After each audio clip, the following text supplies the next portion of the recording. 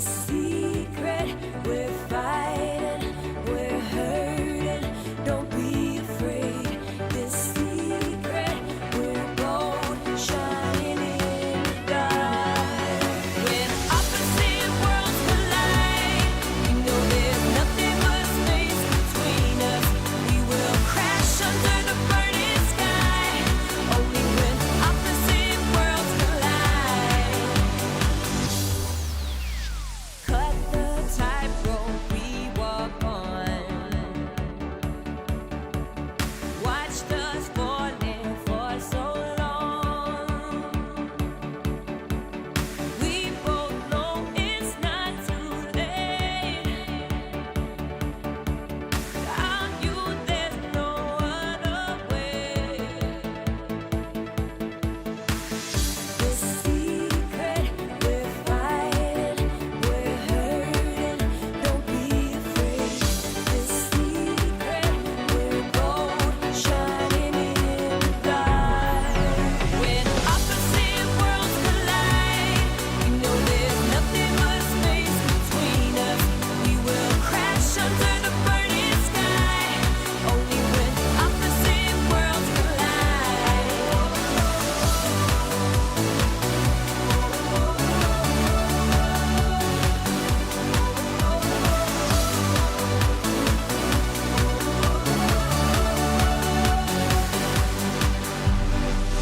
This secret, we're fighting, we're hurting. Don't be afraid. This secret, we're gold, shining in the dark. When opposite worlds collide, we know there's nothing but space between us. We will crash under the burning sky. Only when opposite worlds collide. When opposite worlds collide, we know there's nothing but space between us. We will crash under the burning sky. Only when opposite worlds collide.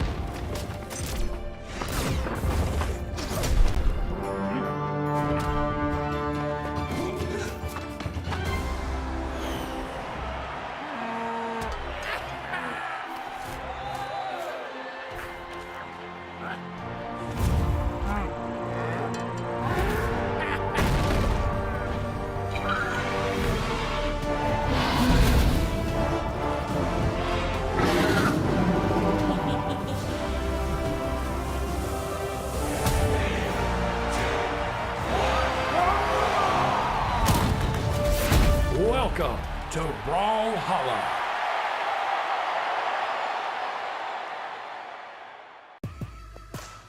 Welcome to the Brawlhalla North American Pro Series, a month-long event featuring the best players North America has to offer, competing for glory and a massive prize pool. North America is split up into 6 major regions, comprised of the top 3 players in their regions and 3 drafted members. Each week, those teams will compete in a best-of-3 competition, head-to-head against another team. The first round is a best-of-3 crew battle. In player rotation crew battles, both teams send in 1 player each for a 1v1 fight. After a player is defeated, the next player on that team is immediately sent in to continue the fight. No stock resets or health resets go to the surviving player. This continues until 1 team remains, and that team is awarded the victory. The team that wins 2 out of 3 crew battles wins the round. The second round is a best-of-5 2v2. Each region sends in their designated 2v2 team to compete. They play a best-of-5 fights, with the winning team being awarded the round. The final round is the tiebreaker. If 2 competing regions each win 1 round, then they go into a tiebreaker where they send 1 player from each side to compete in a best-of-3 head-to-head against the other. At the end of the month, the top 2 regions will compete in the Pro Series final, where the stakes are higher and so is the scale.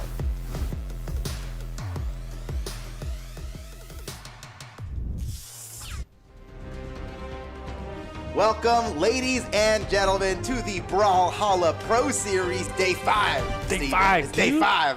Oh. Yep, we're in it for real now, guys. This is going to be a big one. Now it's the time where destiny is decided here. Team Northeast versus Team Midwest, the 2 top teams in the league, are going to fight against each other, and we'll basically know by the end of the very first match that we watched today who's going to make it to the Pro Series final. Yes. Like, who's going to end up, who's going to skip the tomorrow's the semifinal, right? Right. That's where rank 2 and 3 fight each other to see who goes to the final. But today we're going to find out who just makes it to the straight up next week's super, what did we call it? Pro Series final. I wanted to call it super final, but we worked. Why would you just call it super final? It's the super final. The ultra final. Yeah, to heck with the workshop, dude. We're going rogue now. We've got a really great day of competition for you guys here. As I was saying, Team Northeast versus Team Midwest coming up. After that, Team Canada versus Team MDVA, and then Team West versus Team South. And you know, this whole crowd is looking for a big Team South win here. Yes. No bias, but definitely mega bias, dude. We're all Team South boys, so we're all waiting for Team South to win it, man. Noel, Ethan, Pierre, Hardy MJ, Parallel Experience, they're gonna bring it home. They're gonna bring it home for us. But I don't know. Team West, they won. They already won. Team South hasn't won a single game yet, so we're all out here just hoping for them. But the big story here, look, it's impossible to deny. The big story here is Team Northeast versus Team Midwest, and that's the first match we're going to be watching. That's the match we're going to be casting. So let's talk a little bit about it. You guys know Team Northeast, right? They're currently undefeated right now in the whole season. Sandstorm, Snowy, Zinker, Santi, Simba. What an awesome team. I mean, they totally figured it out. They have not deviated from their plan at all. Santi and Simba were recruited as their 2v2 team. That's so, Team Northeast had Santi to begin with, right? And then when Simba was available, by the time they got to their turn in the draft order, which was last, they went 6th. 6 people picked players without picking Simba. And then Team Northeast is like, yeah, we'll take that. Wow, look at Team Northeast with the highest numbers in every category. Wait, actually, no, not 2v2. Wait a second. No. MTVA is crushing it 2v2. Yeah, they got a whole special thing going on where they haven't won a single crew battle, but they're still basically second place. What this means is that their 1v1 game is insane. And that is something that Team Midwest is going to have to deal with here, especially in their first crew battle. But this is a major decider, man, because Midwest, despite not being the highest rank at the moment in the standings, if they win this match, they will be, and they'll just go right to the final. But look how even the power rank is for 1v1 and 2v2 between these teams. Exactly the same, 5 and 5 across the board. That's wow, crazy. this is going to be the closest matchup we have seen so far in Pro Series. This is a serious. This is a big one. Oh my goodness, this is big time. Yeah. Listen, I know for a fact too, not to, I watch a lot of these guys. Oh, give us YouTube the insight, bro. Snowy has been waiting for this matchup because he considers this, I think, their first real game of the series. Oh my god. Yeah. The disrespect. Hey, he said that online. I just saw what he said on his channel. We're just the messengers. Also, right? he's hilarious. You should watch his YouTube. Sub to Snowy on YouTube. Yeah. He's It's on hilarious. YouTube.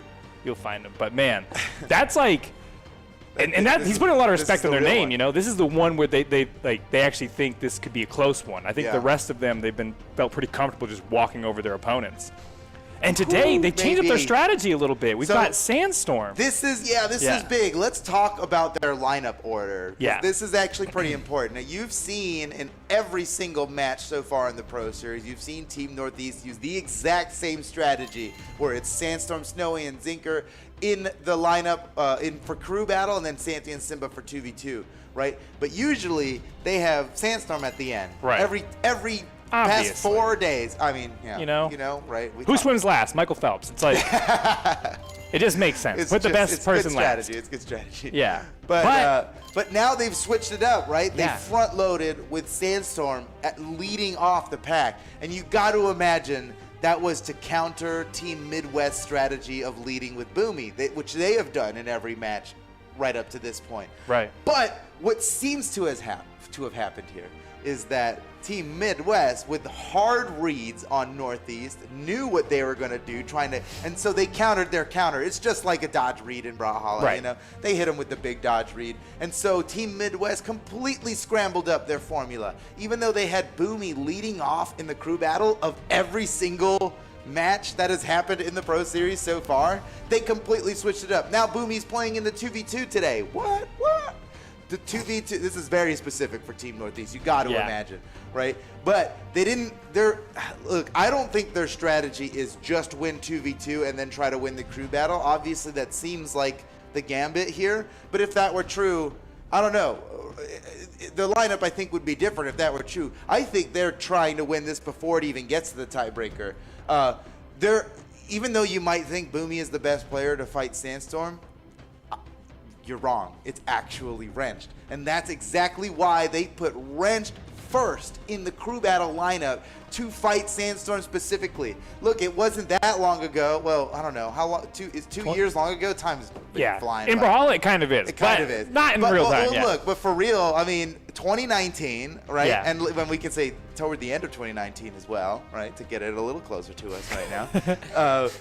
Wrenched beat Sandstorm in tournament at LANs 4 times in a row. Yes. 4 times in a row. Remember, really, Wrenched is maybe the most successful competitor in all of Brawlhalla Esports against Sandstorm. So what a smart play for them to move Boomy to the 2v2 where, let's be real, I think Boomy's the greatest 2v2 player in the game. Yes. I mean, even when he's teaming with Sandstorm, it works because of Boomy's synergy and what he brings to the table, right? He's the only person who's won on multiple teams. World That's true. titles. He has world championship 2v2 status with multiple teams. That's real, yeah.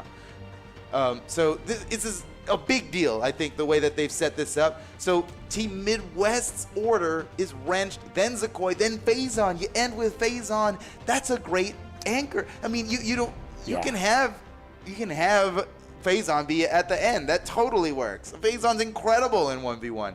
They have a shot of winning the crew battle before it even goes to the tiebreaker. And then 2v2, I'm not going to say Boomy and Tiffany are about to beat Santi and Simba, but they've been practicing all week like they were going to, and I think they've got a good shot. The way that Northeast versus Midwest shakes out is something that nobody can predict, and we're just going to have to find out live right now. But maybe a way that we can get a little bit of insight is listening to Sandstorm's thoughts on this whole situation. Production, can we bring up Sandstorm? Hey, what's up, guys? video? It's your boy Storm.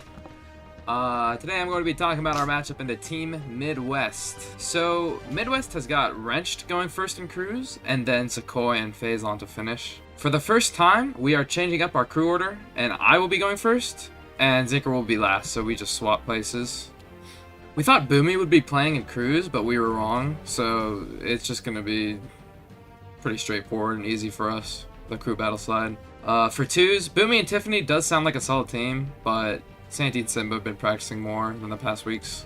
and it should be just fine, really. And if needed, Tiebreaker is all good, because I can take down Wrench pretty consistently, so no worries there. So, yeah, that's the matchup. Although Midwest threw us a curveball with like lineups and like their team orders and stuff, it should be easy stuff for the Northeasties.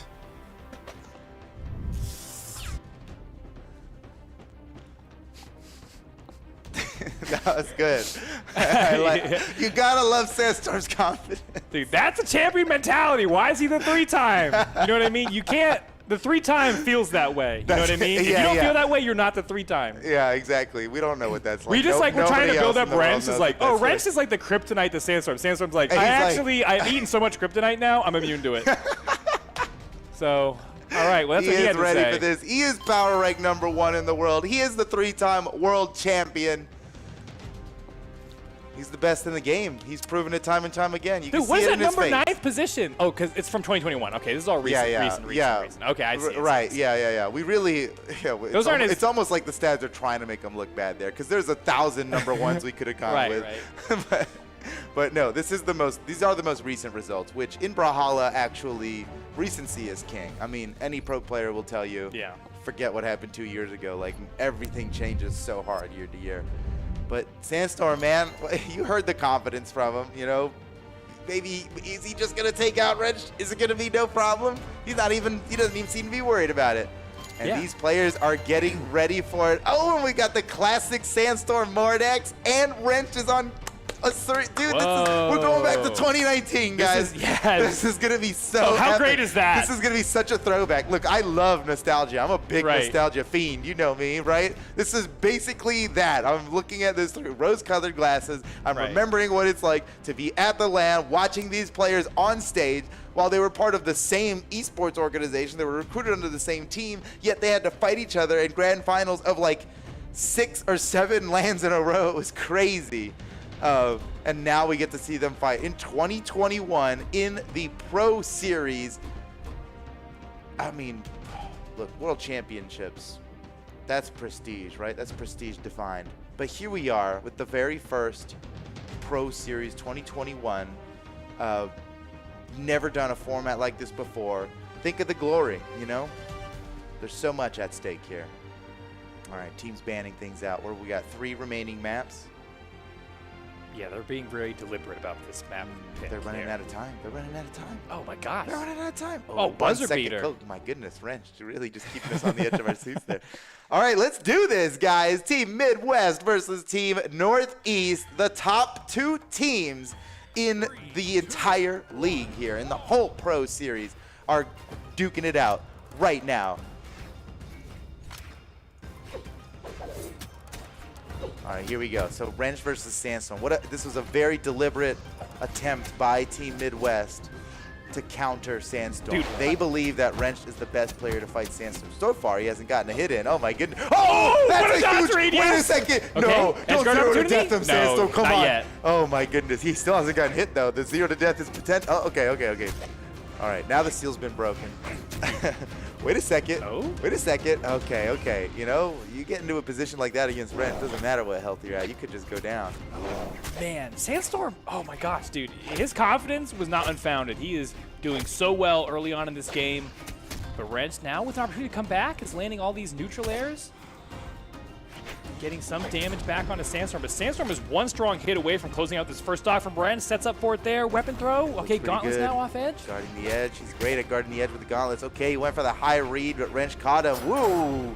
Down light to slap.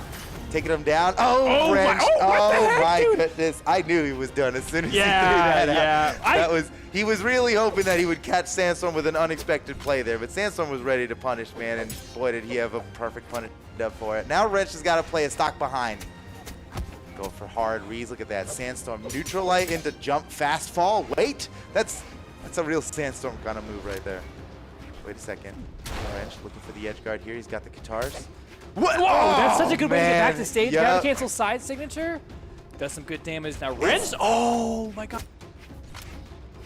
And now the sword. Sword maybe even better for this situation because he can lock down the KO with a downlight.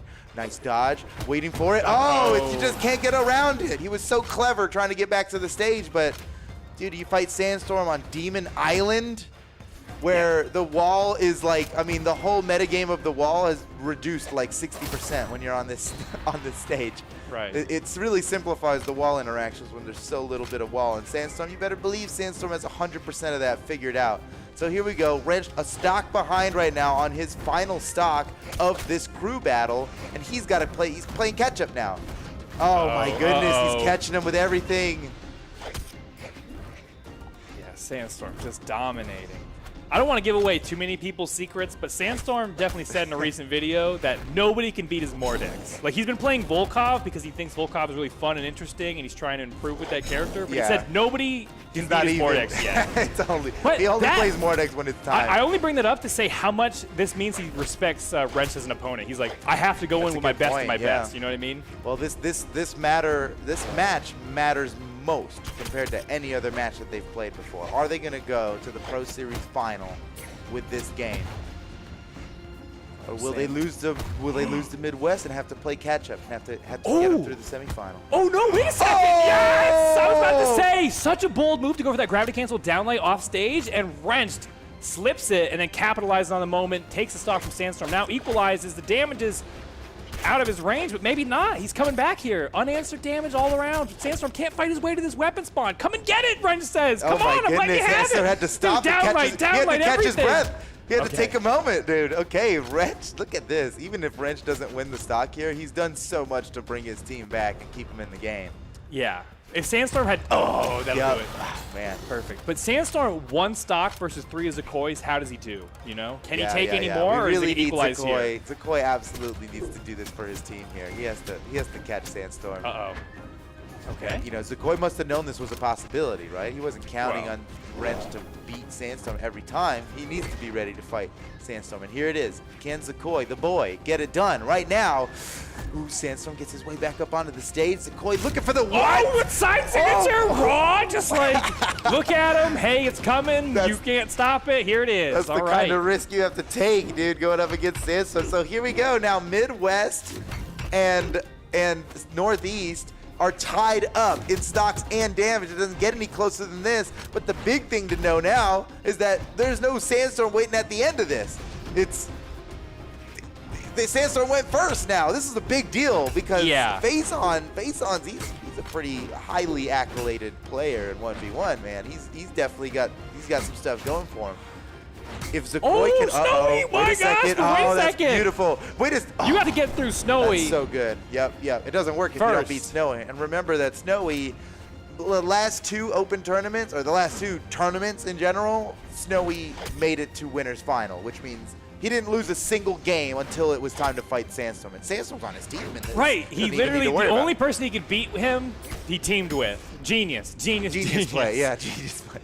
Absolutely. Well, really, it wasn't up to them, right? They just happened to both live in the Northeast, so it worked out. Oh, well, yeah, sure. But you know what? Yeah, okay. Destiny. Whatever. I guess we did do it by geographical location. To some degree, and then we had a draft. It was wild. You had to be there. But you're here now, and look at this. Snowy is killing it. Zakoi's got to be careful. Oh, wow. Yeah, I don't know. Spicy to go for that weapon throw, but he made it out without getting hurt. Still looking for a KO onto Snowy. I bet he wishes he had a hammer right now. Stomp Cider's looking really good. Neutral light. Oh my gosh, down there! He's done! He's done! Oh, wow! Yeah, there Snowy, look at him. That's such a taunt. That's more tauntier than any taunt in the game. That's disgusting. We actually cannot animate that amount of BM. That BM is, you know, we can't capture with mere pixels and frames and whatnot. That's just real. Yeah, there's a certain attitude that you cannot. All right, Snowy has, now gained a full stock lead. Yeah, this is huge for Team Northeast, man. Zakoi. What? Wait, was that gravity cancel downlight in the down air? That's like. It sure was. What? Oh, wait a second, Zakoi. That's huge. Now he's doing it. Now he's doing it. The rebuttal. Oh my God, the rebuttal. This is a great debate right now. Who will that's win? a huge stock. Zakoi may have won this for his team with that. I don't know if they would have won this match. I mean, we'll see. We get towards the end of it. We don't know yet. We don't know. Snowy has something to say about it right here. I don't know. I mean. Oh my gosh! Every read Snowy has coming through the weapon throw. Double weapon throw. He got it. Unbelievable! Yes. Zakoi did everything he could, man. He took a whole stock from Snowy with no answer in damage, and then what does Snowy do? Responds back with the exact same. That's unbelievable. I Yeah. cannot believe Snowy is a whole stock ahead right now after just getting gimped in the worst way. Now it's really up to Faison of Team Midwest to bring it home for his team. Yeah, he is their last hope. And Yeah, man, what a he's champion! got 4 stocks to take out himself. To say, what a champion mentality. Oh my gosh! Oh, Down no. comes through. No, Oh, no. no. Think about it. He has the backup. That's some I real love that. helicopter attack. Dude, he was really. Yeah, that's how you can tell someone's on keyboard with how fast he went left and right. Like he changed his. That was interesting. Okay. Oh my gosh. Snowy That was keeping the wild. lead going. This is pretty big. He's going really far on this stock here.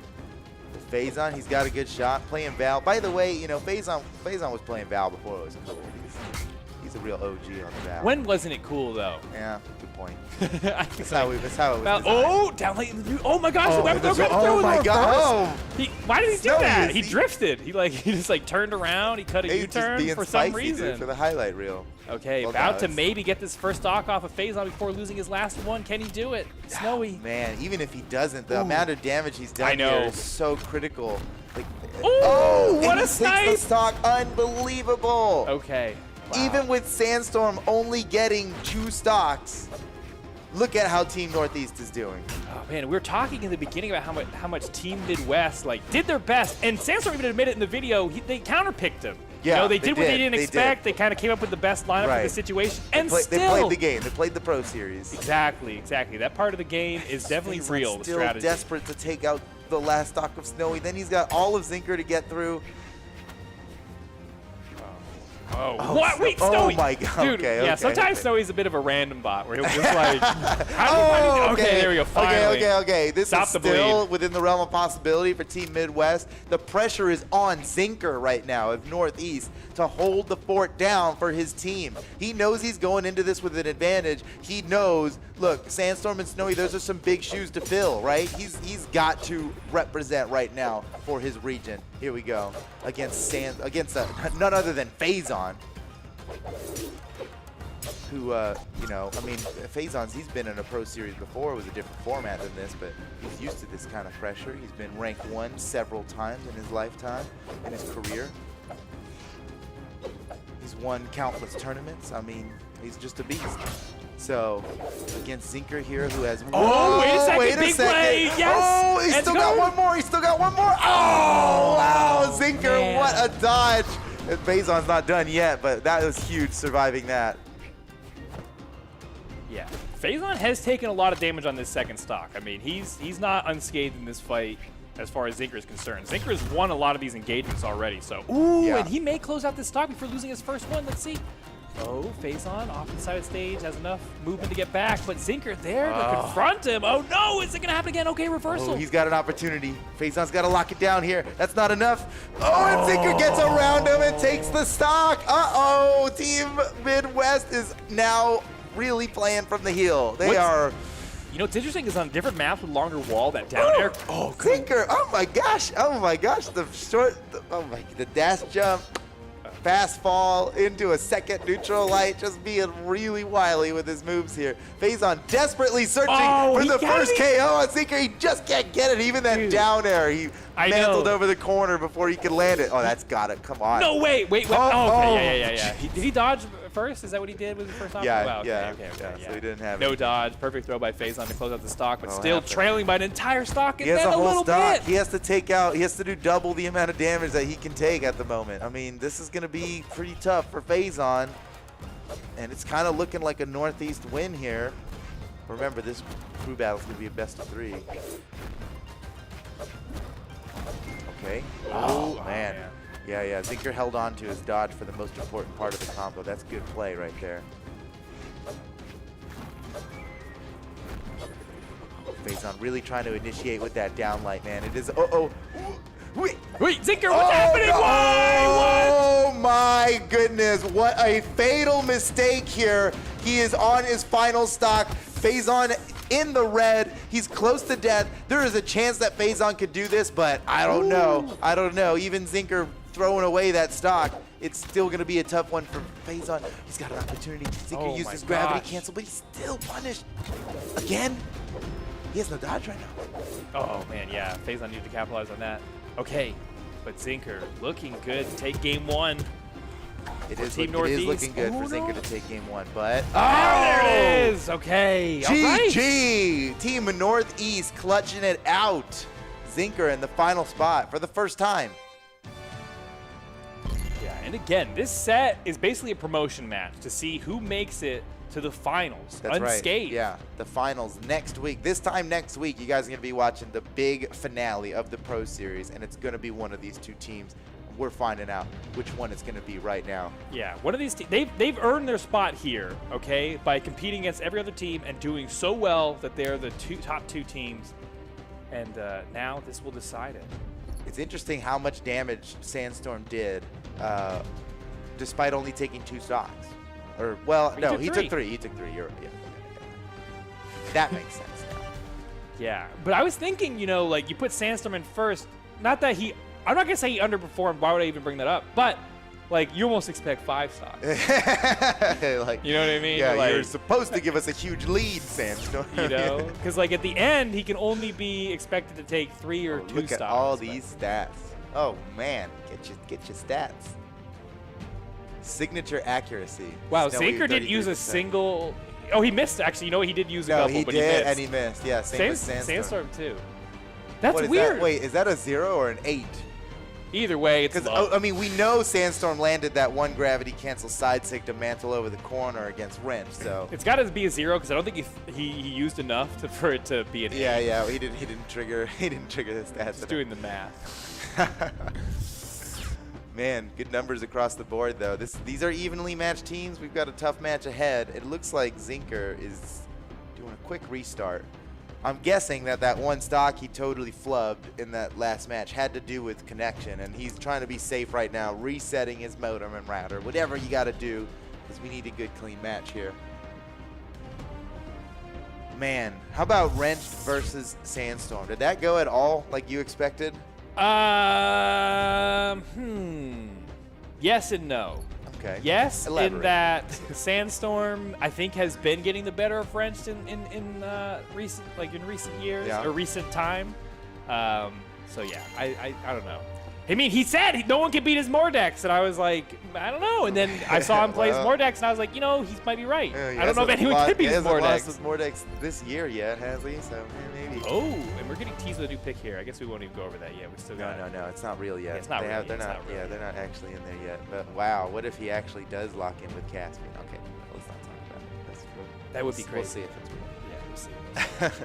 Well, Wrench versus Sandstorm. I mean, it was Sandstorm really got the best of Wrench early on, and then Wrench totally he hunkered down and got the stocks that he needed to get to clutch it out. That's for very his team. true. If the first stock went as well as like the last 2 stocks, It'd have Wrench, been a it would have blowout. been. It wouldn't have even been close by the end of it. Yeah. It really, Wrenched is like a serious gatekeeper right now. He needs to bring his team in to make it work. Oh, lobby change. Okay, guys, we're gonna do a quick be right back. We're gonna do a quick little quick scramble rooski here. Something happened and we need to load up into a new lobby. All right, we're good. Wait for the rest of these guys to get in. Let's take a look at Wrench stats though. Look at this man, nearly $50,000 in Brawlhalla Esports earnings. Wow. And you know what? He's You a were talking champion. earlier. He's got 5 gold medals, and he did 4 of those in a row. That's right. That's Over insane. Sandstorm. Over Those Sandstorm, are really yeah. pristine medals. They shine a little bit brighter when you have Right. to beat Sandstorm. That's to get true. it. There were a couple tournaments last year and in years past where Sandstorm didn't attend, and there's like everybody I think feels like there's an asterisk next to Maybe a little bit yeah. well, how would it have gone if he Yeah. was there, right? Well, that's impossible not to think about, but Right.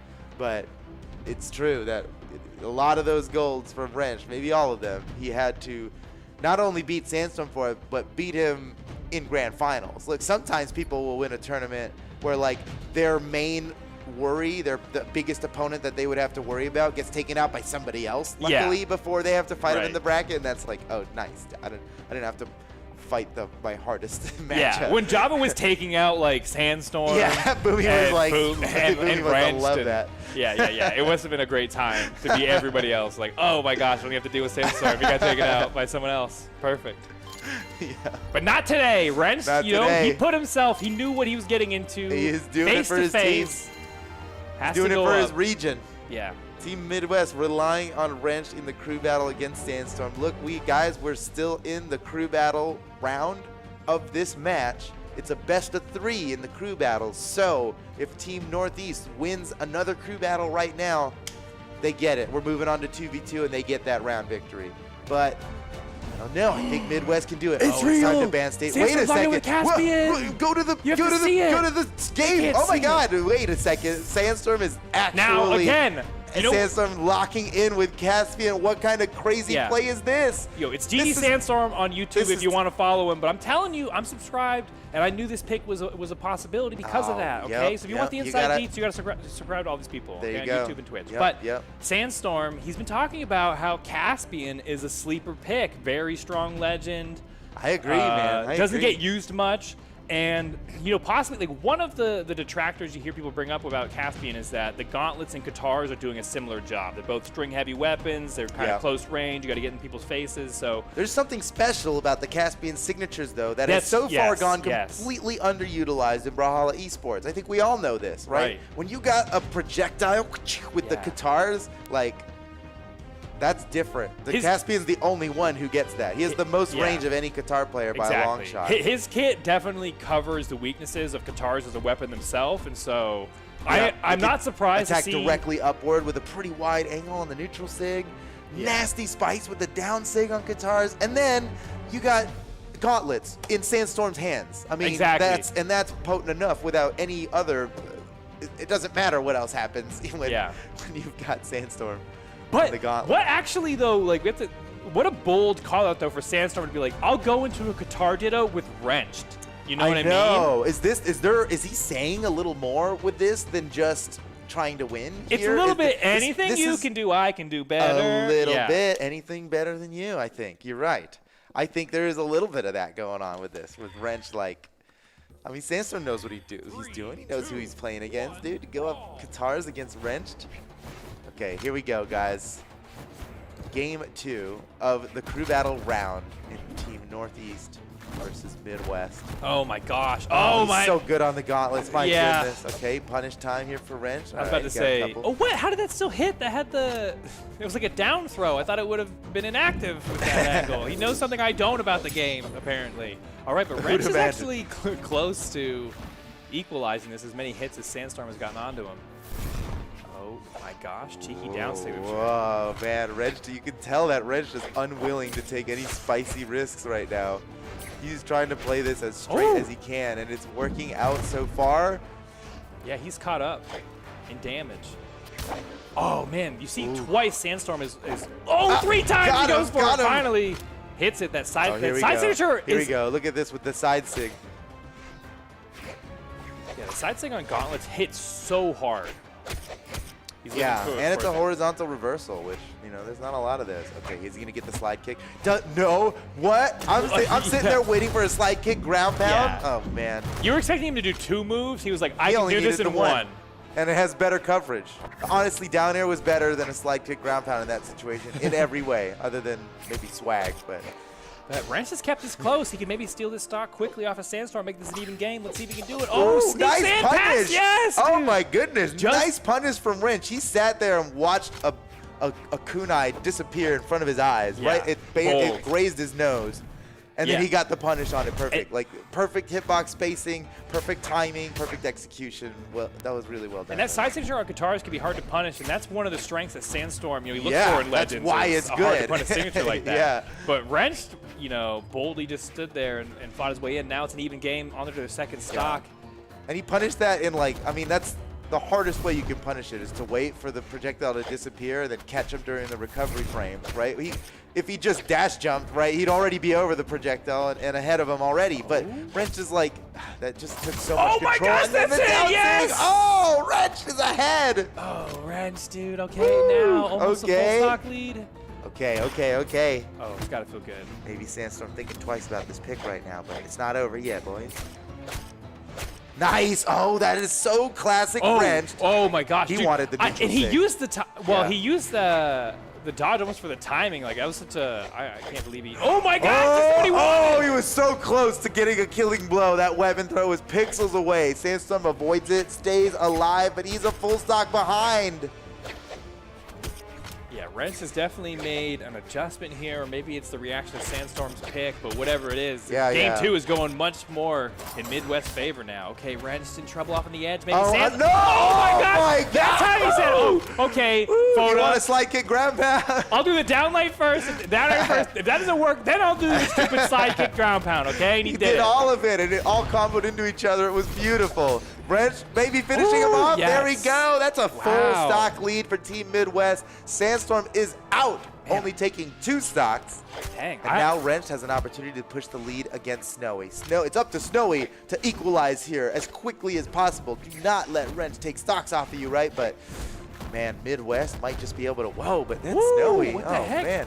Oh, I believe in it. You have to kind of, if you're using a Rayman down signature, you kind of just have to commit and believe in it. That's true. Yeah, with wait both a second. weapons. Why did he do that? What even happened he there? probably Wrench? thought he had something else, but we saw the sweat, dude. He Yeah, had he was nothing sweating. left. Oh, And there we go. man. Snowy equalizes perfectly. This is a similar position as the last game.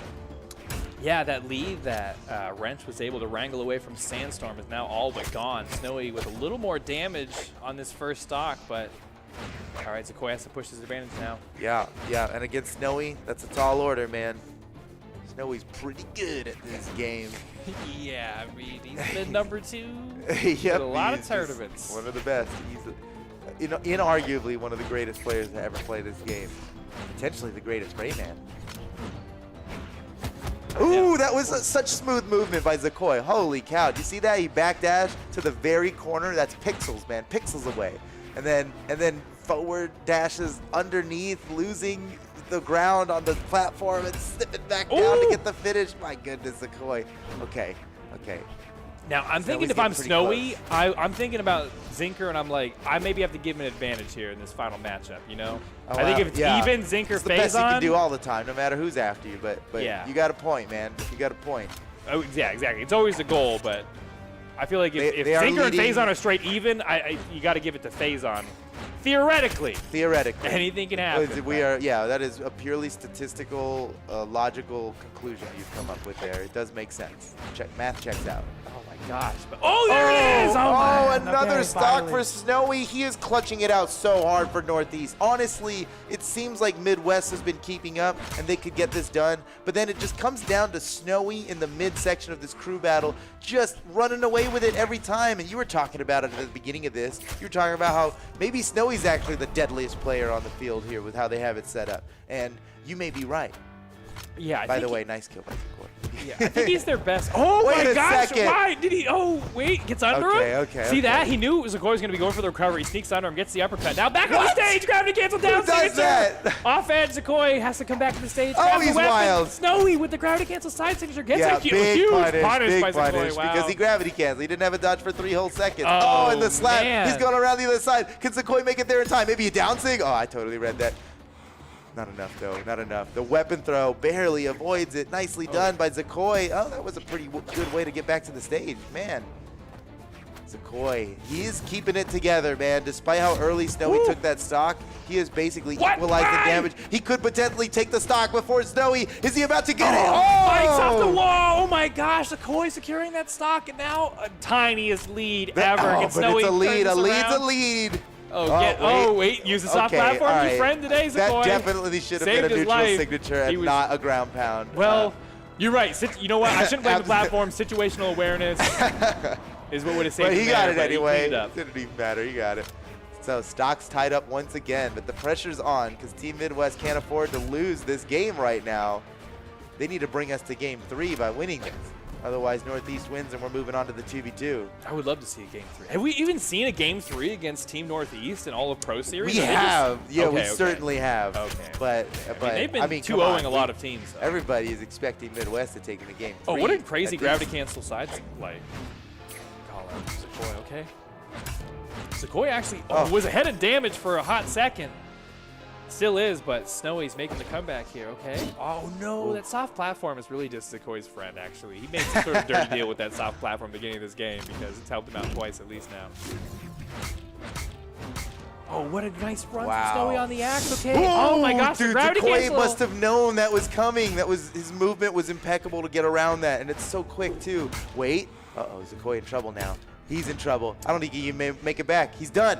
He's done. Oh, and man. now Northeast is going in. Once again, Faison has a stock deficit to come back from, but look how damaged Snowy is. Yeah. It's really on Faison here to end this stock before it gets out of hand. He used his gravity cancel. He's got no dodge. Yeah, Faison saw it. Perfect. Yeah. Well done, well done. And here we go now, totally even. You were talking about this before. You didn't have a lot of confidence in Zinker. Well, and that's only hey. because the statistics would prove you right, no matter how you I'm look not at it. I'm not a numbers boy, but you know what I mean? Sometimes I look at them and they do seduce me. But Zinker, I mean, with the power of friendship on his side, he's got his teammates sitting there in the wings, counting on him to win this right now. Can he get it done? He's keeping up so far. Oh my goodness, he's looking good. The damage is totally tied up. Yeah, Zinker plays a really clean sword game, honestly. There is so much pressure on Faison right now to win this. Oh, Nice great punish. punish. Yep, Zinker. Oh my goodness, flawless. Faison looking for the, okay. That's not what I was going to say. Hard read, That's not hard what I was read. gonna say. Very hard read. That Zinker would teleport across the screen, maybe. Oh, my gosh, he that's did! exactly You what. know what? You're right. Oh man, Yeah. Faison, that was good. That was good. Okay, Zinker rearmed now with the bow. Can he snipe out Faison before losing the stock? We grab on the gauntlet. Oh! Oh man, somebody definitely could have died right there. That was so close. Faison punching him off the side. He's got to go for the edge guard. Is he going to just let him come back up? Whoa, Zinker couldn't even make it. Yeah, He he knew. something I did not realize. Okay. Yeah, I thought he could have made it, but. Faison now with a stock lead for the first time in this game. Midwest is ahead, but only technically, only by the smallest of margins. Oh, we tried to catch him with the, the last-ditch effort on the weapon throw. Zinker dodges it. And the stocks and damage are once again perfectly tied. Props to Zinker for equalizing before it got out of hand there. That was important. And now he's taking the lead with all these neutral layers. I know, he Holy netted cow. so much damage in the time it took Faison to try to get by and grab those gauntlets, but now, okay, with an opportunity here, Faison he can close out a stock off stage almost instantly. Yeah, you gotta, and Zinker is respecting that, as you can see. He is less willing to dive off stage against Faison when you just know when a gauntlet player is waiting for you to jump down there. It's bad news. And Faison, of all people, he's got gimps ready, so Zinker's not even going for the crazy offstage stuff against Faison, and I think he's right to do it. Oh. Yeah. Oh, I like how Faison, he's like, I have to charge this, actually. It's the only way. You know, he won't fall into it unless great I punish charge from it. Zinker. Holy cow. Man, this is really coming down to the wire. The pressure is on for these guys. This is unbelievable amount of pressure for the both of them. Zinker, one hit away. Oh, what? Interesting Pretty option wild. for the recovery. Yeah, there. yeah. Maybe you'd think a down air or a ground pound, but he just went for it. And Oh. Well, maybe he knew it he's would taking the KO. lead. I think it would have, yeah. He had the right idea. All right, Faison, now the last hope for Team Midwest in Game 2. This will decide it. If Zinker wins this, then they don't even have to do a Game 3, and they go right into the 2v2 round. Yeah. Yeah, this is huge for Zinker right now. He's got the stock lead. He's dictating the pace and pressure of this game, and he is really keeping Faison on his toes here. I mean, every little hit he gets on Faison is so... Whoa! Oh, nice dodge on Oh, Faison, my goodness, yeah. Okay, stocks equalize, but the damage is certainly not. Faison has to win this stock with this amount of health he's got. He's in orange already. He has to win it right now, or Northeast wins the crew battle, and we're moving on to the 2v2 round. It's getting closer and closer. Faison, oh my goodness, again with the, oh my, man, the pivot, the slide. Faison, he's bringing it back. Oh my, is this real? No way! Oh my God, Dude, every read Faison! comes through. Every read comes through. Stealing Faison. the weapon now? He's not even letting Zinker have a weapon. He can win this. Oh, but Zinker punches him away. There's a weapon spawn. Oh, and Faison steals it. Oh my goodness, Zinker had the opportunity to grab that, but he didn't, and now Faison's stolen it from him. There's another weapon perfectly placed for Zinker. Faison's looking for the finishing blow. He could take this to a Game 3 What's gonna happen, guys? We are coming down to the final moments of this game. Oh, Faison just threw his weapon away. Luckily, punches him out of the way just in time to grab a new weapon. He's got the gauntlets now. This is a great weapon for him. That could have killed. Oh, Faison's so lucky to be alive right now. Is Zinker about to finish this? This could be it. Faison just has to find a way around this corner, finally makes it through, back up on top, but yet to touch the ground, throws the gauntlets away, picks him up at the very last frame. And now with the sword, he can finish this. Zinker is also, this really could go either way. Whoever gets the next big hit. It is anyone's game right now. Faison is trying to slow it down. Zinker guarding the edge. Faison. Yeah. I hit him with the neutral light, but Zinker gets away from it. He's unwilling to punish. Sword versus sword. This is so fitting. A duel to the death. Who's it going to be? Whoa, I cannot believe how long this has gone on. Oh, my God. Oh, Faison threw his weapon away. Oh, and that's it! Throw to throw. Whoa, That's it. we've seen it. Oh, my goodness. Zinker clutches it at the end. Northeast wins the crew battle round. That was so intense down to the very last hit. That's as intense as it could have been. Man. Oh my goodness, that is crazy. That is so crazy. Oh man, let's talk about these numbers, dude. Yeah. Snowy just ran away with it. He did so much damage compared to everybody else. He has been probably the most valuable second spot crew battle member of any team. In the whole series, yeah. Absolutely. Like, cause even when they go he's even, never played a different position than that. Exactly. His whole thing, this whole series has been center, crew battle, that's me. And you can't ask for a better center right there. Let's go. Snowy, GG. Wow, Sandstorm, Holy cow. 50% signature accuracy. Wow. Pretty good. He was using some signatures too. That's true. I can't believe we hit that many. Man, impressive, dude. That was Snowy did the most cow. damage. He took the most stocks. Really, MVP. That game. That really went down to the wire, man. That was absolutely incredible. So, you know the format of the Pro Series by now, right? You guys get it. But explain it to him. Well, just in case, let me go ahead and tell him. So it's separated, right, into 2 rounds. The crew battle, which is 3v3, but sort of, and then 2v2, right? That's straight up 2v2, best of 5. We do the best of 3 crew battle, we do the best of 5 2v2. So Northeast won the crew battle now. That part's done. Now we're moving on to the 2v2. If Northeast can manage to win the 2v2, they'll take the team to a tiebreaker, right? Because that's 1 point for crew battle for Northeast, and then that would be 1 point for Midwest for 2v2. Then it leads to a 2v2 tiebreaker. And who are the 2 players set up to do the 2v2, the 1v1 tiebreaker at the end? All stakes, highest stakes ever. Best of 3, 1v1 is Sandstorm and Wrenched. Sandstorm versus Wrenched. And what makes that matchup really exciting today, especially, is we've already seen them fight twice. And one time it went the way of Sandstorm, and one time it went the way of Wrench. So how's the tiebreaker shake out? No one knows, dude. No one knows. But we still have a journey to go on if we want to get to this tiebreaker. We're doing Team Northeast. We're doing an awful lot of assuming. Yeah, they can win this 2-0. You know, they have the opportunity now in 2v2. If Santi and Simba can take this game over Boomy and Tiffany, then that's it. Northeast goes away 2-0 unscathed. That's true. And Santi and Simba, I mean, you can't ask for a much better team to hold it down for you like that. It's unbelievable that Northeast secured themselves such a great 2v2 team. Yeah, they are the only 2v2 team in this whole lineup that's like an actual 2v2 team. Yeah, that that's like legit and competes together. I mean, Blazy and Luna, they do. Okay, but Santi and Simba, I mean, legendary, right? They've won tournaments. Yeah, exactly. They're the only duo in here that's a static team that have won tournaments before. Remy and Cody Travis, you might be fooled into thinking that they've played a lot before because it sure looks like it when they compete in the Pro Series. Yeah. But actually, it's pretty rare that they've played together, and it's been this Pro Series that they've been doing it all. For Santi and Simba, it's another day. They've been doing this for 2 years, teaming up together, using the exact same legends that they're competing with right now, which is Hattori. Just a pile of Hattoris. And Val, they mix it up. It's a real. Yeah, sometimes it's 2 Vals, 2 Hattoris, or 1-1. It's always some combination. It's always that. It's always that. It's one permutation of that combination. Oh man. Okay, it looks like they're locked in. I'm ready to start talking about their legend picks. I don't think they're gonna swap again.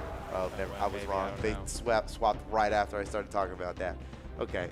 Well, Boomy and Tiffany. Let's talk about Boomy and Tiffany real quick, right? Yeah. Boomy, they've been on the grind, right? They knew that they were going to pull this playoff as soon as the Pro Series matches of last weekend ended. And since then, they have been on the grind. And I know you've been seeing it. Boomy and Tiffany have absolutely been grinding it out in 2v2 like crazy. Their synergy is going to be off the charts.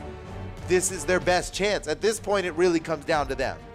It could eventually come down to Wrench, but first it comes down to Boomy and Tiffany right now. Can they score the win in 2v2 and force us to a tiebreaker? Damn. Boomy in the six figures club. Let's Holy go. Cow, man. $137,791 this man has earned playing Brawlhalla Esports. And no change. We don't give out change. Not bad. Yeah.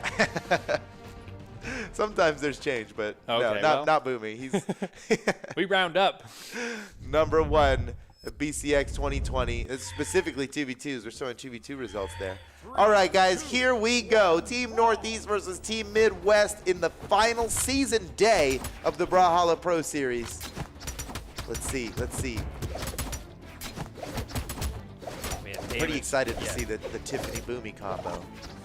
Yeah, They are both. cooked up. I mean, Tiffany as well as Boomy they're always like the glue for their 2v2 teams. They're both like very supportive of the other player. They're always punishing anything that lands on their opponent. They're always following up on anything that comes at them. They're creating space for each other, and while somehow not getting in each other's way, which that's hard. we know how hard that can be. Oh man, Santi and Simba were setting up for the team combo to get the KO onto Boomy, but not Nice gonna get it punish yet. from Boomy. Gets knocked off with a weapon. Wait a second. What? Oh, no. That is Ooh. unfortunate. Tiffany went low, and Yeah. Simba really went for it, man. Just holding on to that ground pound there. And now Team Midwest is a stock behind. Tiffany trying to seal the deal with some axe. This is great. This is a great time to be using the axe to finish off. But Simba just fights his way through both of them.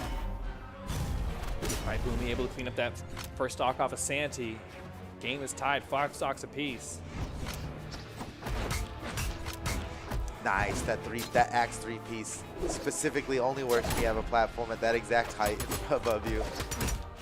Perfect time. Oh, Simba thinking of the side. Everyone's down. Everyone's down. Wait, Reset. who killed Simba?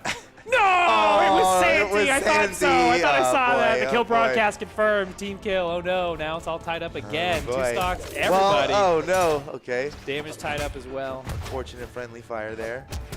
We've had a few bits of unfortunate friendly fire. Oh no, more. Tiffany really has to lay off of Boomy, man. That's not good.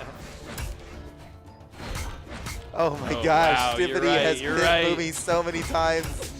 She's like, stay out of my way. I've got an axe to grind here. It's a good point. You just give axe players room. That's a good way to plead. Oh, what a that perfect is setup. nasty. Santi and Simba are playing this so flawlessly. Oh, really proving why they're the team. Holy cow. That gets, put under the pressure situation. Oh, the double recovery? Chaining a recovery into another recovery? These guys are wild. Simba and Santi, they break the mold, man. Okay, but they could lose these stocks quickly. Boomy with an opportunity there. Okay, Tiffany Yeah, tries to close it out. Oh my gosh. Yeah, it's a total possibility Man. here.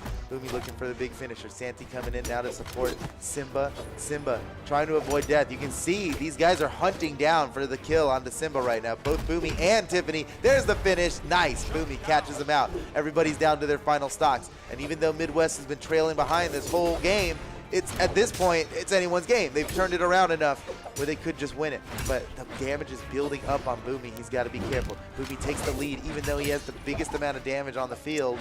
He is playing the Risky tankiest business. legend, so That's true. He he can take those hits, but he might have already eaten away at that lead he had as far as damage is concerned. Okay, yeah, now both Boomy Nice and punish. Tiffany. He can't do anything. He closer. can't hit Simba without Santi coming back and blasting you for it. Oh my goodness, Boomy has just been getting knocked around like crazy.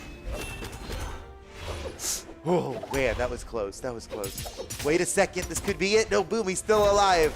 Oh my gosh! Tiffany clutching it out. What a great side signature. But now Tiffany goes down. It comes down to a 1v1 between Boomy and Santi. Santi's definitely confident in this kind of matchup, especially with this damage advantage he's got here.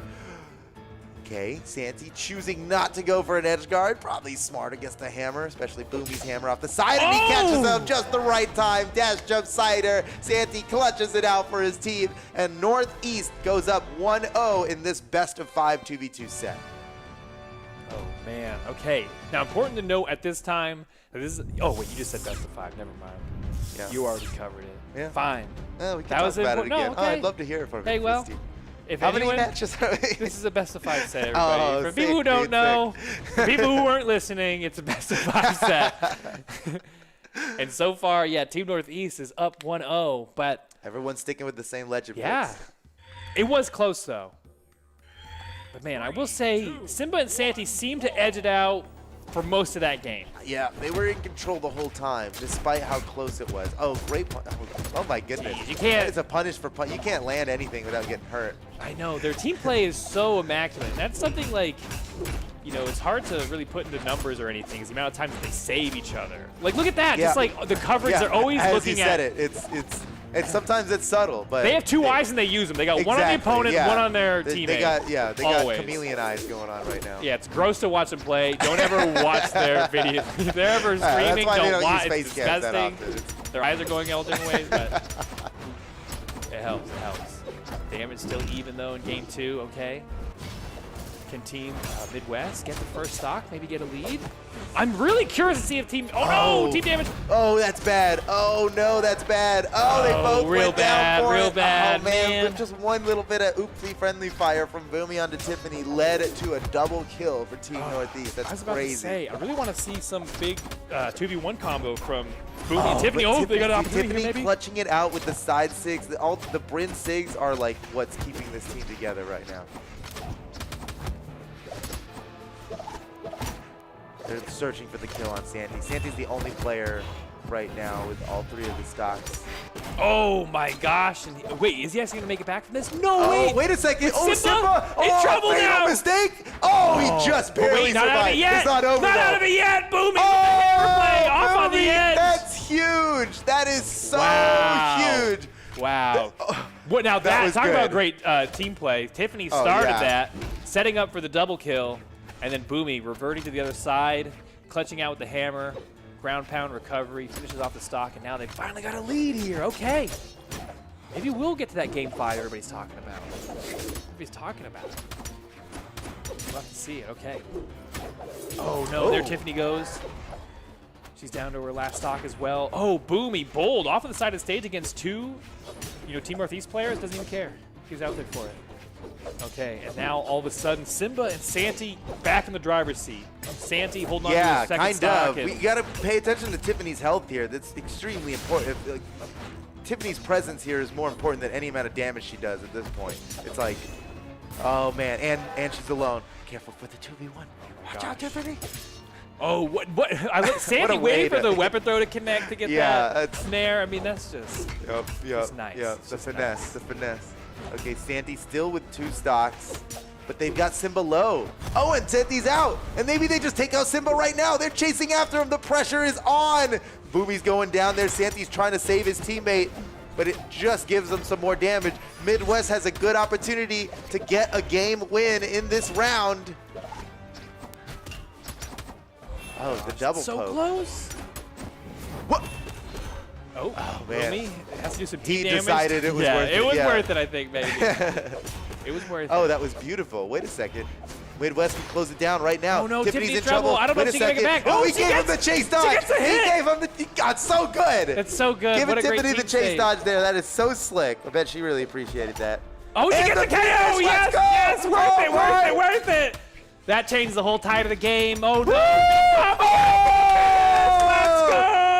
Team Midwest takes game 2. Oh my God, that They're not out of was this so yet. extreme, dude. That was awesome. What a fantastic finish. Ow, man, Yeah. that's exactly what they needed. Okay. That's exactly what I needed, dude. We That all was- needed this. We all needed that. That was. They did it for the people. Woo, Okay, okay. now we're going into game 3. This Yep, won't yep. decide the No set. legend swaps. But man, Going it was right back looking in. so grim. I thought honestly, I was like, Team Northeast is gonna take 2v2 round, 3-0. Yeah. But now it's not even possible. It's 1-1. This set can go either way. We've seen it happen. Secretly we all want the tiebreaker round. Secretly, not secretly. Yeah. Come on. We come on. need Everybody this wants for the Team tiebreaker. Midwest, really. How exciting would it be to come down to that Oh, final rounds? And Wrenched versus Sandstorm. Team Midwest has a better start here in Game 3. Oh, Boomy! that was wild. Yeah. Oh man, he took some damage for that. Could have been worse, I guess, but he definitely took a lot of damage for going for that. Wow. You got to take those risks sometimes. Okay. Tiffany looking for another miraculous signature kill. I mean, that's really. Oh, beautiful! Oh my God. Okay, wait a second. Boomy as well in that. Oh, okay, but then Boomy! Oh my God! Simba goes down. Santi left on his own. What a great play from Boomy and Tiffany there. Just that whole series of events benefited them a lot. And whoa! Everybody gets hit by that side. Simba with the big side signature from Hattori. Oh my goodness! Okay, takes everybody off the side of the field, and now securing themselves a lead. Okay, things were looking really good for Midwest for a second. Oh, what a great man! Santi backstepping into that instead of turning around. There's that so was much finesse there and teamwork. I mean, these guys are just. That's why they're here, man. That's why they're one of the best 2v2 teams okay, around. stocks equalized though. Now it's 2 stocks all around. Good punish from Tiffany. Oh, he man, slid Boom. off. Yeah, Slid off. The calculations got all out of yeah, whack. those pivot the downlight with hammer on the corner. Santi's sets in up trouble. so much. Simba's in trouble. Tiffany with the big nice, finish. nice, Santi couldn't yes. help him. No, too risky. Too risky. Can't go down there and help his teammate. Yeah. That's a great play by Boomy and Tiffany. Yeah, Boomy and Tiffany are really getting this bump set spike rhythm where it's like one of them will get like a good setup and the other one will capitalize for the stock. And, that's such a good way to describe it. Kind of the masters of that though are really Simba and Santi. They're always just They kind of do that all the They kind of define the bump set spike meta, which is a term we've made up right now. Yeah. Well, I think their team before even like the big 2v1 combos came out were always just like picking up extra damage, capitalizing on other people's hits, on their teammates' hits. Yeah. That is huge in 2v2. They've got a full stock lead. Yeah, what the heck? I'm looking at the score here. I'm like, wait a second. Oh, Santi boy. never even lost his second stock. They are way ahead. Way ahead. I do not know how Midwest is going to pull this one out, man. This is dangerous. A double edge guard situation. Tiffany trying to give Boomy room. Neither of them has the confidence to go up. Oh, Boomy really. Oh, my. He's going to die for that. No? No, makes it back. Goodness. Okay, somehow safe. That but was kind of crazy not how far safe. he went out there for it. No. This is not a great position. Oh, I for can't believe Team he survived Midwest. that. There So he goes goes to dodge Tiffany. back? Yeah, he Boomy does. maybe soon to follow. It's looking like a Northeast victory here, but it's not over. Even if they win this, we still got more in the set. GG Northeast. They are 1 game away. Simba and Santi are 1 game away now from granting Team Northeast supreme victory here and sending them straight to the Pro Series final. Yeah, I know. Speedrun strat, semifinal skip. Yeah, this is the big semifinal skip. That's huge for time. Yeah, if they win this, it's time, energy, everything. This would be huge. All right. Team Midwest needs this game, okay? 3, 2, 1, brawl. It all happens here. All right, going back to Mammoth Fortress. Okay, nice punish for Tiffany.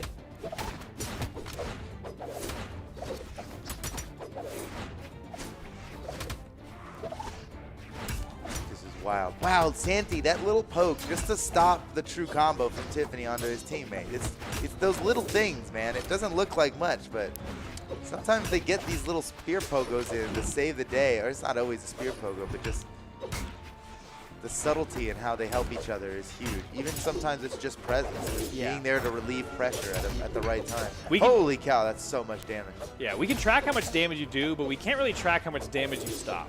You know? Right. And that is also important. Ooh. Oh, nice pick up by Simba. Quick reflex on that recovery. That's the chameleon eye we talked about. He Yeah, saw it. He he saw did. it out of the corner. Okay, everybody's still holding on all their stocks. As soon as I say that, Boomy has to lose his, and Yep, maybe look yep, silly. yep. Now Tiffany in trouble as well off the side of the stage. Wait. Double edge guard. Oh!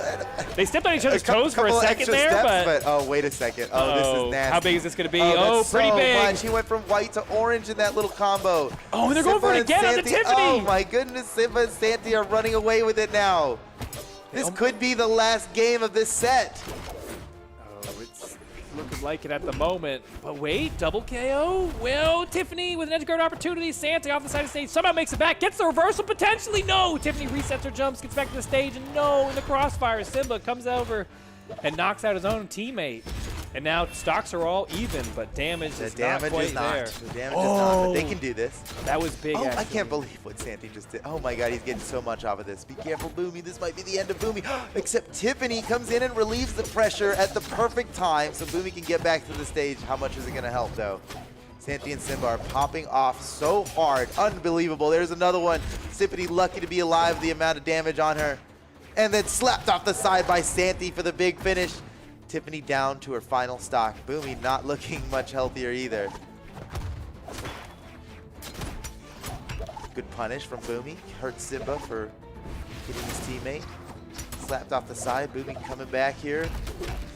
Stomp Cider sends Simba way off, but Boomy just turns his attention to the other player.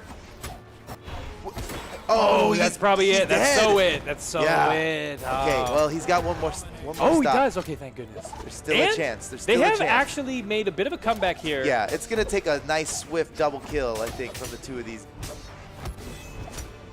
Okay.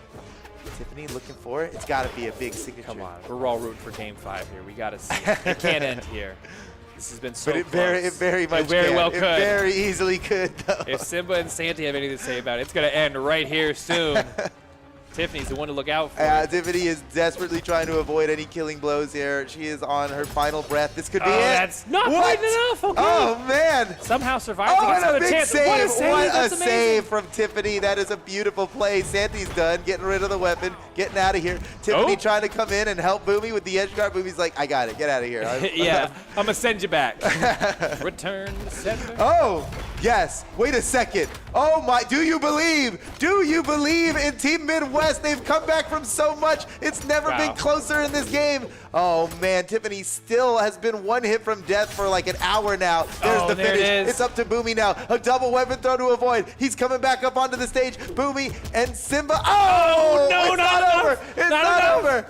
Boomy's unarmed now, off on the side of the stage, has...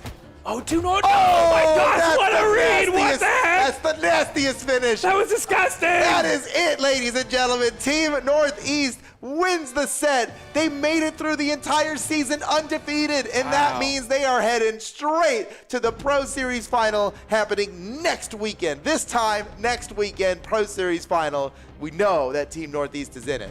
The next two teams, the two teams that will be fighting in the semifinals to figure that out remains to be decided.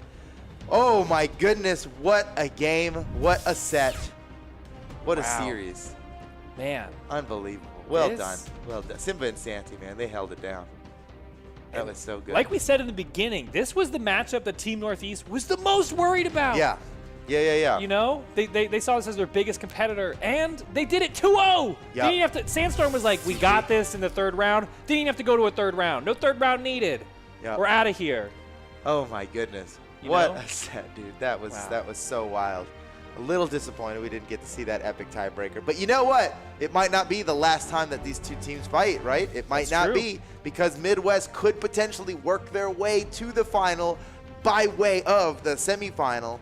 We'll just have to wait till tomorrow to see if that's possible. But guys, that's it for me and Steven here. What an awesome set that was. But we've got quite a treat for you guys, because we're going to take a super quick little break here, and we've got Taza and TWK coming up next to cast Team Canada versus Team MDVA. Who's going to clutch it out? I think MDVA had to bring their substitute in. We might be seeing Wilson play right now. Oh, that I would be think fun. Remy was All having right. internet trouble. That's exactly what the alternate's there for, and we're ready for it. So guys, quick 5-minute break. We'll be right back with some more Pro Series action. Thanks for watching.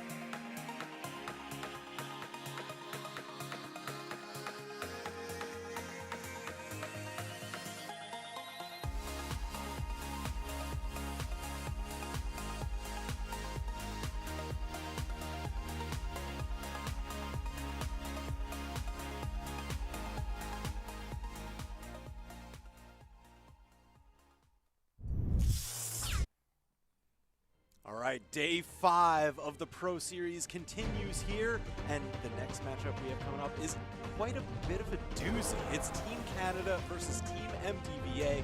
I'm TWK Smash, joined here by Taza. How you doing, Taza? TBK, I'm doing fantastic and still slightly reeling off of how crazy of a matchup it is that we just came after. Watching Northeast and Midwest fight against each other was so exciting to watch, and Midwest really gambled with that team lineup change between the crew battles and the teams, and it just didn't happen to work out, but man, was that an exciting match to watch. I know, edge of my seat the entire time. I really thought they were going to bring it back in the 2s. That's going to be crazy. And speaking about the doubles space, that's what I find so interesting about our next matchup. Canada and MDVA are both the teams that have the most 2v2 wins across this series. Team MDVA winning 4 of their 2v2 sets, Team Canada winning 3 of their 2v2 sets. Yes, it's going to be interesting to see how that plays out today, because obviously one of them, right, one of these teams are going to have a win in 2v2s over the others by the end of today, so that will be very exciting to watch indeed. We have the matchup or the stats lined up there as you were just talking about, and now we've got the head-to-head between Team Canada and Team MDVA. Power rank combined in 1v1 and 2v2, very closely matched between these two teams, for sure. Yeah. And, you know, closely matched is going to be just kind of the story down the board here. And I'm really curious how this is going to come out in the crew battle format. Because, yeah, we've seen both of these teams perform exceedingly well in doubles. The crew battle, we see, oh, man. All right, looking at this setup right now, Remy is actually sitting in the alternate spot. It seems he's having some issues. So this is where we actually have the team alternate and team coach stepping into that 2v2 slot. STTB Wilson is going to be teaming with Cody Travis. So a little bit of that last minute lineup change just when they needed that substitute. Yeah, that's interesting. I think this is going to be one of the first times that we've seen the alternate really play a key role going into the matches moving forward, and I'm excited to see that team combination as we go on throughout the day. I'm also excited, TWK, to see how this crew battle is going to get started up, but I think we've got some words from Little Capped on what they plan on doing with today's team composition going up against Team Canada. Hey everybody, it's Little Cap from Team MDVA. This Saturday, we're going up against Team Canada. You'll happen to notice I actually have a win in Canada. Right there, DreamHack Montreal, a victory in Canada. Now, I get to win against Canada. So that's going to be a lot of fun. I'm really looking forward to that this Saturday. So we did beat Team Midwest. So in terms of how challenging Canada's looking, you know, they're kind of looking like, you know, we're just going to be in and out, you know, just finish it up, wrap it up, you know, we're done here. You know, it also depends on if, you know, Kostelix is on it that day. You know, sometimes he's, you know, hitting his side light whatever's into his, you know, side light something. And some days he's not hitting it. So we'll see how Kostelix is doing. That's really their only chance, is if he takes like 18 stocks. That's it. We've come up with a lot of new strategies. You know, we've been practicing a lot. 2v2s, you know, all of our 2v2 teams have been, you know, hitting the lab, playing all kinds of games, developing team combos. A lot of stuff to do with team combos. So we've pretty much been doing a lot of that. So yeah, I'm excited to play. I'm excited for you guys to see the results. Because, I mean, you always know Stingray and Cody, you know, those kinds of players they're always going to just dominate. So it'll be a joy to play in, and it'll be fun for you guys to watch. So look forward to that. You know, this is really interesting. The casual flex of all the medals in the background behind him that he didn't even mention. You know, he's like, oh yeah, we won in Canada, here's the one trophy. Just have every single medal stare at you in the background. I love the confidence going into this. Yeah, Little Capped is one of the few players in the scene that can fool me into thinking that sometimes he's not actually as good as he is, but I know that's definitely true. Hearing him analyze Kostelix's gameplay with sidelight into whatever was very amusing to me. But no, indeed, Little Capped showing a lot of confidence, as you said, showing all the medals to prove why he's power ranked 15 and doing so well here on Team MDVA.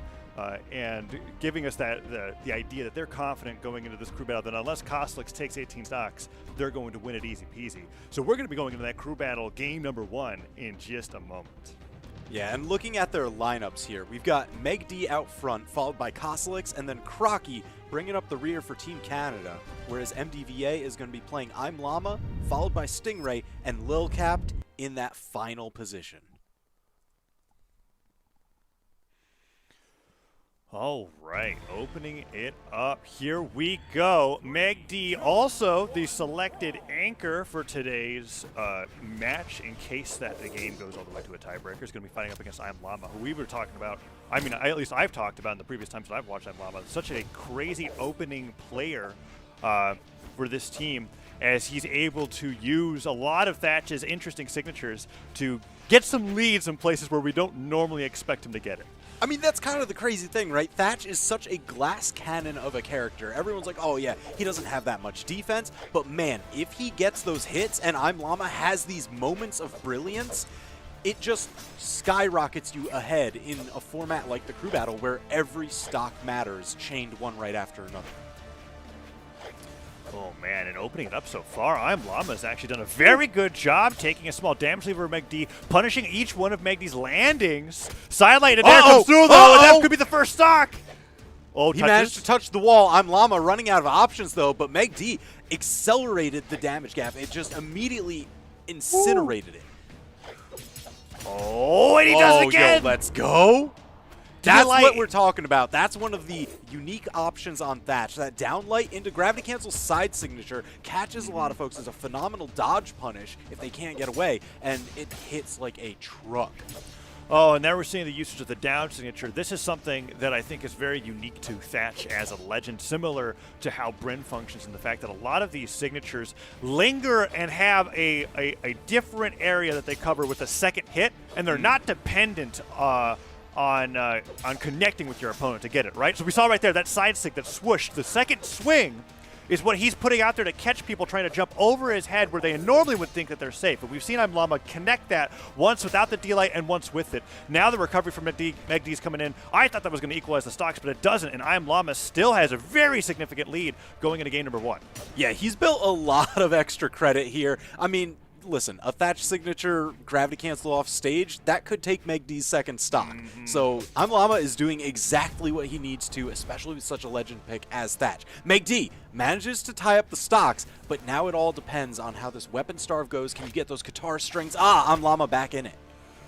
Ooh, we're seeing Meg D really start to adapt to the side sigs I'm Llama's putting out when they have Meg D on in one of the corners, whether it's on the left side or the right side. He's going forward with those side sigs. Meg D's landing on top of I'm Llama now, well out of range of getting hit and hitting with a nair. Now the damage is starting to come in through for Team Canada on stock number 2. Really close matchup between these two players opening up.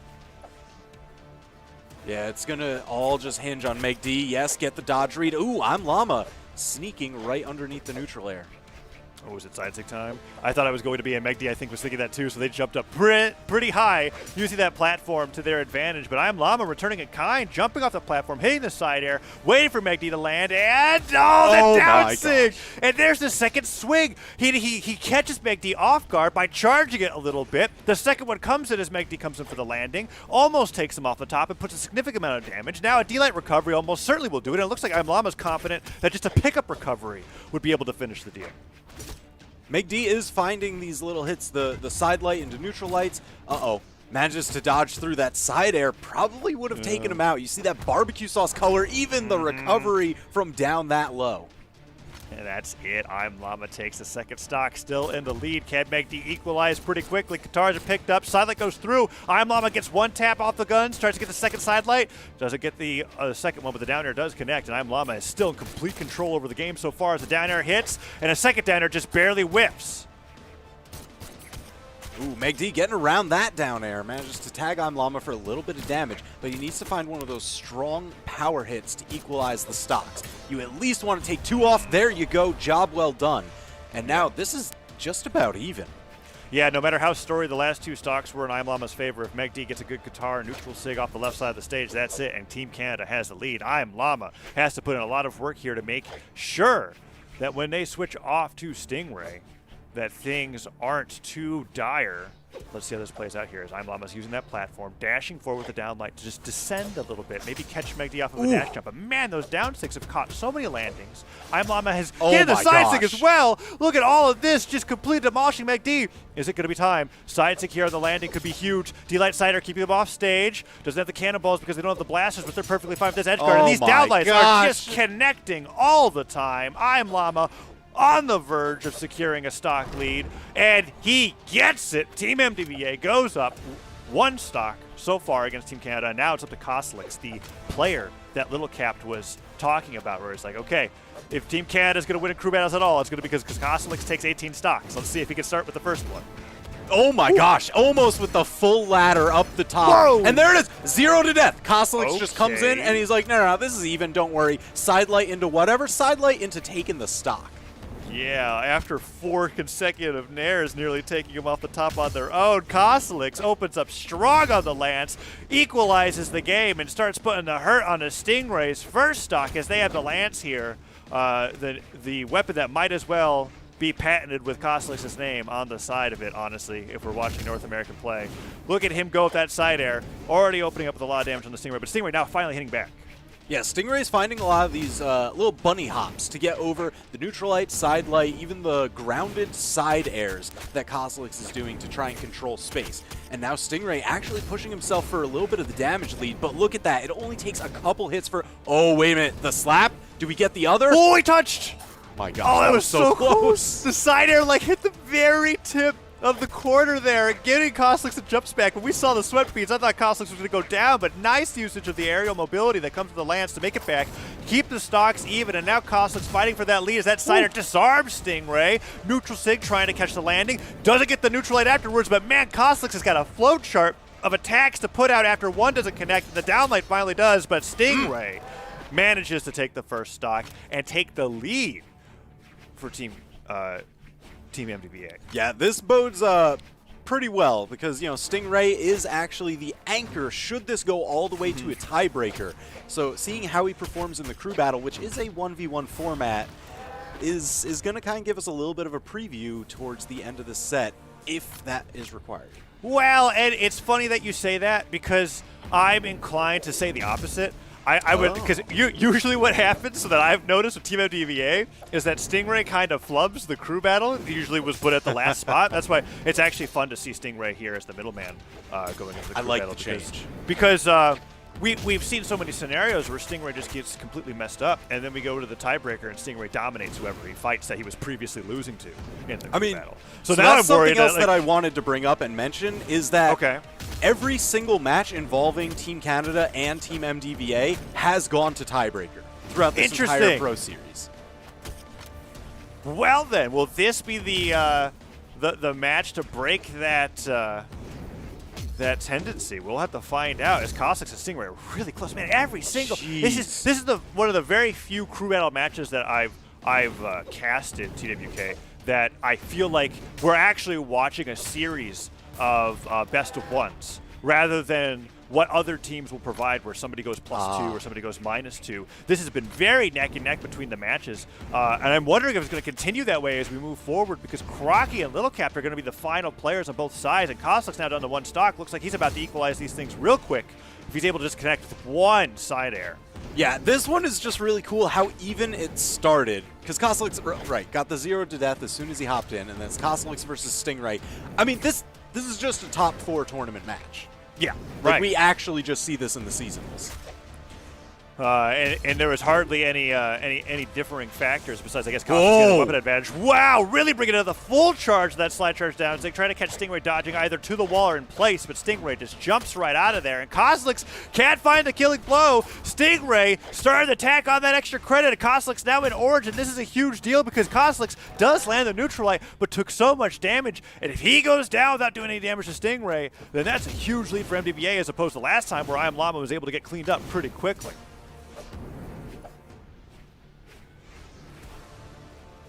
Man, it's always just interesting to watch Koslix at how good he is at priming the next lance.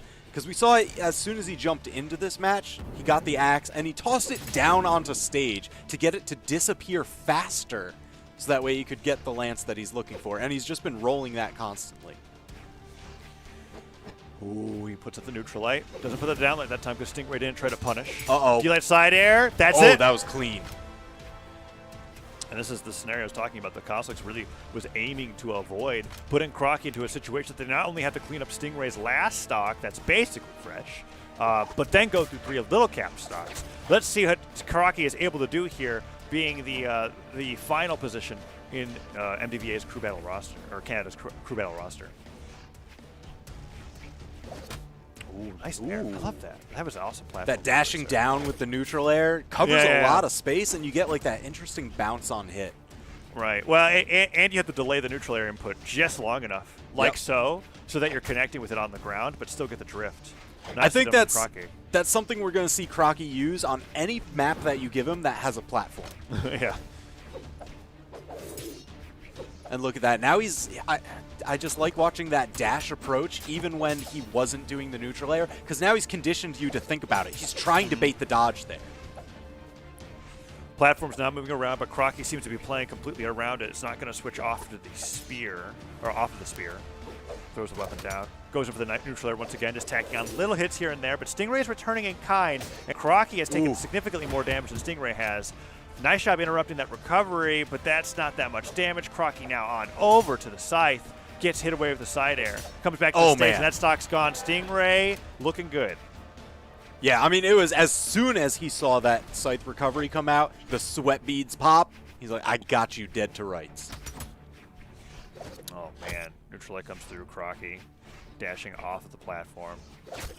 Trying to fall off the nairs again. And Stingray is actually punishing Crocky for that approach now. He's noticing that every time Crocky touches onto the platform, he might as well just be in the air ready to fall with the neutral air, right? It's and he's interrupting the spear in air before it even starts. Yeah, I mean, that's one of the things that you get to do with a weapon as quick as Qatar's. Few others could contest it quite like that, but man, Stingray is using them to perfection. Oh, nicely done. Wow! Doesn't take it off the top, though. Geez, still surviving. Tall ceiling here, really paying off for Stingray. Oh, but Crocky finally managing to take the stock down, but now he's got 3 fresh stocks to cut through of Lil Capped, and he's only got like 1 and a hit left on him. I was going to be a little more generous. I was going to say 1.5, but 1 hit is definitely a lot more accurate. As Little Capped opening up here. Xavier Woods, sword picked up, tries to throw the trombone into Crocky's skull, doesn't quite connect, and Crocky gets a stop sider to the face. Weapon starving coming up from Little Capped here, really opening up strong as that D-Light recovery will secure a significant lead, 3-1, and Little Capped looks to be making much faster work of Crocky than Stingray did on that last stock. Yeah, so this is something that we've also seen in the crew battles before from Team MDVA, is Lil Capped really just accelerating whatever lead they've started to build. And, you know, even if it doesn't work out in the end, he usually goes very, very positive with tons of damage. Yeah, he's either par or just above. It's rarely beneath, and Little Capped has done a great job of doing that in crew battle. So being in a position where they are basically the anchor of the crew battle, and you're giving them a lead going in, it's got to be the most comfortable spot that he could possibly be in. Nair hitting now, putting Crocky in the deep yellow. One more hammer connection right here. Side light, D-light, side air, whatever have you will bring Crocky into orange, and Little Capped still has 3 stocks to his name. The damage is building, even with the bounce. Just enough to survive. Sweat beads coming out, but Crocky opting for the weapon starve. Nice down sig. Crocky has been getting a lot of those dash forward sliding down sigs. He got a lot of them on Stingray. Now he's really covering the ground with Little Cap, kind of acting like sand traps on the ground, right? Just sliding around, putting up the spears, trying to take Little Cap off the top, and he succeeds there. 1 stock taken, 2 to go. Crocky could still do this, but it's going to require some impeccable gameplay, and those 2 recoveries are not what we're looking for. Now he's unarmed too, and the weapon star pancakes out. Lil Cap taking it for Team MDVA. First game of the crew battle going their way. Yeah, and I think Little Cap's analysis is right on the money here. Unless Kosalix is able to stop Stingray completely and give Team Canada the lead going into that matchup against Little Cap, I think that it's going to be very difficult for them to take a game in this crew battle segment in the best of 3. Just because once it went to Stingray versus Crocky, that matchup just looked incredibly difficult for Crocky. And by the time I came with Little Cap, while it was even, like you said, Little Cap's not going to just blunder a lead if it was given to him like that. He's going to hold on to it the entire time through. You'd have to do a remarkable amount of work. So moving forward, I think we're really going to be having all of our eyes on Koslix versus Stingray for game number 2. Yeah, that's going to be a huge matchup here.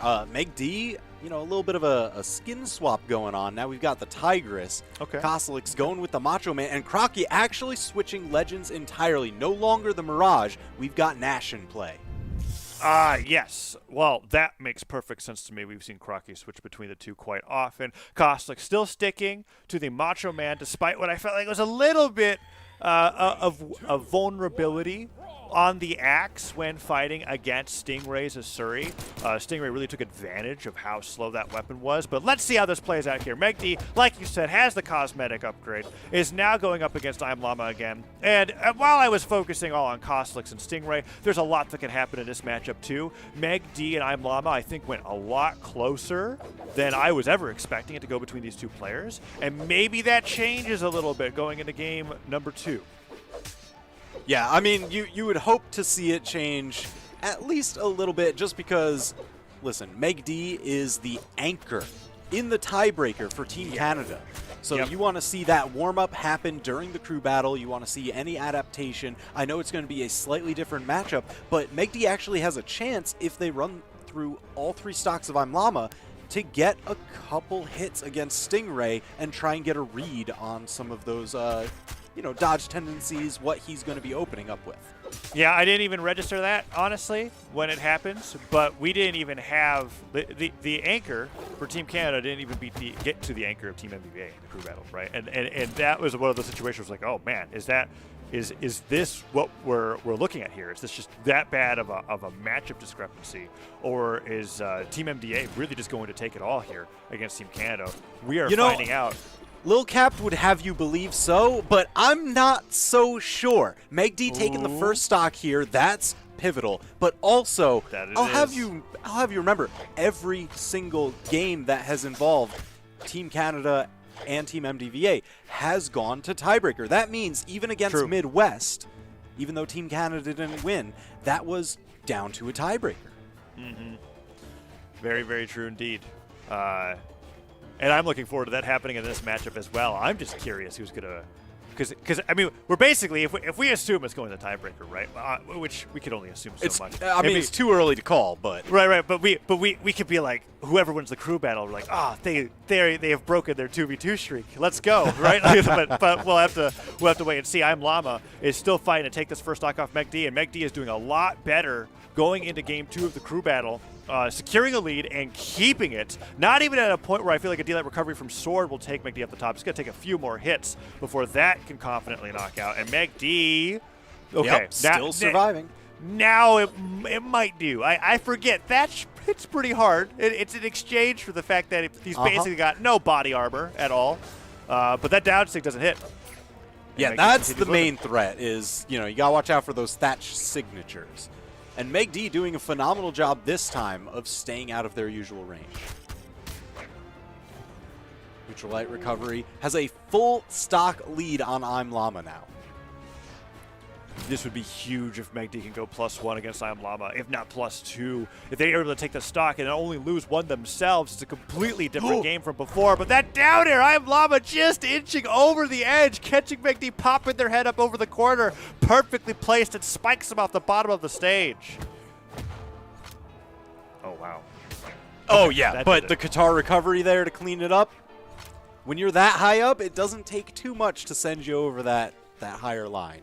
I was surprised that the neutral sig honestly didn't do it. They were able to get a D-Light neutral sig off of Mammoth Fortress's platform while it was at the highest possible point against Thatch in red, but no, it was the Qatar recovery that sealed the deal. Now 2 stocks to 1. MegD really looking to make up for that performance in the previous game. And if they could go into the matchup against Stingray, like you said, and just get a little bit of that warm-up, a little bit of that matchup knowledge, I think that'll be a huge deal. And if they can go in there with 2 stocks and then even take one, that has got to be a huge confidence booster for Team Canada, regardless of how the rest of the match plays out. Yeah, it's going to be a quick mental switch that MegD is going to have to do, but the tough thing is, Llama has those flashes of brilliance. If he actually gets on, and the string kind of like we saw at the tail end of last game to really just accelerate the stocks, MegD's got to be careful.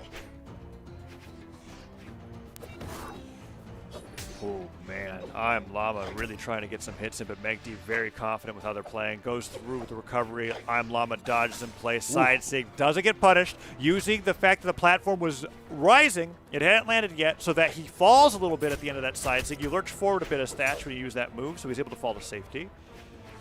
Yeah, that's something you'll see people use signatures that have built-in movement a lot. They'll aim them just right around that corner to use it as like a little bit of, you know, chest-high wall cover almost during the recover time.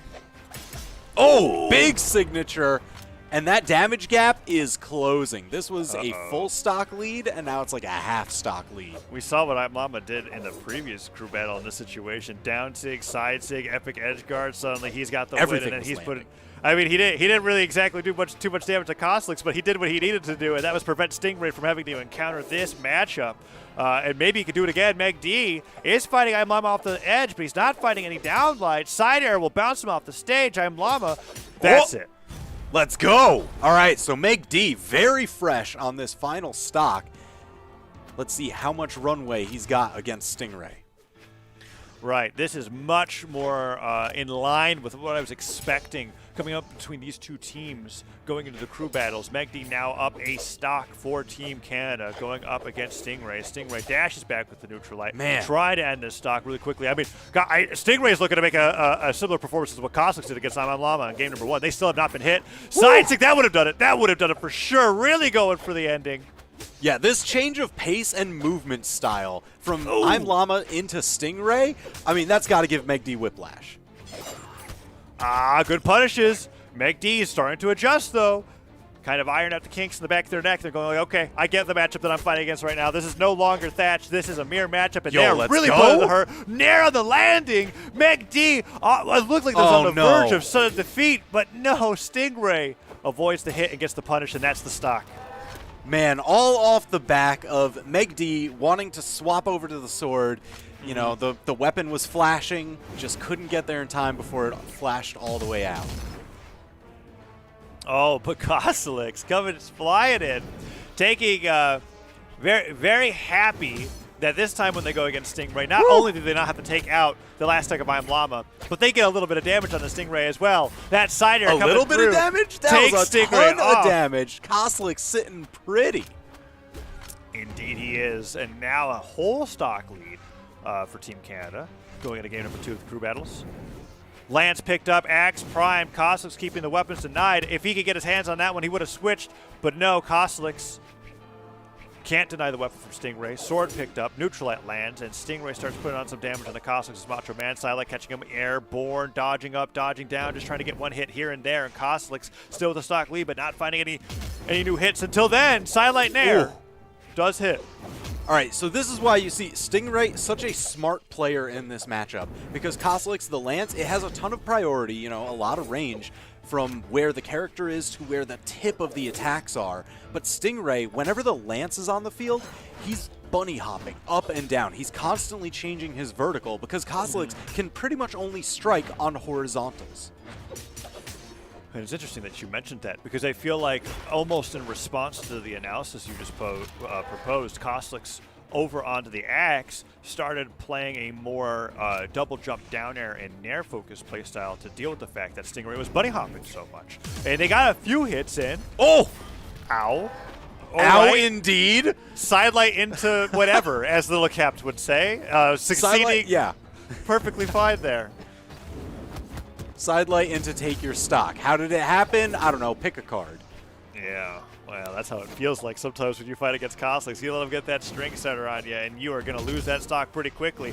Nice job with the fast fall side air on the Stingray. Tacks on some more damage. Stingray trying to go for a quick spike, knowing that Coslicks' jumps were gone. That would have been huge, but Coslicks avoids it, gets back onto the stage. Tacks on more damage, is on the verge of going +2 for Canada here. If Stingray can't fight back in kind, weapon throws are going to need, you're going to need more than that in order to get some significant damage to the Coslicks, and that is a great start. The Nair even spiking. Oh, and the neutral huge. sink spiking even harder. What a crazy finisher for Stingray. It was looking like Stingray was at the very end of the rope, and then they turn around, get some nice neutralites, a sidelights, a nair to spike Coslicks down, and a dunk to finish it off. Coslicks loses that stock in quick fashion, and is now 1-1 against Stingray here in Crew Battle Match 2.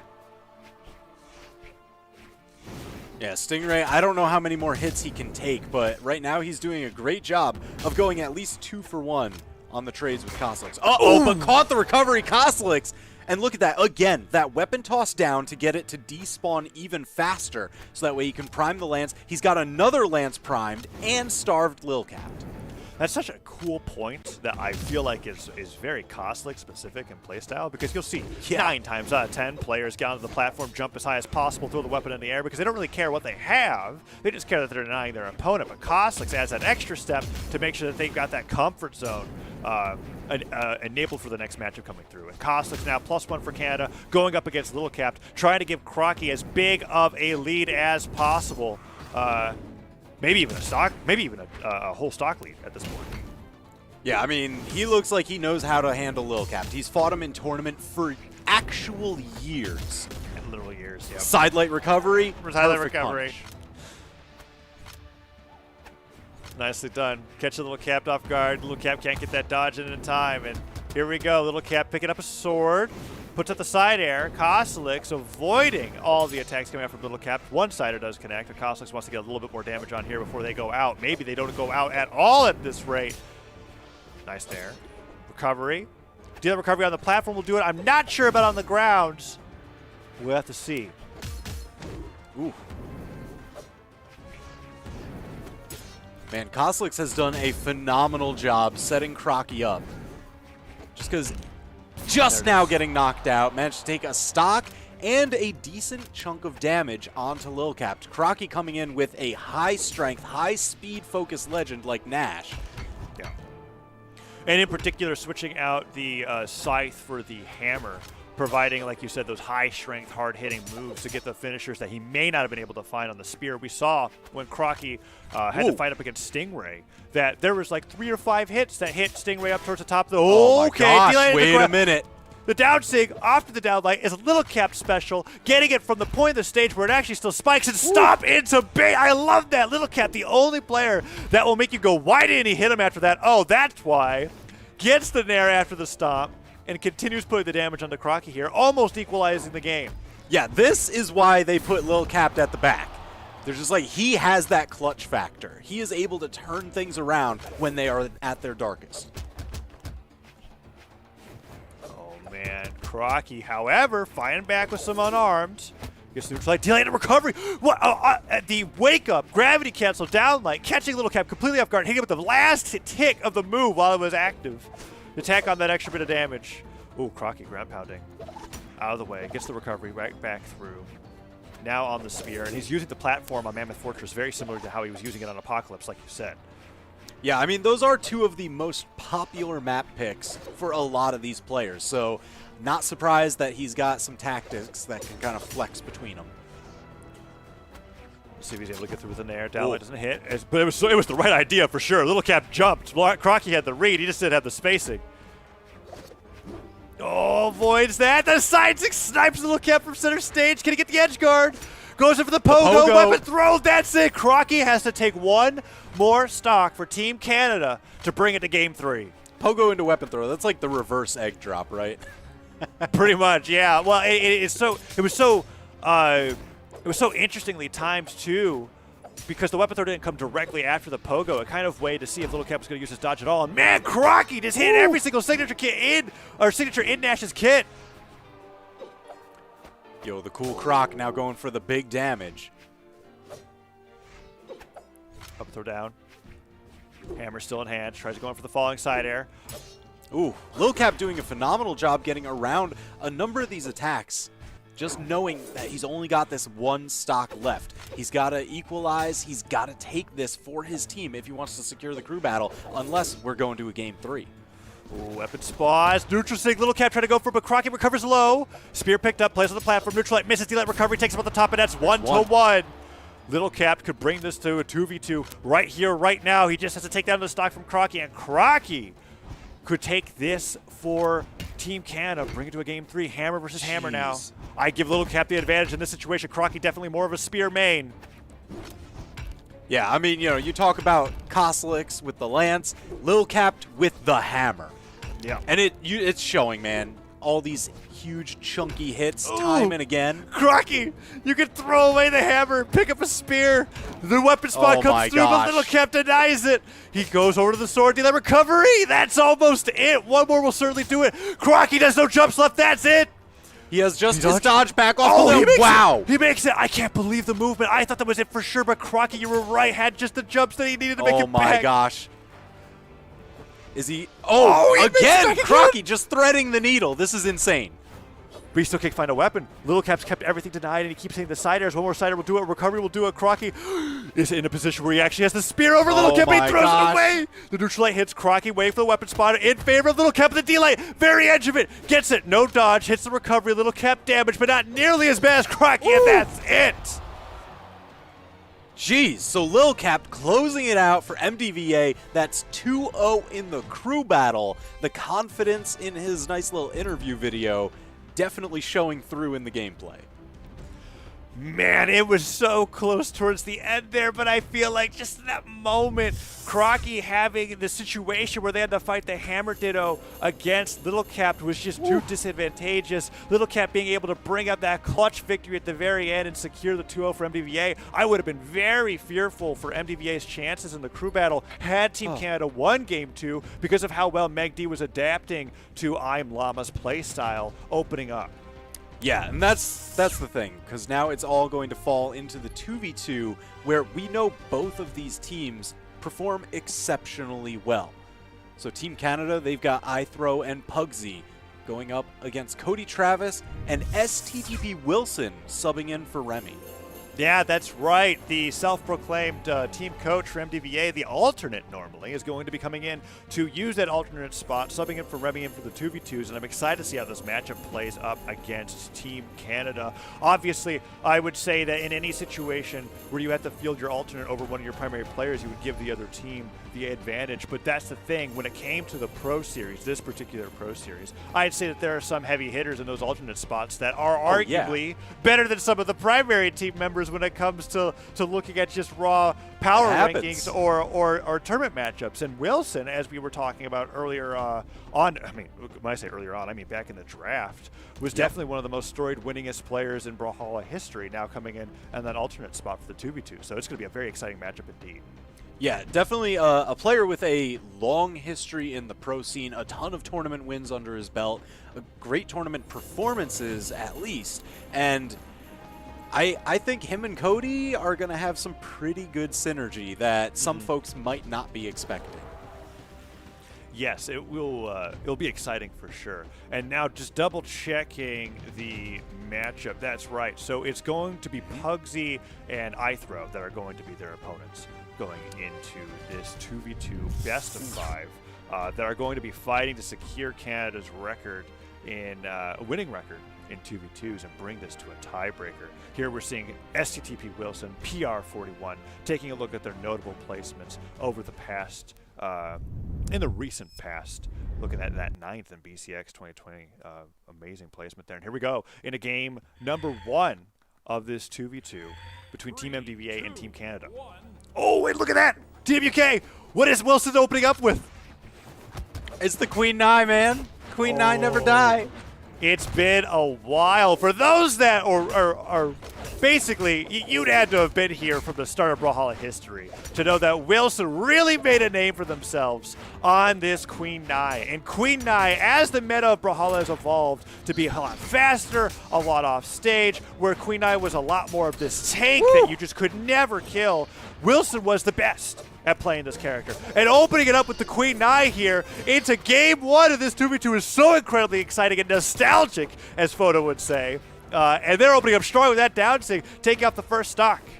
Yeah, this is definitely something that they're going to be looking for because, look, it's about mid-range stats, maybe a little light on the defense for Team Canada. Pugsy with the Finn using the defense stance to push that up to 4, whereas both STTP Wilson, oh my gosh, just getting ground pounded off the bottom. But Wilson and Cody, both on some of the highest defense legends in the game. Ooh, down air from Pugsy hits. Cody gets hit by that recovery. Falling with the side air, though, is trying to take iThrow on the way down. Pugsy on the Finn. Woo! Now a lot squishier than all of his opponents. We were looking at Barasa and Queen Nai. Yes, you are incredibly vulnerable to getting knocked out early, but Pugsy is making it work. iThrow still managing to survive on this boat var, but man, match is close so far. I'd say, I mean, yeah, Team Canada has elite stocks, but I mean, it just takes probably 2 hits on both sides to finish it off. There goes a side sig. Wilson continuing with getting all the knockouts, and Cody Travis giving his own side sig there at the top to take the lead in stocks. Yeah, so this is the other thing, right? Because, you know, Wilson, when he's on the Katars, he has some incredibly hard-hitting signatures. We've seen him land that neutral signature before when Pugsy spot dodged what would have been a team combo between Wilson and Cody. And then when he's on the spear, he has all that extra range to cover Cody while Cody is just going nuts in the front of the field. Oh, man, Cody gets that side air there, taking advantage of the fact that Wilson was putting him into a neutral light. Oh, the alley-oop for the double. Look at Pugsy. He's so good. That team synergy coming out for Team Canada here, going up against Cody and Wilson, bringing them both down to their last stocks. However, we're in a danger zone. Pugsy has taken a significant amount of damage, and that weakness that comes from picking Finn is showing up as that side air connects, and Pugsy almost being brought into red. Wilson and Cody both have incredibly strong, hard-hitting moves. They're able to take out Pugsy in deep orange, let alone light red. And if that happens, iThrow is going to be stuck into a 1v2. That would be very difficult to pull off. Yeah, Pugsy's health definitely dwindling. Almost gets knocked into Cody's signature. That would have been it for him. There's the alley-oop. I throw down momentary power play. And the catch from Cody Travis. They've got a 2v1. Wow, that was a awful situation for Pugsy to be in. Wilson was covering the entire Mammoth Fortress platform by putting out the side sig so that Pugsy couldn't recover from underneath, and Cody pivot slide charges the neutral sig so that if Pugsy tried to go over and land on the platform, they get caught, they got dunked no matter what they did. They were gone, and now it's a 1v2 between Cody and Wilson and iThrow. And they're opening up very strong here as Cody's just taking the lead with every single one of these blast attacks, just really lighting up iThrow's last stock. Oh, neutral signature to the air. Oh, but a little bit of friendly fire gives iThrow the breathing room that he needs. That's true. Everybody incredibly damaged on the field, so this isn't over yet. But the recovery catch, Cody Travis sealing the deal with the final knockout, going up 1-0, Team MDVA on the board. And MDVA with Wilson in as the alternates takes a surprising Game 1 victory. I'm wondering, I didn't quite get to see Legend selection, but I'm wondering if Pugsy's going to be sticking with Finn, the epic crossover for Jala. We were talking about that defense discrepancy, and it's just one of those things where if you're not playing impeccably and you're getting 3 to 4 hits for every hit that you take, you're in a situation where going even is actually going at a deficit, and we saw that there in game number 1. Yeah, it looks like he is sticking with the Finn, and we're running it back. Same map, same matchups, just once more. Here we go, Game 1 lead for MDVA. Going up against Team Canada. Oh my gosh. Team combo starts, and this is a good start for Team Canada. And before I say that the only thing that was really keeping Team Canada from winning that Game 1 was the fact that Pugsy went down so early. So if that adjustment is made here going into Game number 2, I would strongly give Team Canada an advantage. Let's see how it plays out. Yeah, it was worth noting that it went down to final stock on everybody there, and that's because of the alley-oops and team combos that Pugsy and iThrow were able to sneak in during the middle of last game. Yeah, one of them even led to a double knockout with that axe side air. It was beautiful. Pugsy going off stage against Cody. Cody does dodge back. He tries to go for the falling side air. iThrow keeping Wilson at bay. And this is an interesting strategy, keeping them separated. I wouldn't say Cody and Wilson necessarily have the most practiced team synergy, but they've shown that they can really work off of each other's hits. So keeping them separated, an absolutely great team combo. That was unfortunate there. Oh, no. Ooh. Cody Not accidentally quite ground in pounding position Wilson. for the alley-oop, but hey, The corner coverage, Pugsy with that sword neutral light, he's used it to cover iThrow several times already, coming back from a support position, uses it there to score a knockout. I think we're going to see that as one of the major tools in this match. Ooh, Wilson popping off. That was 3 neutral 6 in a row. Right, left, and right. He hits all of them. He wants a 4th one here on the Pugsy. Wasn't able to connect it, but man, Wilson was just kind of like, all right, we're behind. I know what to do. And he starts spamming that signature button, and it works. He takes everybody off the top, and Wilson trying to equal up the stocks here. Doesn't follow through with the downlight, seeing that he caught Cody. They're not in a position where they could really take that much friendly fire, and Cody Travis is really trying to end Pugsy here, but instead goes down himself. Cody now, the first one down on his final stock. Pugsy still on his first stock, finally going down. This is like complete mirror image of last game. It's reversed. Yeah. It's looking so good for Pugsy. Now just finally going down 1 stock, fresh on the second one. Cody struggling to survive as Pugsy fights him off stage. A down air here, a nair there. iThrow just taking out Wilson on the left. No big deal. Team Canada up twice as many stocks as their opponents. Really making a great adjustment coming in from game 1. Yeah, I think they're really focusing on their alley-oops, how they can structure for the space control on stage. That seems to be where they excel, whereas Cody and Wilson, they're always looking to just constantly keep the 1v1 matchups changing by leapfrogging over each other. Oh, man. Cody has been doing a great job surviving, but one more recovery like that from Pugsy, and that will seal the deal. iThrow is going towards the top. Neutral connects. That's the 4th that Wilson has hit this game. Downsing, sidesing, everything. Just trying to keep Pugsy off the right side of the stage, and he gets it, but Cody goes down, and now Wilson, the alternate for Team Mtva, is in a 1v2 against iThrow and Pugsy, and the team combo already starts. Neutral sig to finish. Wilson is up against a formidable foe here. Yeah, they caught the recovery. Pugsy going out. There's the sweat beads, but the dive kick gets him back to the wall. Wilson has another shot. That Wilson's defense is really only keeping him alive for another stop sider at this point. This is looking brutal. Nair off the top. iThrow just chasing Wilson around, and Wilson's like, okay, guys, really, what do I want to do here? Yep. Okay, that'll do it. Yeah, I mean, he had to get Pugsy off of him there, and iThrow just ready and right there to support. So now we're going to a game number 3. It's tied up 1-1 in this best of 5. And I am seeing just the craziest switch up here. Cody Travis is locked in Val, and Wilson is now on Raphael. So Wilson on Raphael, epic crossover for Ragnar. Definitely not a surprise to me. The fact they locked in this legend, it's awesome that they locked in this crossover. But having one of the turtles, but Cody on the Val is not super crazy. There's been some gauntlet play. We've seen Cody Travis on the Petra as well. And bringing this out for after just 1 loss, however, is a little interesting to me. But man, Pugsy just ripped Wilson apart there on the right side of the stage. Well, I mean, so remember, this is a best of 5 set. So even if they were to lose this next game, they can still switch back to their other team, back to other characters. So, you know, kind of bringing this out as maybe like a, hey, our main team or that early team got the point that we needed. It did its job. Now let's swap over, keep them on their heels, especially because it seemed like iThrow and Pugsy figured out a lot between Game 1 and Game 2. Ooh, side air hits. I think it just barely bounced him off the stage, so he didn't go. He didn't get knocked out by that, but one more sword sider will definitely take Wilson down. Oh, I can't believe Wilson's still living. Oh, no alley-oop from iThrow. Doesn't get the side air afterwards. It was so close to the stomp, and the neutral air will get it. He tries to go for the scoop. Cody stops it. Pugsy goes in for the interrupt. And is trying to take that stock off of Cody here, as these stocks are pretty close. But I'd say that that's a really good lead for Canada now. iThrow is still not ready to go down just yet, and they are just putting out a ton of damage on the Wilson. Yeah, it's really those momentary power plays that you get. When you knock out one of the opponents and you've just got the other all to yourself to 2v1. Oh no, Wilson can't even make it Oh back. my gosh.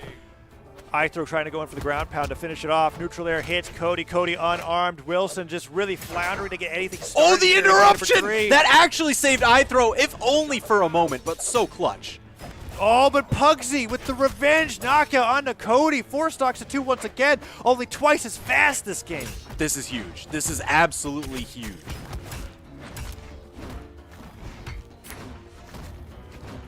They're just juggling Cody, getting the damage on. It's starting to build a bit evenly. Pugsy looking a little worse for wear, but man, he still has 2 stocks on him. This is a healthy lead for Canada, even so.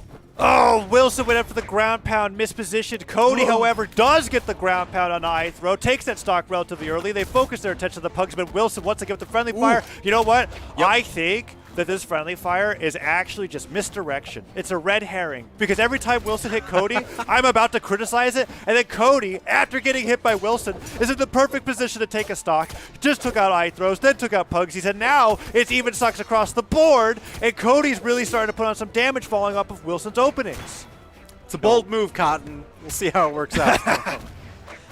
Well, I mean, that's how it's working out, and I'm running with the storyline. We'll see if they're able to take the win here, because if they do, that'd be an incredible comeback from how this match is going. Cody gets the neutral stick and disarms Pugsy.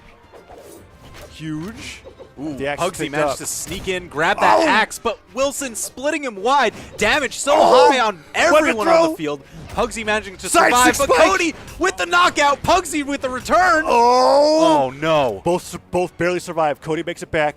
Pugsy can't risk going off stage against Cody because then Wilson gets stage control. Axe picked up, dashed up, Cider, that's it! Wilson with the comeback at the very end takes game number 3, and what was looking like a devastating match for Team MTVA becomes a victory, and now Team Canada's backs are against the wall. It's a 2-1 lead for Team MTVA, and they've got the crew battle win. They just have to win one more time, and this will be the first time that either teams don't go to the 1v1 tiebreaker, TWK.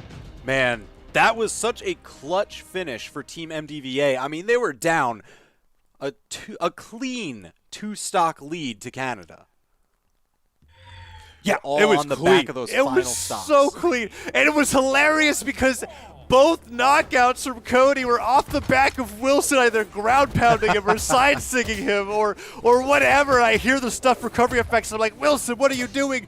Wilson, you're a genius. And now we're into game number 4, and I can't believe that I'm saying it. It's 2-1 in favor of Team MDVA, and we've got a little bit of a cosmetic upgrade coming out from iThrow.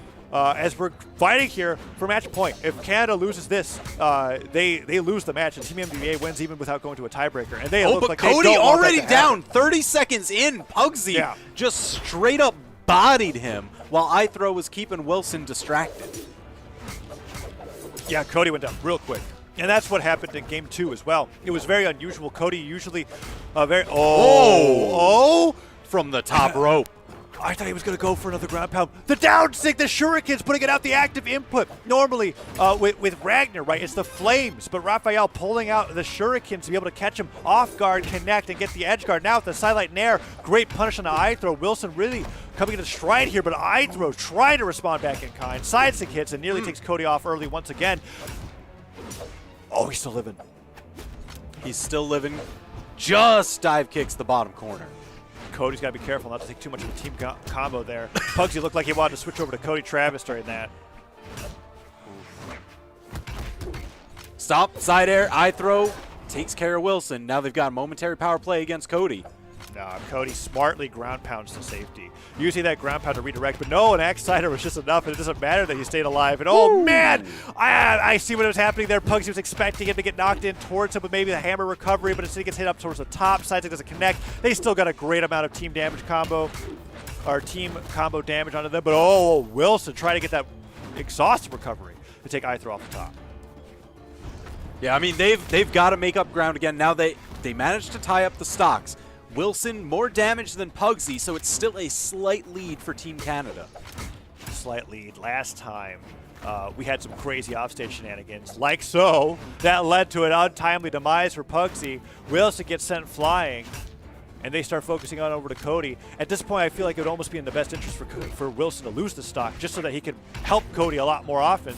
There he goes. Cody picks up the sword at the edge of the stage. Oh my gosh, Pugsy. read him wide. Cody read that Pugsy was going to fall wide of the stage, try and go for the outside recovery path, and just ground pound straight through.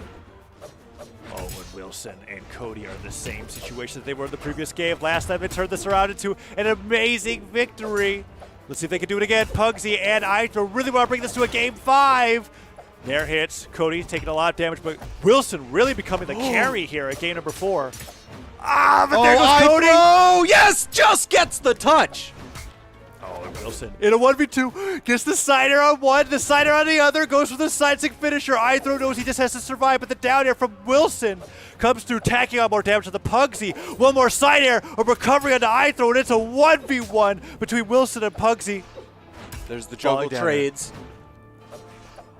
Wilson trying to employ the hit and run strategy. He needs to build just a little bit more damage. The side air gives him some time. He gets another one. He's going to go for the side stick. The neutral stick hits Pugsy. Sidelight into Nair. Doesn't quite hit. Wilson gets the sider. iThrow's gone. Pugsy sidelight Nairs. Doesn't get it. He gets sidered by Wilson. Can Wilson take the 1v2? Come back. He goes with the grab punt. The recovery hits it up. Pugsy tying it up. That's 2-2. We're going to game 5. I can't believe what I was just watching. Wilson just very nearly almost had an incredible upset in that game 4, Man. but Pugsy clutches it with the axe recovery and brings it to a game 5. Jeez, they kept Cody Travis, who we've seen do, 1,000 damage, always in like the high 800s usually. They kept him under 350 damage. So he only did about 2 stocks worth of damage there. That game was really Pugsy versus Wilson, honestly. I mean, iThrow had a little bit more of a feature than Cody did, but man, was that really between those two players. And it just barely came out in favor of Team Canada, and I'm glad that it did, because that means that we get a game 5 and possibly Team UK, we get brought to the tiebreaker to see who wins between Mtva and Stingray. 2 players aren't even on the screen right now, but are definitely raring to go. And Stingray has had such an incredible track record in those tiebreakers, but man, Mtva, they could do it. Let's see how this plays out. Who's going to win? Is MDVA going to take it all, or is Team Canada going to bring it to a tiebreaker? Ooh, Cody taking Pugsy for a bit of a ride to tie up the damage here. Oh man, Wilson now just going for a hard focus onto Pugsy. You see him rotating around.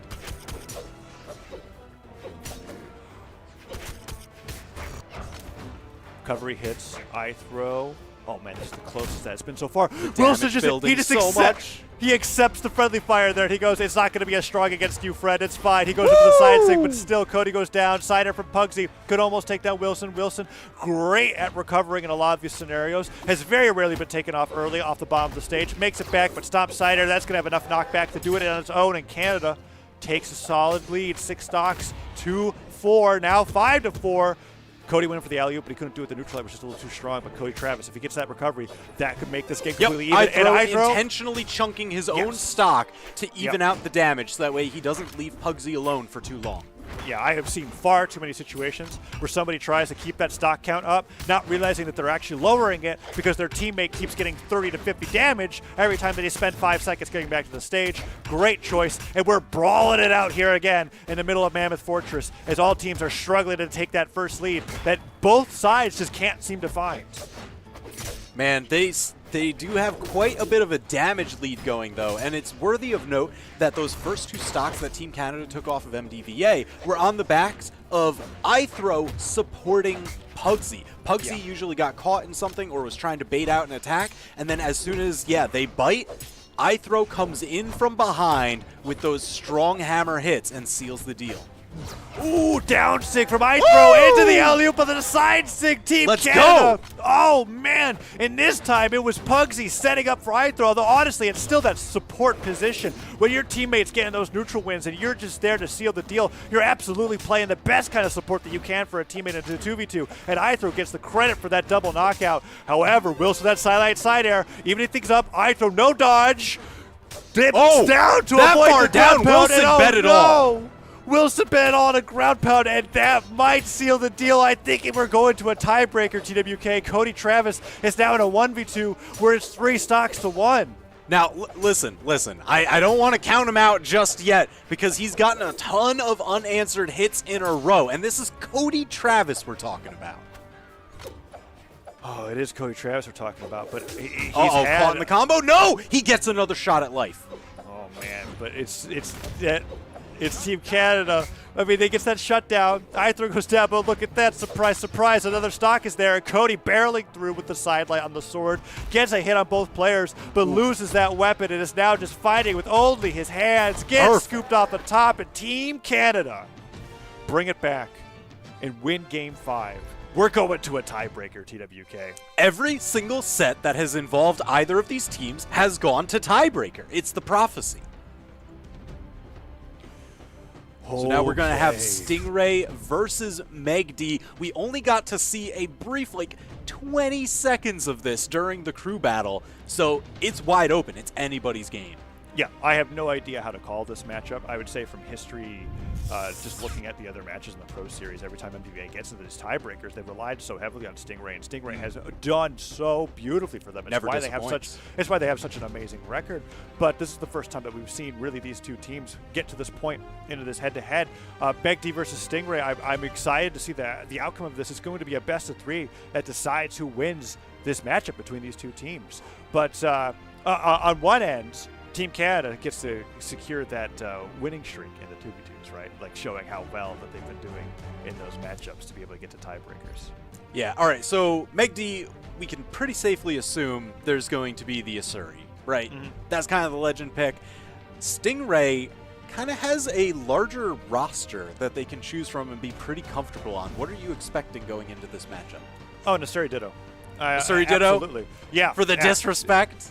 Well, not just for the disrespect, but just watching how Stingray has been playing through these matchups. At the very least, it's going to be Guitars versus Guitars, and if Stingray knocks into anything else, it'll be the Ragnar that we've seen him use so often in these tiebreakers. But I'm firmly expecting an Asuri Ditto coming out from here. It's what Stingray locked into the crew battles, and I honestly think it's what Stingray is just the kind of player that, like you said, the disrespect when it comes to the Dittos. You've got the players that like the Ditto, and you got the players that don't. And Stingray is definitely the one that's kind of like, I'm going to take the character you're playing and I'm going to do it better. Look at that. Stingray, PR number 4, coming in as the anchor for his team. He's had to do it in every set so far and claimed victory more often than not.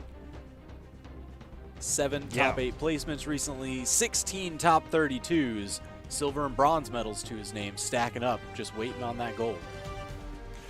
Right, and we'll be watching him go head-to-head with Meg-D. We got, the notable placements coming out from Stingray that you were just talking about, right? Consistent top 8s. Look at that. Very consistent, yeah. I mean, it's just a road of improvement ever since the BCX of last year. So Stingray really doing great and showing it in the Pro Series, being so reliable as an anchor. When you've got somebody on your team that you could just be like, hey, the 1v1, we'll put you there everywhere because we know you're going to win every single time. That's an amount of skill that is worth mentioning, as well as just the confidence behind that. It's very cool. It's a lot of trust that your team has to put in you, you know, because it's like they've got effectively the 6 members on the team, and it's just like, all right, who's going to actually clutch it out in the end? Just banking all their hopes on Stingray, whereas Team Canada banking all their hopes on Meg-D. You called it. It's Asuri versus Asuri. We've got Tigress, and then the Apex Predator skin for Stingray. All right. So it's a Ditto in mechanics alone, but this is definitely Tigress versus Asuri. So as far as the open maps, we've got Small Brawlhaven, Demon Island, and Mammoth Fortress. Now, Mammoth Fortress, the more stable of those 3. It is interesting, you know, seeing what maps certain players like to leave open. Because I noticed there's a few players that really kind of bank on those 3 as like their opening pick for the set, just because Demon Island, the walls are so small. If you've got anything with heavy dunks or wall coverage, it's going to do really well there. If you're really good at landing signatures, Small Brawlhaven, always a phenomenal choice just because of how tight in those knockout lines are. Right, and here we go into the stage, striking out the Tigress versus Asuri. We're going to be going into game number 1 of this tiebreaker, a best-of-3 to decide which team is going to be victorious over the other. Demon Island, as you were talking about, is going to be the stage for game number 1. All right, so we're going to be watching out for a lot of the Qatar offstage plays, the sword ground pound into down air, so dangerous when the walls are so small, and of course, we have to mention Asuri's neutral signatures. Whether it's on the sword or the Qatars, they both dunk. Oh man, weapon spawn comes through. No switch. Tries to go for the neutral stick to the spike. Meg really opening up strong in the beginning of this game. And Stingray is taking a ton of damage. Tries to get the downlight down there into recovery. Getting that combo off the top of the stage. Go for a really early knockout. Meg very confident going into this game. Woo! Number one. So If that side stick just confident. catches the landing. Yeah, 35-second knockout, barely any damage taken. Just about a full stock lead. Meg D looking pretty.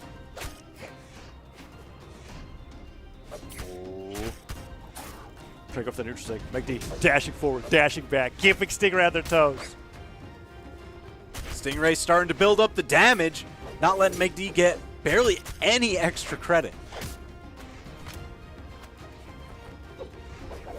Ooh, the quick turnaround in the neutral light has the corner guard. Meg D trying to stall for time. Recovery off the top. Stingray tying it up in kind. Oh, yes, and very quickly tying it up as well. I was thinking that Meg D was going to run away with that lead, but Stingray, well, I mean, maybe he does. It's on a fresh This is a stock seesaw now. of a match. It's just going to go back and forth. Is this what we signed up for? Oh, man, Meg D opening up strong with the guitars, claws in hand, Nair hits, tries to go for the neutral stick to really spike Stingray down to oblivion, but no. Stingray, Meg D just dash jumping left and right over each other, waiting for the other one to make the first move, and Stingray gets a few clean hits in. Switches over to the sword, dash forward, dash back, neutral light, doesn't get the downlight. Wants to get that downlight down in recovery onto Stingray. Lots of damage racked up. Meg D doesn't want to go for that recovery knockout until they are for sure that it's going to take him off the top of Demon Island.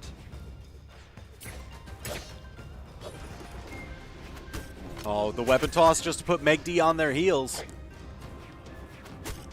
Again, using that for the mid-range approach because right now Meg D has the range advantage. Oh, and the down signature to boot. That is a brief lead you see here, going for the highest weapon toss possible to delay the next weapon spawn. Oh, man. Nair hits.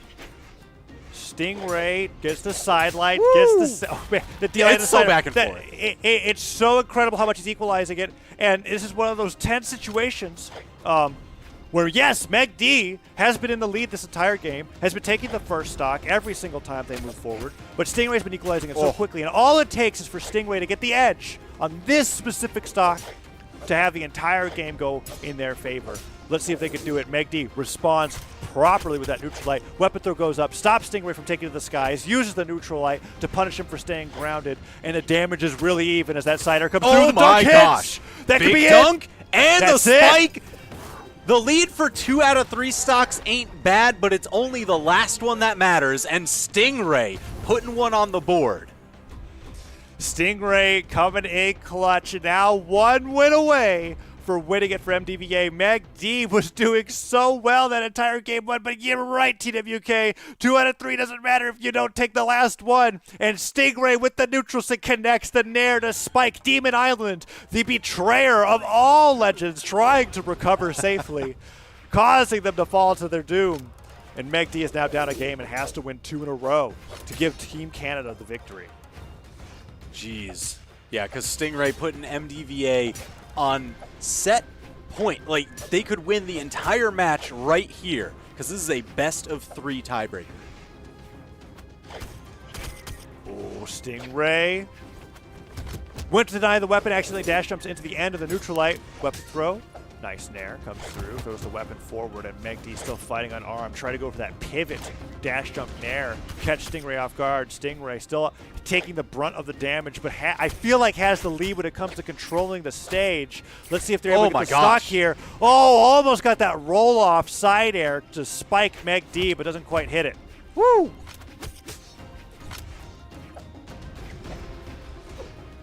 Man, they are both hunting for the knockout right now. Stingray definitely going to be looking for the downlight into recovery. You see just the raw recovery there, maybe. Weapon spawn. Gets caught out of the air, but that down sig catches the landing for Meg D. I'm loving how much aerial mind games are coming out between these two players. They're going for a lot of these weapon throws, these lobs that are meant, like right there, right? Stingray is doing this when a weapon spawn comes up, making sure that it arcs perfectly over the position that his opponent is in to force them to stay grounded so that they can get these neutral wins or force their hand. And it's been working out so well in both directions between these players. Oh my Stingray, double went for the triple? that was crazy. Stingray getting a ton of extra credit on the board. Oh, and the coverage, yes, stayed under the umbrella of the weapon toss that he calculated beforehand. Oh, man, and there it goes. Stingray with the weapon throw up, gets the Cider on the stage. The D-line Cider off the weapon throw pickup, and he's going for the grab pound, and he just barely aims it incorrectly. Mag-D responding appropriately, gets him at the edge of the recovery, carries him up off the top of the stage, but man, you were saying extra credit. Stingray is just a solid hit. Down sig, side sig, anything. Even a side air. Recovery from giving us a whole stock Yeah, lead. why not? I mean, dealer's choice here now. Starting to get a little bit of damage, chipping away at this damage lead, but not enough. Stingray so incredibly healthy, and this could be the final stock. Stingray is on set point. Yep. This is a lot different from the last game as well, whereas Mag-D and Stingray were on one stock apiece, completely fresh health, and Stingray just barely took it off the edge with that dunk. Stingray is now fighting with a full stock lead, but Mag-D is so good at laying those D-Light downer recoveries and getting the nairs afterwards. They've brought Stingray in a red already. Avoids the weapon throw, that time going low, hits the neutral light. Mag-D is just one solid stare away from even this up, and that's it! Mag-D! 0 to death, basically. I'm on the edge of my seat, like heart actually pounding. Mag-D needs this stock to stay alive, but Stingray is just finding every single hit. Yeah, Stingray has definitely got the clutch factor when it comes to this last stock scenario between the two players. Mag-D charging up the neutral stick to try to dunk Stingray off the ground. Maybe get some combo potential off of that. One nair hits, but the side air swats Mag-D away. Mag-D's guitars, they got to be close to getting knocked out of their hands. They got to be careful. Silent comes through. Neutral light damages the weapon straight out of their possession. Mag-D goes for the new sword, and Stingray he smells blood in the water. He knows that this is it. He could get the edge guard here. He's waiting for wall slip to activate the recovery. Connects. Stingray gets the edge guard after a surprising show of patience and a 200 damage lead, winning it 2-0 in the tiebreaker for Team MDVA. So MDVA taking it over Canada in the tiebreaker, pushing it all the way. Just seems to be their style of play, and man, they are so good at it. Yes, Stingray. I've never... it's been a long time since I've consistently watched somebody who is their scariest when they've got one stock left on the line to play with, and Stingray is definitely that player. Yeah, Stingray in a tiebreaker is something else, because you got like Stingray in the crew battle does really well. Stingray in the tiebreaker, actual boss monster. Man, what an exciting matchup between Team Canada and Team MDVA. That's going to be it for that match. And the match that we've got coming up next is going to be Team West versus Team South. We're going to be taking a short break. Don't go anywhere, and we'll go right over to them in just a little bit.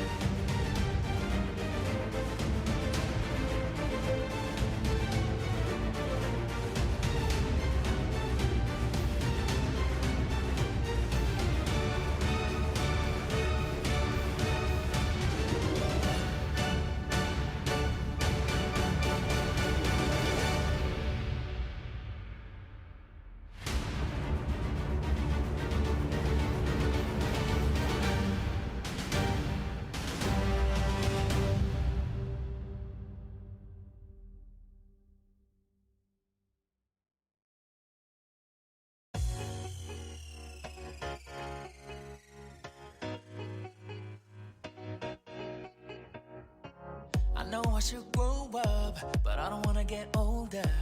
It's underrated to be young and free, yeah. Tomorrow may never come, old days I'm running from. Yeah, I should be saving, but I'm spending it all. Yeah, I want that money, I want that money.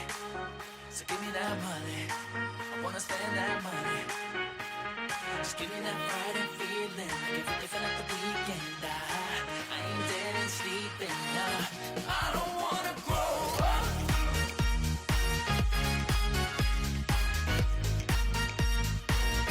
I don't wanna grow up.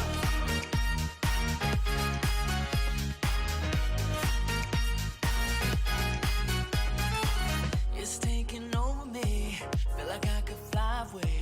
Oh, I've been waiting to kiss the sky, yeah. One day I'll get serious, but I will have no regrets. And I might start saving, but it ain't right now. I want that money, I want that money. So give me that money, I wanna spend that money. Just give me that Friday feeling, like if I like the weekend. I ain't dead and sleeping, nah. I don't wanna grow up.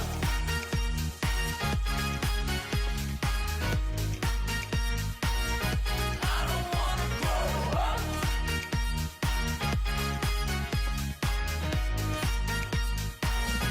I don't wanna grow up.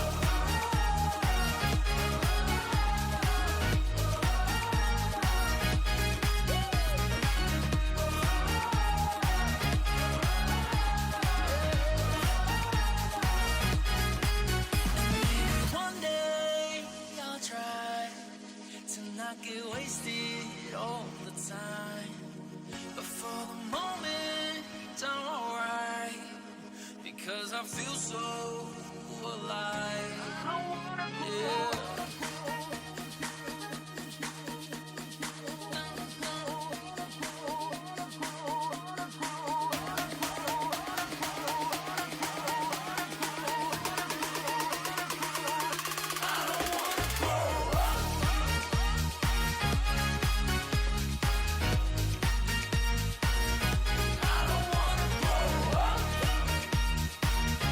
I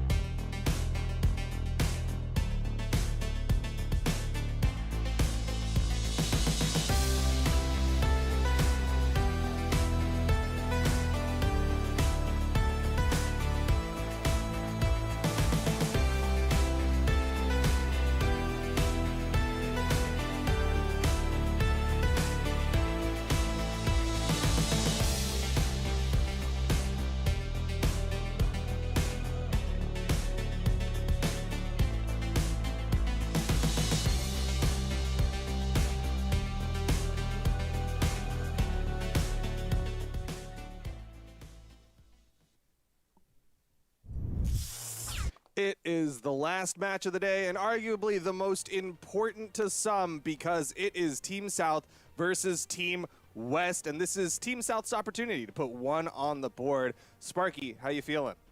I'm feeling really good. Like, I don't want to see Team South go out with a big old donut, a big old goose egg on the board, because they're really good players and they've been working really hard. I'm specifically looking at Parallel and Noel. They still came out, even though they haven't really gotten the dub overall for any week. They've still been looking really, really good. I'm still liking what I'm seeing from Hardy MJ, Pierre, and Ethan. All the ingredients are there. They just maybe need to get the temperature quite right, get some stirring action going in, figure out what order the ingredients need to go in, and then they'll have the recipe for a lovely little cake that they've baked.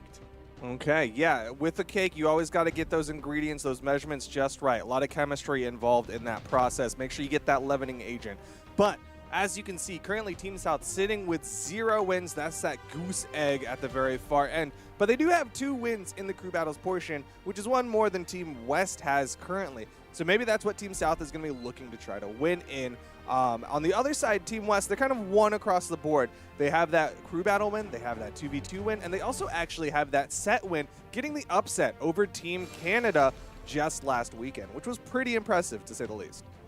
Yeah, they're going to be coming off of that feeling good going into this, but specifically with the crew battle, I want to talk about maybe some of the composition of the teams. There you can see some of the recap of what we saw earlier. Starting the day, it was a 2-0 Northeast, getting the 2-0 over Midwest. Then it moved on to a 1-2 as MDVA took the dub there over Team Canada, and now we have West versus South, our last matchup going on for the day. But let's talk about these team compositions as we're getting into this crew battle. We have Java, Zexus, and Wubs on Team West versus Hardy MJ, Pierre, and Ethan coming in from Team South. Now, they're kind of organized in the opposite way, right? Java, one of the best players, coming in first. Zexus, sort of the lowest ranked of these 3. He's in the middle. He's sort of like a dip down, sort of like a valley in between the 2. And then we get back up to PR 17 with Wubs. On the other side, we have Hardy MJ. He's coming in PR 12. Then we go up a little bit, kind of like a camel or a mountain, in with Pierre at PR 8, and we have Ethan coming in a little bit down at PR 13.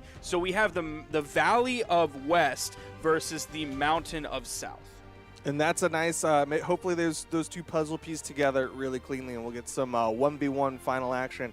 But it is kind of worth pointing out that they with that valley and that mountain analogy, that they also have their anchors on opposite ends a little bit as well. They have Java, their anchor for the tiebreaker, kicking it off for their team. And then on the other side, Ethan is the anchor and also the caboose of the crew battles portion. So they were kind of putting them at opposite ends, trying to make sure that there's a very low chance that they end up running into each other and giving out too much information before that tiebreaker portion.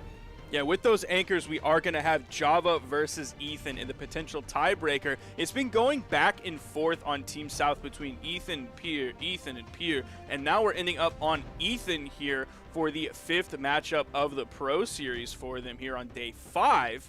So we'll see how that works. Last time we kind of saw Ethan play, he struggled a little bit, specifically against Scythe. Now, if he goes up against Java here, he's not going to have to deal with that Scythe most likely. It'll most likely be a Bodvar pick coming out. Going to have that sword, going to have that hammer. Not going to be weapons that are going to be as brutal in punishing your dodges as like the Scythe would. Something he's maybe more familiar with playing because everybody has a sword.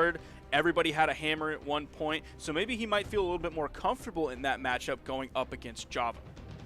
Well, we can hem and haw and yeehaw all day, but why don't we hear it from Team South themselves? Player Parallel for Team South has the lowdown on what they're thinking about.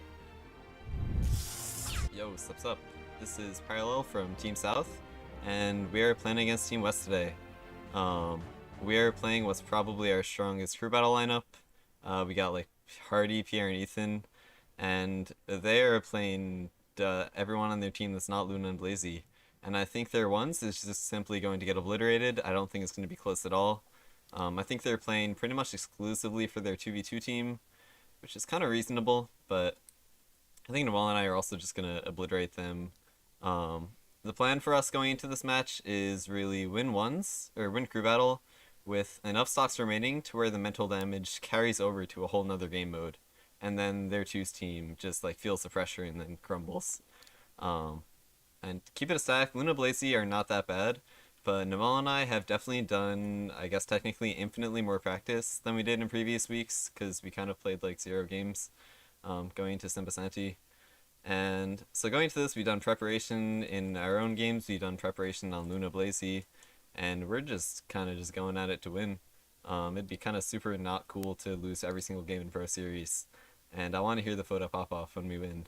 So yeah, I don't think that their ones lineup is going to be any problem. The twos might be, but if it ends up going to the 1v1 tiebreaker, Ethan, if he's feeling good, is maybe just the best player in the entire universe. So I think Hisatori will definitely just clutch it out, and Team West should be quaking in their seats. Foda, I don't know if you're listening, but I do believe Parallel specifically requested to hear you pop off, so you might have to like record yourself reacting if Team South wins. Just putting it out there, out into the world if he's watching at home. I honestly, like, knowing Foda as I have for many years now, I don't even think he needs to do that. Like, Parallel's going to hear him. No matter where he is. Like, you know Foda can get loud. He's going to hear him. It might be a little bit lower than if he was actually on the mic, but you're going to hear him. There you see some of the stats for Parallel coming out. Some solid placements. We've seen Parallel do, like, better stuff in twos than we really have in ones, which is probably one of the reasons that they have him here in the 2v2 and kind of have had him here in the 2v2 right alongside Noel, leaving the crew battle now to Hardy, MJ, Pierre, and Ethan. So we've seen some good stuff from Parallel in twos. He's been looking great with Noel. I still would like to see this team maybe continue beyond after Pro Series in tournament. But we do have another video to get to. Duke, tell us who this video is going to be from. Yeah, so we just heard the blind confidence of Team South. It is time to hear from Luna for Team West about how they're feeling about this portion. Yo, what's up? It's Luna from Team West. Today we'll be going as Team South, and South has not been doing very well recently in the Pro Series. That right now they are 0-4, but that doesn't ignore the challenges that they may present.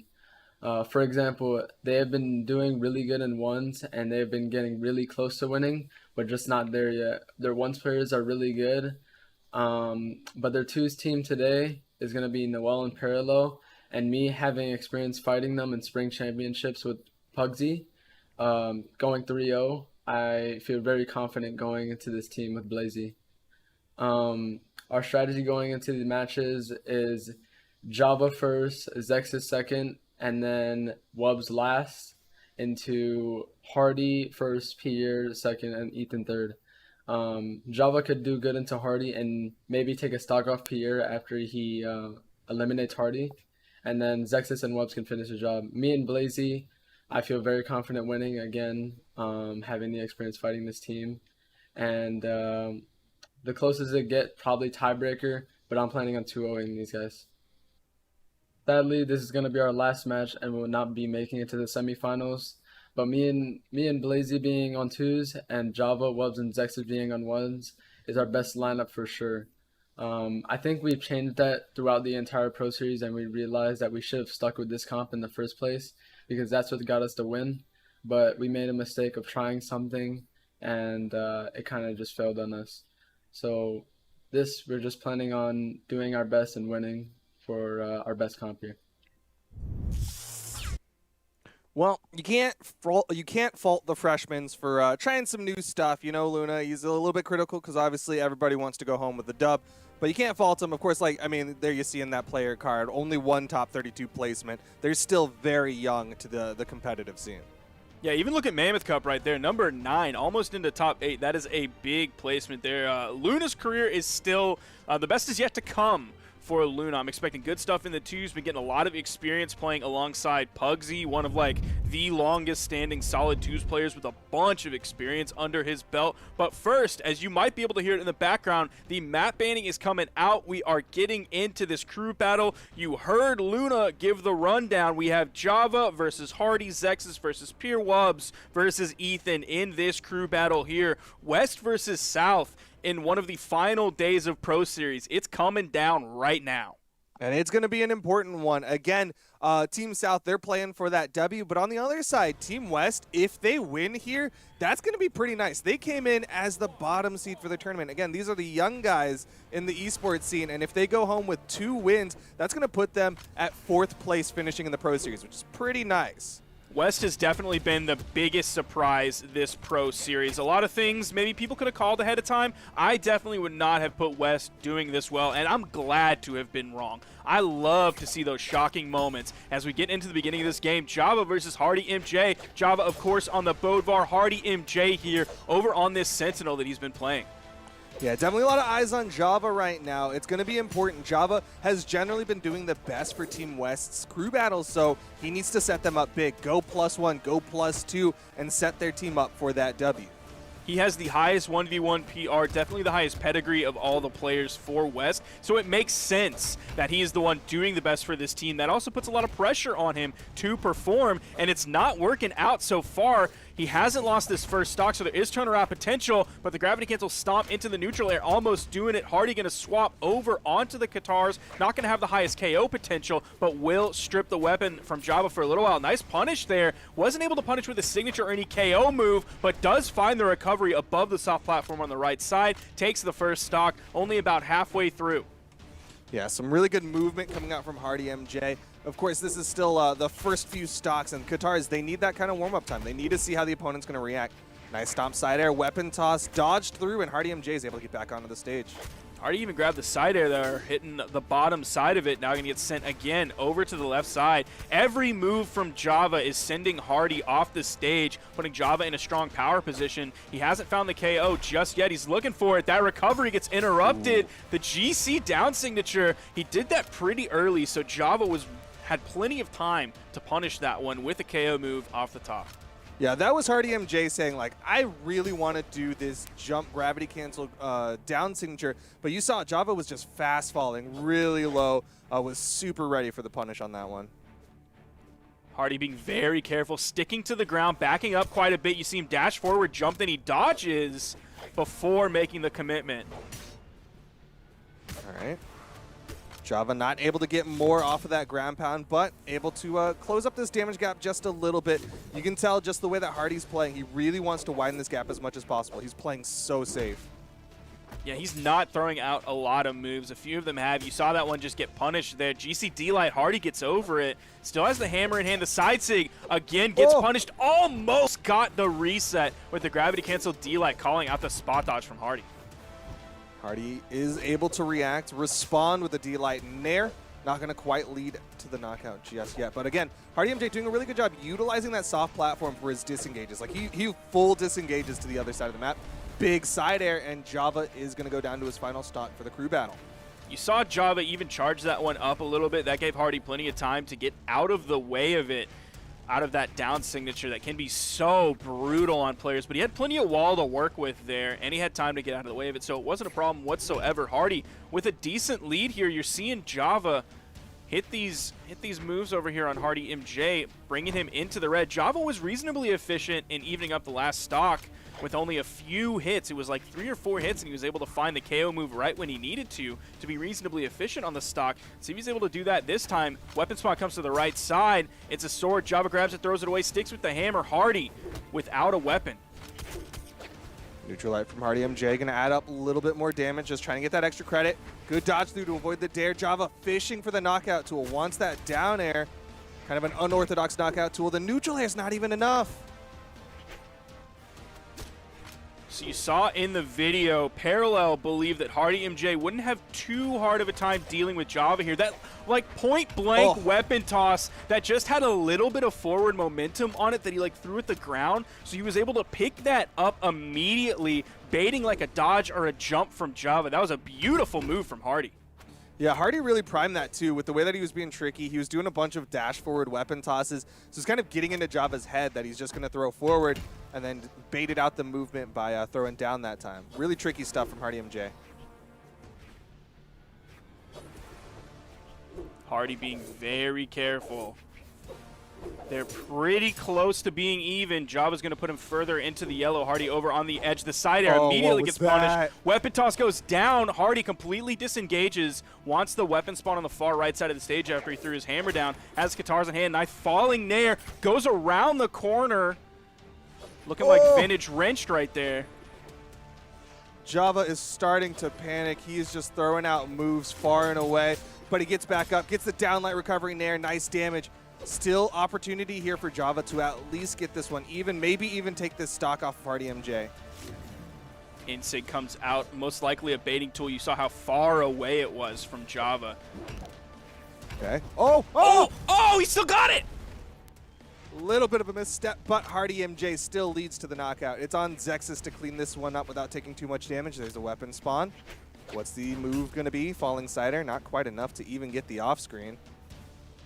Now we are still on pace according to Parallel's plan. Hardy was able to take out Java. We'll see if he can even get a stock onto Zexus. Like Parallel said earlier in that video, we are seeing Zexus. He's floating a lot. He's being very careful with Axe. He knows he's playing Axe into Katars with those longer recovery frames. Doesn't want to let Hardy MJ get on top of him. The recovery. It's the backside, though, up in that 45-degree angle. Doesn't quite send him into the blast zone for that KO. Yeah, that's one of the pitfalls of that big circle is that, of course, it can hit in a lot of places, but it can also launch in a bunch of directions, and that time it launched at what was basically the farthest direction possible. Nice side air, and that will lead to the knockout. This one is still doable for Team West.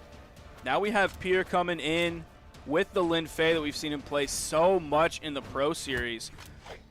I wonder if we'll keep that going throughout the rest of this season when we see him on stream. It's, again, Katars into Axe. Pierre's been very effective with this Lin Fei. It's something unorthodox. You don't see a whole lot of Lin Feis in competitive, so it's going to be something that these Pro Series teams had to adjust to on the fly. Sidelight Nair went for the read there. Pierre able to avoid and punish. Nice neutral sig will launch Zexus up. Zexus finding some good damage. Has Pierre in the orange. Ooh, gets away from that one. Isn't able to punish in time. That's a nigh dexterity, man. She's quick on it. Over to the cannon now. Opportunity to punish. Yep, will hit the side air. Dragon comes out, but Zexus is over it. You know, if Pierre or basically any Lin Fei is on the corner, they're looking for that dragon over the edge. Zexus has Pierre in the red. You see the recovery coming out, looking to KO off the top. Does have the option to go for a D-Light Sarah. Oh, the weapon toss is going to hit him when Zexus is on the far right side. That's going to take him out. There is a lead here for Pierre and Team South.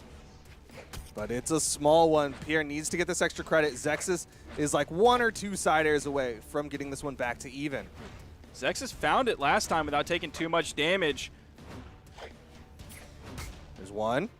Almost the exact same side air as well. It was just a little bit more to the left, so he wasn't able to find the KO. That's going to burn the dodge, but you see how careful Zexus is being. Doesn't want to attempt the edge guard situation even after the dodge was blown. Yeah, I just knew how big that hitbox was. There's that second side air from Zexus to even it up. Did take a little bit of damage there, so he's got to be careful on the even up.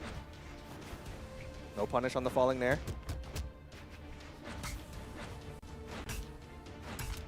Oh, nice 3, 4 hits. 5 hits now. Has Pierre definitely in the yellow. Good spacing, that movement speed from the Bryn, able to outspace that dash up neutral light, but Zexus starting to bleed out here, getting close to that kill percent. Yeah, those just single moves that Pierre was throwing out. Zexus playing very defensively and backing up. And Pierre was just like pushing it forward move by move and finding hits here and there. The edge of that neutral signature found connection with Zexus. That almost KO'd after the stun. Oh, the down air. That was a brutal down air. Gonna find the KO here. Now Pierre has a real lead to work with. Yeah, this is real nice for the West. Or, sorry, the South. Ooh, missed the ground pound. Oh, he decided to recovery off that. I'm surprised he didn't maintain it, right? Like, he hit the dare on the wall. That means he gets all his jumps back and he gets hit stun. I'm surprised he didn't chase for a little bit more there. I think he's just kind of worried at this point. I would honestly, too. This is the first game in the crew battle here. You don't want to go down too early. Seeing this damage come up, Zexus is adding it up. Very true. Zexus could get the stock. Again, he's in that kind of 2-3 side air position or one big end sig, and Zexus evens it back up. But slowly you're seeing every time that stock resets, there's a little bit more damage on Zexus. Ooh, he wasn't able to weapon starve. Pierre's able to grab it very quickly. Zexus, you see him swinging around. The moves just don't happen to be on mark quite yet. The Neutralite does put out some decent damage, shrinking that lead just a little bit. There's the Dare in light. Going to be one of the reasons you play that 9 Dex Lin Fei. Dare in light and Dare D-Light become true on that 9 Dex. Or you can just switch over to the cannon for the potential D-Light in there. Maybe just a weapon toss. Nope, one more opportunity, but Zexus with a good dodge will get back the wall for the jumps. Ooh! Neutral light into the recovery. Going to finish that one up. Pierre just in the yellow here in his final stock. Means he has between 50 and 100 damage on this stock. Going to start it off with a nice string against Wubs. Sweatbeat's coming out. He is able to grab the weapon. It is the bow. Back in class, trying to get that extra credit. Wubs can't hit the Dare.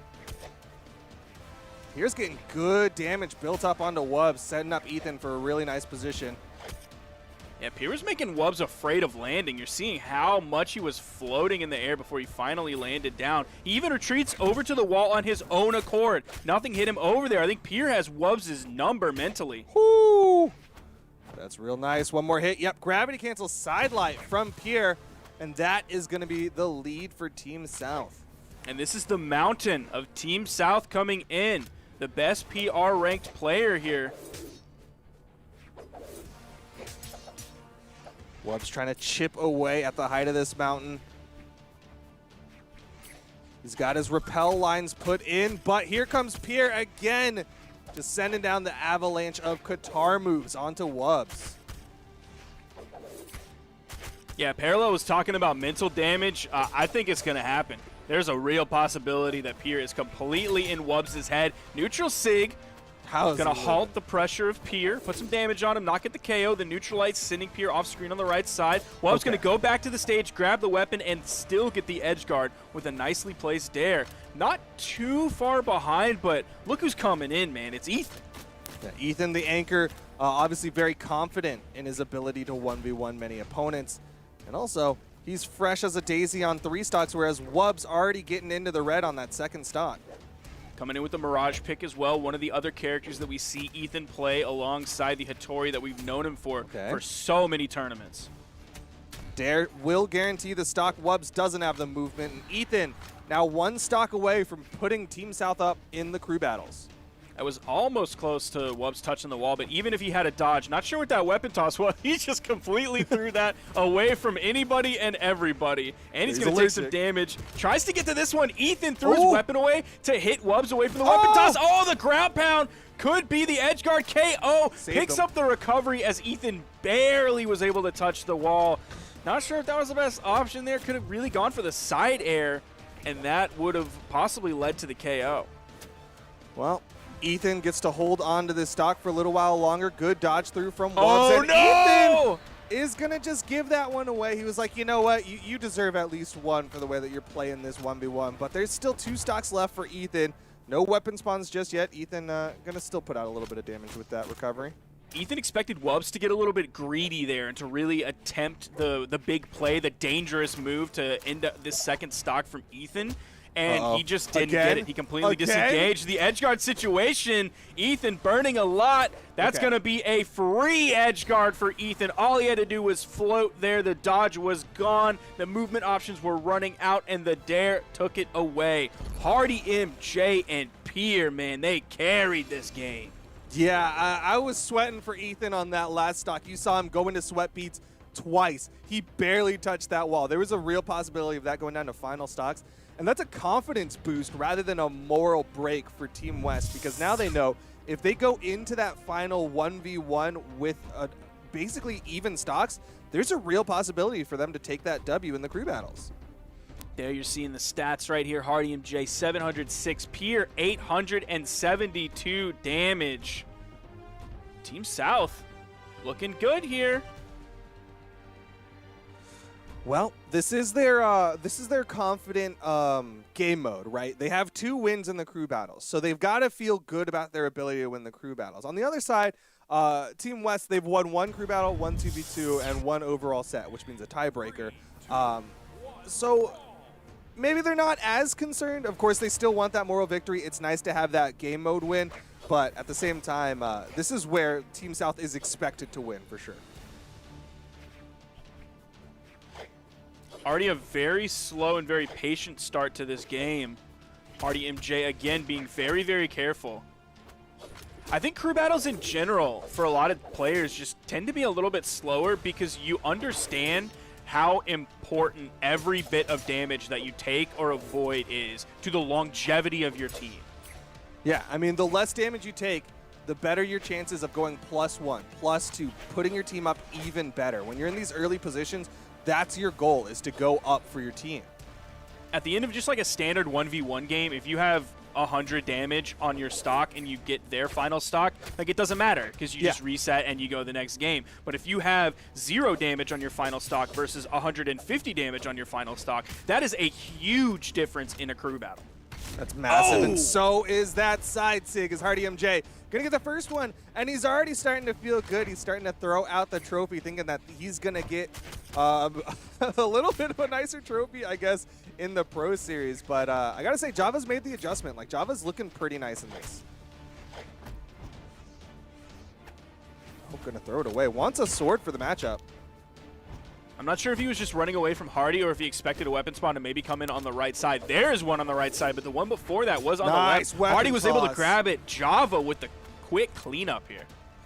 Yeah, that was a complete read from Java. He did a jump forward weapon toss, reading the jump from Hardy MJ.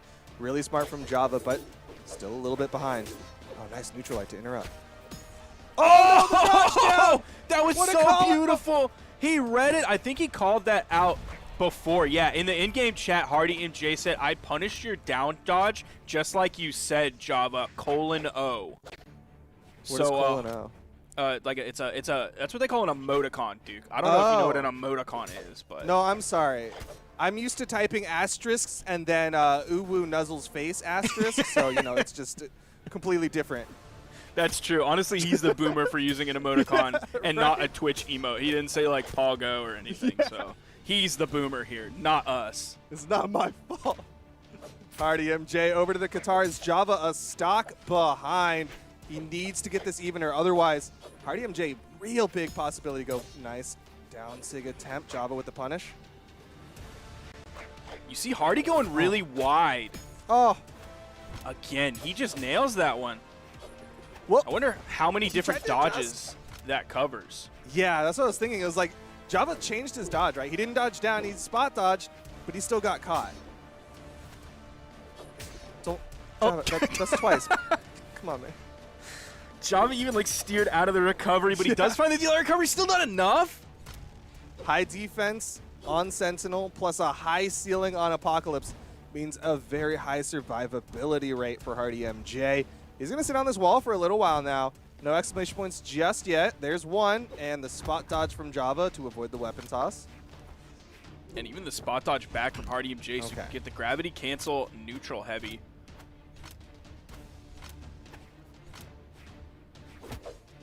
Hardy position almost like he wanted to pick up that stop sign, but of course he cannot. He can only have his own weapons. Those are designated for Bodvar. Yeah, even though he does have a hammer on his character, unfortunately, yeah, like you said, those are Bodvar's stop signs. Falling Nair actually beating out. You saw Java trying to move forward for like a stomp or a neutral light, but the Falling Nair just slightly long enough active frames. Here we're going to see Hardy play very carefully. Any more damage that gets added up on this stock means it's less damage he can take on the next opponent that he's going to face. He's going to be really careful here. Stomp Nair. He stomped Nair more than like anybody I've seen out there.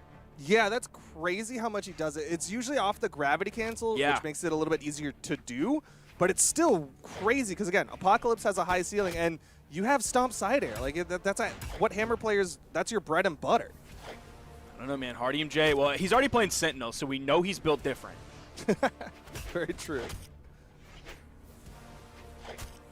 Again, using that soft platform for those Nair approaches, kind of how Crocky was doing in that Canada matchup. See if Hardy can get one stock off of Zexus. You saw the signatures already coming out from Zexus. Hardy MJ is disarmed. Weapon spawn coming in. back-to-back side kicks. Even the first one hit, he could have gone for the weapon toss, even dodges away from that, but the stage sort of slowed it down a little bit, so the dodge came out too early by the time the weapon hitbox got there. Bro, there is literally a weapon spawn. Please pick it up. Yo, but unarmed is faster. Yeah, but you're going to have to do so much more work. He's not trying, but he's not playing for the stock, right? He's just going for safe damage. So the more that Zexus panics around this, you see him just trying to do safe options. Finally, the recovery, not enough. Are you real right now? Hardy MJ gonna try to just get his team +1 with the unarmed. Don't let it work. This could be the plan of mental damage because it's working on me. My mental is damaged right now. I am frustrated that he is not picking up a weapon. Just the attrition, the side lights coming out from Hardy MJ. And Zexus, he's like, you're not doing normal things, so I can't kill you with normal options. I'm getting so mad. He's not even off screen off a neutral light. I'm so mad. Thank you. I'm so mad, dude. And the down air from Zexus to finally even up the stock count, but look at the damage. The safe unarmed moves just adding up that mental and physical damage onto Team West. Now we saw last game that there was 700 damage put out by Hardy MJ and then like 876 by Pier. Pier's going to pick up the easy KO here. Oh, immediately stuffs out that neutral light from Zexus. Pier putting a lot of pressure on his Zexus. He's going to be unarmed after that spear toss to keep Pier away. Pier just going to leave that weapon spawn there. He's not worried about Zexus getting it, but he is going to play around it, using it as a little bit of a trap. Now he's finding that string damage. Before it was those single hits. One, and then wait, and then one. But now we're seeing some string damage coming out from him. A lot of chain dodging as well. You saw chain dodge there after that hit. All right, nice two-piece from Zexus in response, but Zexus needs way more than trades right now. He is bleeding out, and he needs to set up Wubs good for Ethan. Otherwise, Ethan might be able to close it out. Nice neutral light. A little bit of damage. Okay. Interesting neutral sig. Might have been a bait move, you know, like put yourself into recovery frames, but you're technically safe.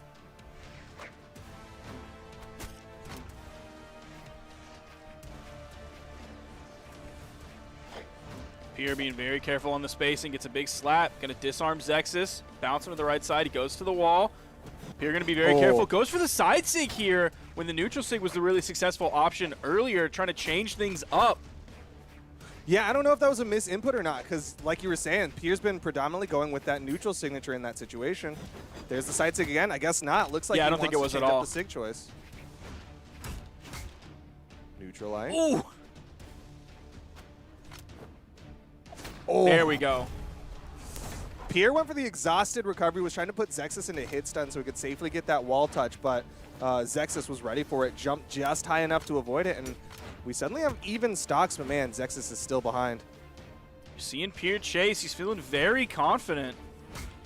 He is unarmed, there is a weapon spawn, Zexus kind of guarding it. Now we see Pier grab it immediately after hitting the side light. Oh, both of them neutralizing the wrong way. There's the falling there. Pier going to plant the flag again. Feeling good. Team South thinks they're going to take this crew battle. Weapon spawn comes in. Zexus grabs it. It's going to be that axe. A little bit too stacked for that to hit. Pier trying to stick right on top of him. Sidelight nair. Doesn't get the second nair follow-up. Did get the 2 hit. Ooh, big string. You love seeing that nair D-light. Yeah, especially when you get like 3 or 4 hits in that, man. Oh, that's so good. Good spacing. Ooh, that's huge damage right there. Double neutralite coming out from Zexus, but again, he needs this. Not enough. Oh, doesn't even go for the weapon toss off stage. Wanted to keep the axe so desperately. Again, the neutralites, but Pier's got plenty of horizontal movement with this cannon. Zexus isn't putting his team in a terrible spot here. Does find the D-light, sending Pier almost off the top. Zexus playing around the weapon. It's going to be an axe. He picks up the first axe. rather than picking up the more fresh one, he decided to throw that away so at least he could get a hitbox out. Keep Pierre away from him! The ground pound is going to take the final stock. He's going to have to sit down. You see the taunts coming out from Pierre, feeling good after that one. Still has the second stock to his name as Wub spawns in. Man, Pierre just outside of that weapon toss. You saw how Zexus was trying to cover himself with that weapon toss up, but Pierre just outside of it. Is this the South's play? They go unarmed when the next person comes in? I'm sorry, what'd you say? I thought he was going to do the exact same thing Hardy did, which was just go unarmed for a stock against the next person.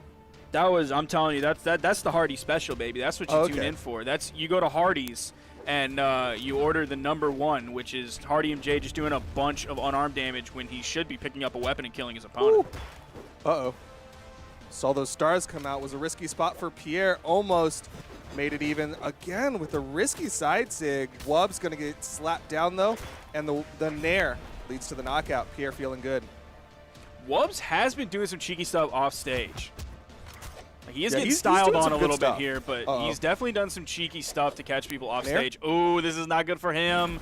Pierre disengaged just a little bit to get back on the main platform, decide whether or not he wanted to go back in. He did choose to go back in with that down signature little Spitfire over the corner in case Wubs was recovering a little bit high there. Dodges through that signature, throws out a couple moves to get the punish.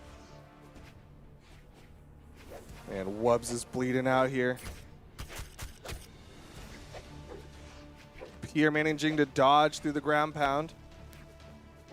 There's the ground pound. Pierre, yep, gonna fall for that one. You saw the stars come out. Again, that's a stuffed recovery, which means he doesn't have movement, but we're in the same spot as last time where Wub's about to die on this second stock. Ethan coming in fresh.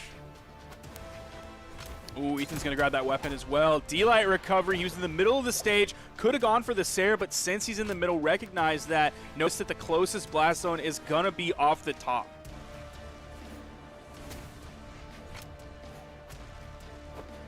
All right, that's the second time Wubs has done that. Oh, okay. Make sure you get that wall touch, bro. All right, D-Light and light recovery, getting some good damage. Gonna try to do it safe, maybe? Okay, over to the corner. He doesn't have the traditional, like, if you really want to degen wall touch, you, like, go with hammer or gauntlets, you know what I mean? Like, those reversal moves. He doesn't really have anything like that. You do see him recovering low. Ethan, he's just kind of throwing some moves out. Like, even that ground pound wasn't, like, super quick or anything. It's not like he dash jumped ground pounded there. It was a little bit slow, did it kind of high up as well. So it was reactable. You're not seeing Ethan do any major commitments, though. How'd he get through that? Ethan difference, baby. Moved straight through the arrow. Matrixed it.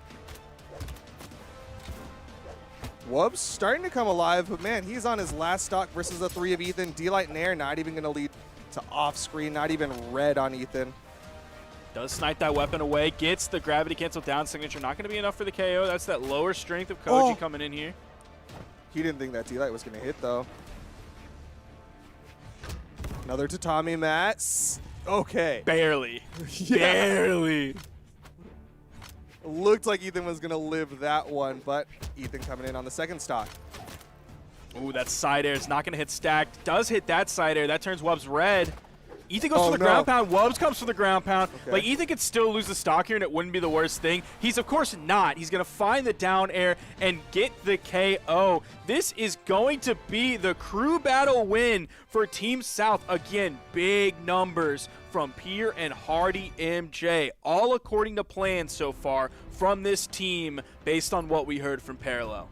But now comes the question, did they do enough, right? Parallel was saying, okay, yeah, we're going to win the crew battles, but we also want to win so handedly that we do that mental damage to them. And that's the question is, did they do the mental damage to the team of Luna and Blazy, or is it just like Luna and Blazy like, all right, we got this. We're going to the tiebreaker. Like, we're already ready for that.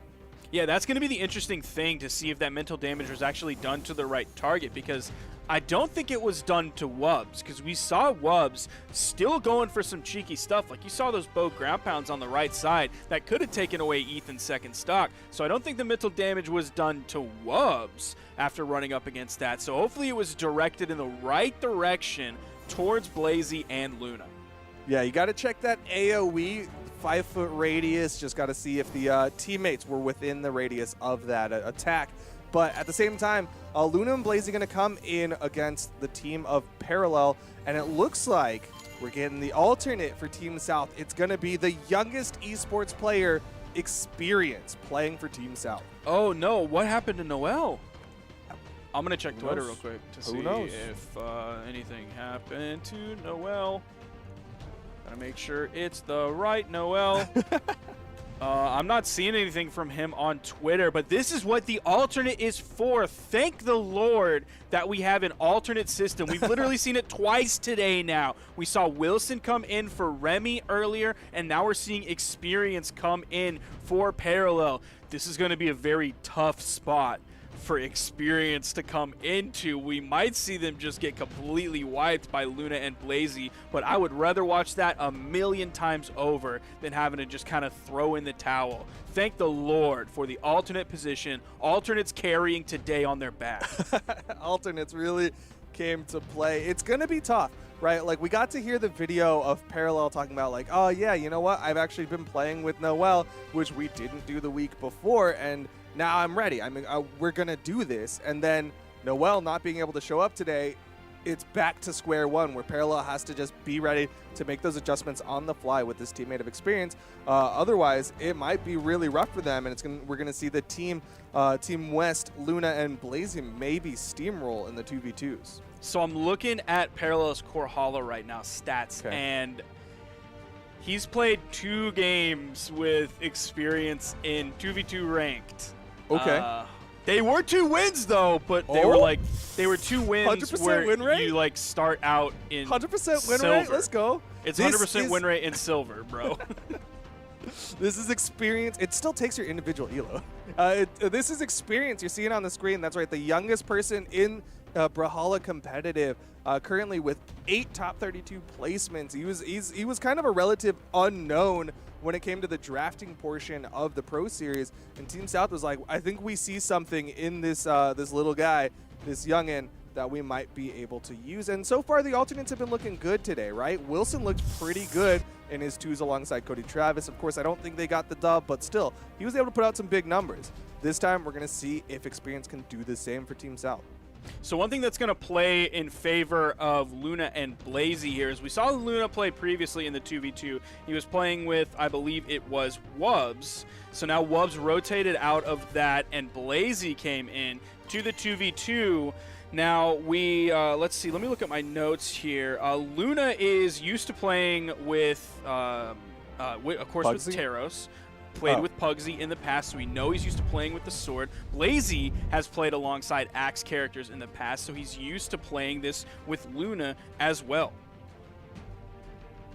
Well, that experience will hopefully play in for Team West. But you're seeing the character picks. Luna and Blazy going with something a little traditional with the Taros and the Hattori. Of course, Hattori, fantastic setup tools with the sword and spear. Taros, fantastic follow-up moves with that axe and hammer. On the other side, we're going for extremes a little bit, right? High strength on the Amethyst, high defense on the Undertaker. Little bit of setup, but really not the traditional setup that we're used to seeing from like a sword, spear, or gauntlets.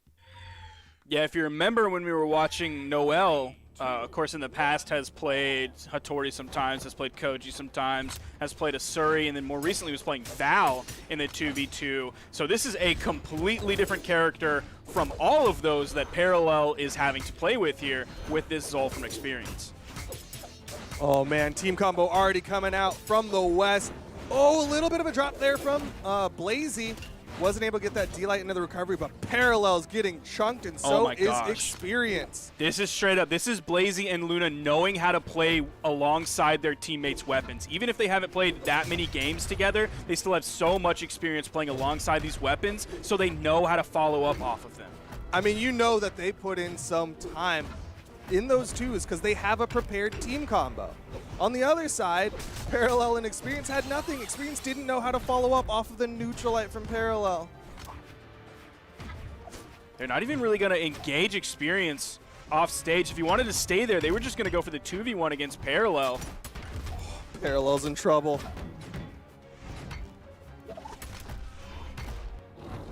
Stomp going for a side sig there, but again, Parallel taking so much damage, has to avoid this 1v2. Okay, going for the turnaround. Can't hit enough ground pounds to lead to a knockout just yet. So what we're seeing here from Parallel and Experience is like what we saw from Noel and Parallel, but at a much more accelerated rate. Like one of them, either Noel or Parallel, was taking a lot of damage earlier compared to the other one. This time we're seeing that at an even more accelerated rate. Parallel has high defense and he's almost taken off of his second stock. He's been getting so punished by both members of the other team. Luna and Blazy. Experience does find the KO right off the bottom. Could find another one here. Parallel with the Neutralite. That is going to be the KO option. Okay, team combo. All right, they got some stuff. Yeah, they turned it from like white to orange. That was fantastic. They still got to get a lot more damage, though. You can see Parallel's health in the red. Experience launched over on the right side, but the exhausted recovery going to get a little bit of a turnaround onto Blazy. Experience was so close to getting that KO off the top. If that would have been like the top side rather than the 45-degree sending side of that recovery, that would have been a KO for sure. Nice interrupt from Experience. Also grabs the Sig. If you got high strength, you need to be hitting those, and he's doing it. Went greedy for the ground pound. Luna with the turnaround punish. Luna with the edge guard onto Parallel. Avoids the end Sig, but Blazy just comes in with the ladder, and Parallel is out of there. That was a great follow-up from Blazy to secure that one. The other team did grab a KO in the process onto Luna, but man, this 1v2, it's still kind of even, right? Even though one person is completely missing from the game, but everyone else is basically in yellow. Yeah, this is the kind of even where it's definitely a West favored even. Yeah, of course. We see this all the time. We know this. Exactly. Standard. D-Light Dare going for the reset off the soft platform. Didn't quite have the damage for it, so didn't have the stun and the bounce height. Okay, Experience. Doing some work here. Found 2 hits, didn't get punished. Another 2 hits, didn't get punished. Uh-oh. But the side air launches. Experience is currently unarmed. You see the sweat beats. Gets the wall touch. Smart move from Experience. Was going deep in that push-off column, straight up, knowing that he could then dare into the wall. Oh! Still living. One more of those. All right, Experience is nasty. He's doing it. Oh. Weapon toss charge. Oh, no, Experience. He's still touched. Didn't lead to the KO. He's living.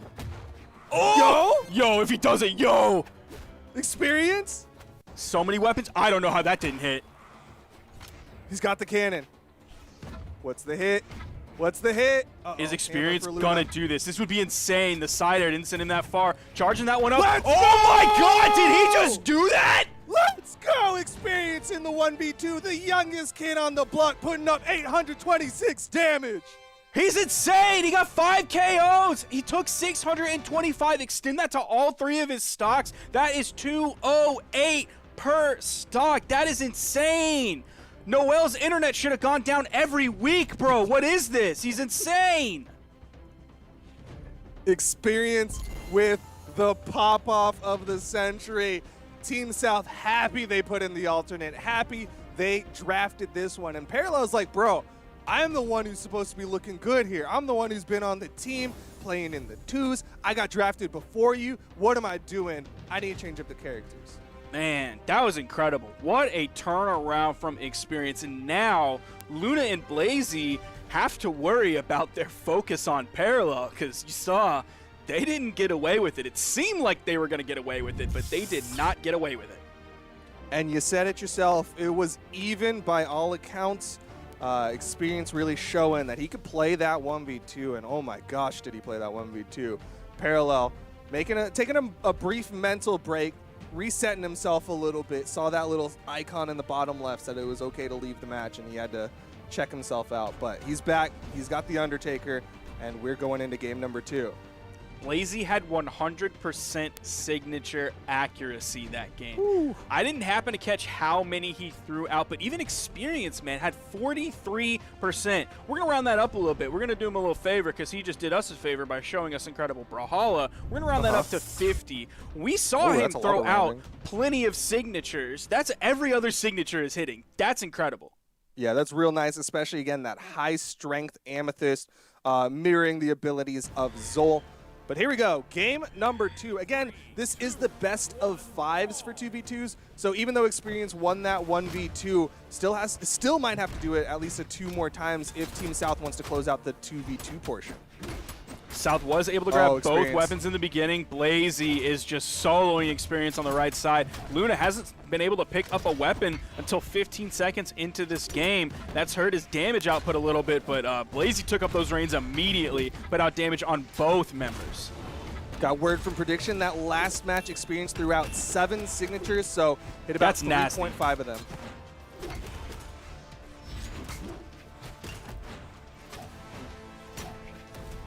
Parallel.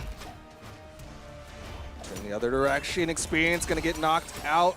Oh, Luna with the wake up side heavy. Ready to get more damage onto Parallel. Experience just comes in swinging. Knocks out Blazy, keeping the stock count even. So now if you're looking at Parallel, you're seeing him take a lot of damage, but then you have to look a little bit above that and look at Luna. Luna's almost in the same boat here in terms of taking damage, so Parallel's damage taken pace is so much better this game. Experience doing some work onto Blazy here, putting some damage onto that second stock. Luna does find the knockout onto Parallel. He's going to spawn back in. Experience is not going to get punished whatsoever while Parallel's coming back in, even puts some damage out onto Luna in the process. Bro, Experience kind of insane in the 2s with this Amethyst. Like, he is swinging every direction and getting hits. Yeah, I know I said that I wanted Noel and Parallel to play together going forward. Look, everybody, I'm gonna change my mind. And don't get mad at me. I learned new information, and I'm changing my mind. It should be Experience and Parallel. Dude, Experience is nasty on it. Oh, but Luna with the side air. Gonna take Experience down to his final stock. Parallel. He's still living. He's living a little bit longer here. Maybe just that adjustment coming out from Team West on who they decide to target down. But again, Experience getting another stock off of Team West. Luna going real far. Experience going to punish him for it. And Team South is up.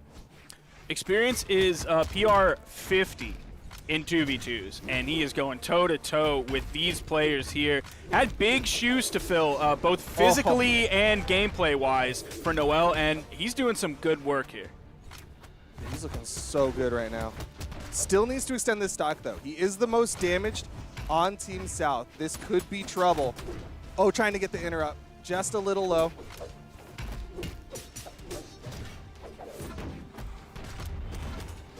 Good chase coming out from Experience. Ooh. The stomp side air. And it's on Parallel to now make that 1v2. That stomp had him in orange. The side air had him in red, and that was the KO option. Luna might be cleaning up the final 2 stocks of this team very quickly here. Parallel going to have a little bit of respite. On the corner, Luna is going to all but perk a pivot that down air. Second opportunity to do it. Oh, you saw him start it up, but the neutral air from Parallel. And there's a side air, and Team West going to put themselves on the board, tying it up 1 apiece. Oh my goodness. Luna was the Experience of last game, doing 5 KOs and 806 damage. Yeah, Luna putting out a lot of good damage. That's what you like to see from the Teros, of course. On the other side, Blazy, his teammate, putting out 317, respectable amount. You're seeing good numbers from Experience. Parallel had pretty good numbers. I mean, but even though Parallel's numbers were a little bit low, they were higher than Blazy's. It really just came down to Luna. Now we see a 50% signature accuracy coming out from Luna, and even a 47% light attack accuracy. He hit half of his moves, light attack or heavy attack. That's pretty insane. That's Babe Ruth pretty didn't do nice. That's very true, actually. I don't know what a good batting average is in baseball, but 50% is probably like an insane batting average in baseball. Yeah, you'd like be the best baseball player of all time. Yeah. Or one who played in the league for like 1 hit and you got it. Yeah. No, it'd have to be 2 hits. You hit 2 1. hits. Okay. Yeah. Sorry, I did some hyperbole. Yeah. Little exaggeration. Still waiting on Parallel to lock in here. He does lock in this Hattori. Level 49 on this Hattori. At the stats again, production giving us some lowdown. Luna had the most light attacks thrown out, had 87 light attacks, and still had a 50% hit rate. that is actually crazy. I don't even know how to like use that in my frame of reference, just because having stats like that are so new that it's I like, don't. Is 87 a lot? 87, cool, or I'm sorry that happened to you? I'm not sure. Well, I'm definitely sorry that happened to Team South because they took the L in game number 2. We're going into game number 3. And Parallel making the swap over to Hattori wants a little bit more movement speed, a little bit more presence, and a little bit more setup ability for experience. That is going to hurt the defense, though. He's going to have to be very careful on the damage he takes, especially if Luna's putting out big bombs again. Luna over on the wall. Parallel gets over the weapon toss from Blazy, puts out damage onto Luna, turns around, gets the follow-up off of Experience to put damage on Blazy as well. Experience with the rotate over puts Luna off stage, but Luna has a hammer on the edge. Oh, neutral sigs his teammate, weapon toss. Nice down air, Luna with the movement. Experience gonna guarantee the knockout. Good coverage from Team South to get both knockouts off of the West.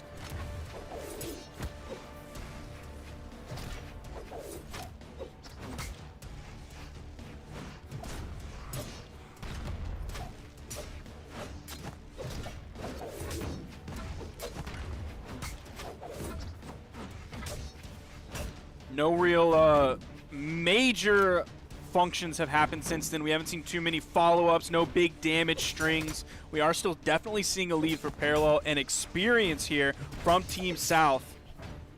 Yeah, this swap from Parallel. Oh no, Experience. Oh, that's not good. Icarus flew too close to the sun there. Wax wings melted, but that's just going to put the stock count even. Luna getting close to that kill percent, has to be careful here. The unarmed from Experience actually just adding up more damage. Oh, Parallel. Ooh. Experience misses the punish. Blazy was there with a double D-Light too, so not only did he not get interrupted, he was able to put out solid damage. Still in the lead here, Team South. D-Light recovery on the Saw platform, still not enough. Parallel chases in the air. Blazy coming right after him. Parallel still waking up out of hit stun with the recovery. Wants to take out Luna so badly off the top. He's so hungry for it, and he's gonna get it. Experience with the side air. Again, the double going the way of Team South. Uh-oh. Parallel's got to help him out. Yeah, good reprieve from Parallel, shoving both West members away from his teammate. Experience might get edge guarded here. The down air is actually going to bounce him off the main platform. There is going to be a stock loss. It is on Parallel. Team South still definitely in the lead. D-Light dare. Ooh. Oh, Luna comes in, gets the damage on one and gets the stock on the other. Parallel's able to get back. Experience, dude, he is so clutch at rotating in. Sometimes he misses it, but a lot of the times he doesn't, and it pays off. I mean, he's still young at it. Parallel eats one too many weapon tosses. He's going to fall, and it's again on Experience to do the 1v2. And he's got a little bit more health to play with than he did last time in the 1v2, but likely Team West is ready for him this time. Again, gets the two-hit, doesn't get punished, even finds the third one. Yo. We have now seen two insane breakout performances in Pro Series. It started off with Zinker, and now it's Experience. This one isn't even close so far. He's just straight up destroying Luna and Blazy. Dude, Experience is popping off. He's like, this is my opportunity to show up. My one game. He's been sitting on the bench for 2 weeks, and he finally gets off to play, and he is going to use all of that time to show off. He needs a weapon, though. It's going to be tough to deal with Luna's hammer. To find that KO just unarmed. Another spawn comes into the right side of the stage. Luna sticking with the hammer. Experience needs the weapon spawn. It comes in. It's not going to take much to get this KO. Needs a D-Light. Both of them just need one D-Light. Oh, Experience. Staying underneath. Oh, the scoop up. One more. Oh, he's done. Oh, that's so heartbreaking. I know chat wanted Experience to take that one, but again, dude, Luna is carrying these games consistently. 5 KOs, 711 damage. You go down to the corner store, you order up the other team toasted and roasted, and you devour them. And that's what's happening right now. Parallel did put up better numbers than Blazy did in game number 3, but Team West is 1 game away from going to the tiebreaker, where I'm going to keep it a buck. Ethan wasn't looking that hot in the crew battles. Sure, he was coming at the tail end where, you know, you don't get that much time to play, so your numbers are going to be generally lower. But even in that time that he was playing, like, there was some real scary spots for Ethan. We're going to be getting into this next game. This is a very important one. Parallel thinking about what character he wants to lock in. No swaps whatsoever from Luna and Blazy. Level 67 Taros and a level 41 Hattori. And getting some stats on that one. Experience had a 63% hit rate on Axe down air. You see a lot of Axe players use that as an approach tool, and at this level, many people are ready for it. But clearly, Experience knows how to play around and knows how to set it up and do the damage with that Axe down air. Honestly, if Experience was a real Axe player, he would only be throwing out Axe down airs and floating, so that would really be more like a 5% hit rate, so yikes. Well, again, I think we go back to that statistic, right? Is that 63% and he only threw out like 5, and I don't know how that would math out right because it doesn't, but was it like he threw out only a few, or was it that he threw out a lot and he got 63%? Production is not going to hook us up with that because they do not have that number. My yikes on Experience was, of course, in jest, but my yikes on you is truly serious. 8. You threw out 8 Axe down airs and landed 2/3 of them ish with 63%. So pretty good numbers coming out from Experience. But here we go into game number 4. Parallel and Experience gonna try to take this to game number 5. Try to deny that tiebreaker for Team West. Now Parallel swapping over onto the Ragnar pick. First time he's going to be playing Katars in this 2v2 that we've seen. Also the first time that we've seen him play Axe. Started off with the Thor, moved to the Hattori. Now he is on the Ragnar. The result, though, for his numbers has been somewhat the same. Yeah, just 300-ish. Each game after game, it's predominantly been Experience putting out the big damage. Big slap, though, from Parallel gives the opportunity. You see Blazy trying to make the reprieve. Experience not able to punish the save, and Blazy's going to hit the end sig. Experience is in position. Oh, no. Parallel. Is Experience going to get edge guarded here as well? Oh, that is so tough. It started off sending both members of Team West to the right side onto the edge guard situation, and the other team had the power position, but they turned it around and were able to get the knockout. Here's one, and there's the other. Experience answering that, getting 2 KOs here, the official double KO. Yeah, got that Swiffer out, static clean to clean up that one, keeping the stock count even.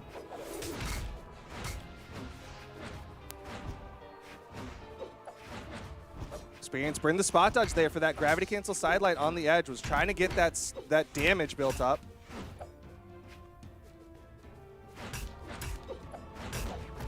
And 2 axes coming out from Parallel and Experience.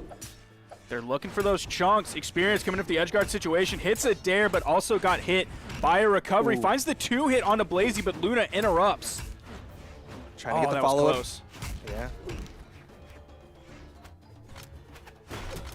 The South is split right now as Experience going to fall on the left side. Parallel with a very late rotation was just trying to find some safe ground. Nice side heavy, still not enough. Oh, that weapon toss did it. Oh my goodness, that meant Experience didn't have to go for the edge guard situation. The lead is still for Team West, Luna and Blazy. Blazy is pummeling down Experience though.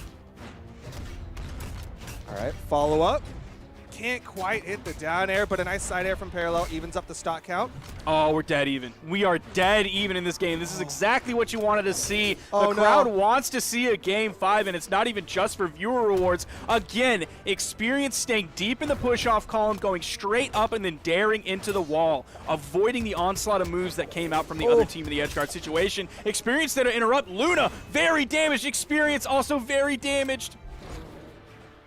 Lots of scared people for the South. D-Light Dare, Blazy with the reset. Luna trying to get the extension with that dash-in stomp. Parallel's in trouble on the left side, and Experience is starting to think about that 1v2. You see how far away he was. Sidelight side air, 1v2, but Blazy's the healthiest on the screen. This is so scary for Parallel and Experience. Blazy. Oh, he does. Experience doesn't get the interrupt there. The side air from Blazy. Again, staying deep in the push-off column before using the side air to get over to the wall. Felt that it was safe. Didn't have to go for an unarmed dare or anything like that. Okay. Oh no, burn the gravity cancel, and there it is. Blazy gonna close out the 2v2s for Team West, and we are going to a tiebreaker. And now you're seeing just good numbers across the board for almost everybody. You're seeing Blazy, man, took out 5 KOs that game, taking some of the burden that was placed on Luna before onto him. He put out 541 damage. Luna also picked up a KO there as well, took 613 damage total. Spread that to all 3 stocks. That's 204 per stock. That's a good spot to be sitting in. On the other side, Experience, 3 KOs, 545 damage. Parallel only found 1 KO, but did at least put out 470 damage and took 619.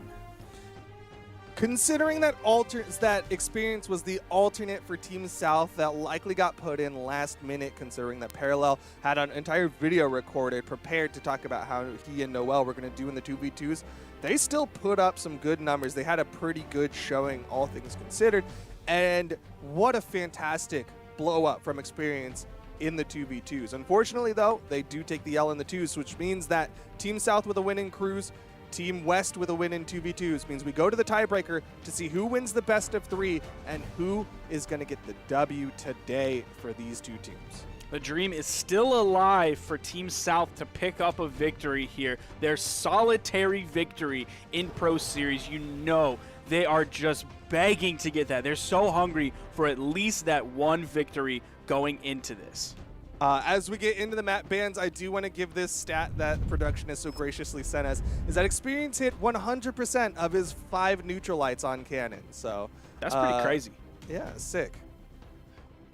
And I do want to mention a complete aside is Pugsy is also playing in a Rushdown Revolt tournament today. So he went from the games earlier in the Pro Series, now moving to a completely different game and playing singles in a Rushdown Revolt tournament. The most recent tweet that I'm seeing is that he is in winners semifinals right now. If you don't know, everybody at home, Pugsy is on one hell of a run in that game as like basically the best player who's ever played.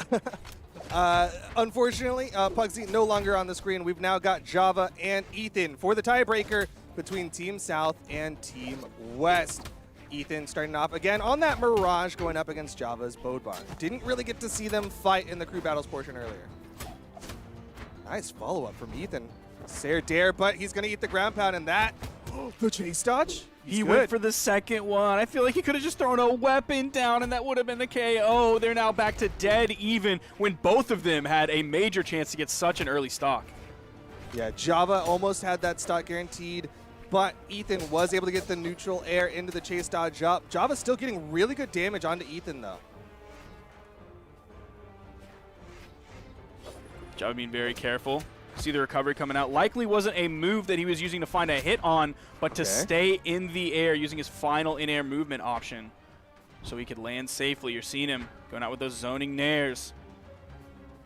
Soft platform will, give a safe landing zone for Java, like a helicopter pad. Oh, Ethan not able to follow up off of that, but the nair not going to be enough. Nair not usually a knockout tool for sites unless they build up a lot of damage. And that was a straight-up read for Ethan, too. You saw him go for that down signature and then immediately go for that gravity cancel right after that. That wasn't even in response. He just gripped and ripped it straight away. Dodge. Back up onto the stage. Ethan trying to get some extra credit, but the side air from Java will take this to even stocks. About a minute and 40 seconds into this game, Java is going to get the weapon, but Ethan putting out some unarmed damage. Java got stuck onto the stage just for a little bit, but Ethan thought the better priority was the weapon spawn, was the stage control.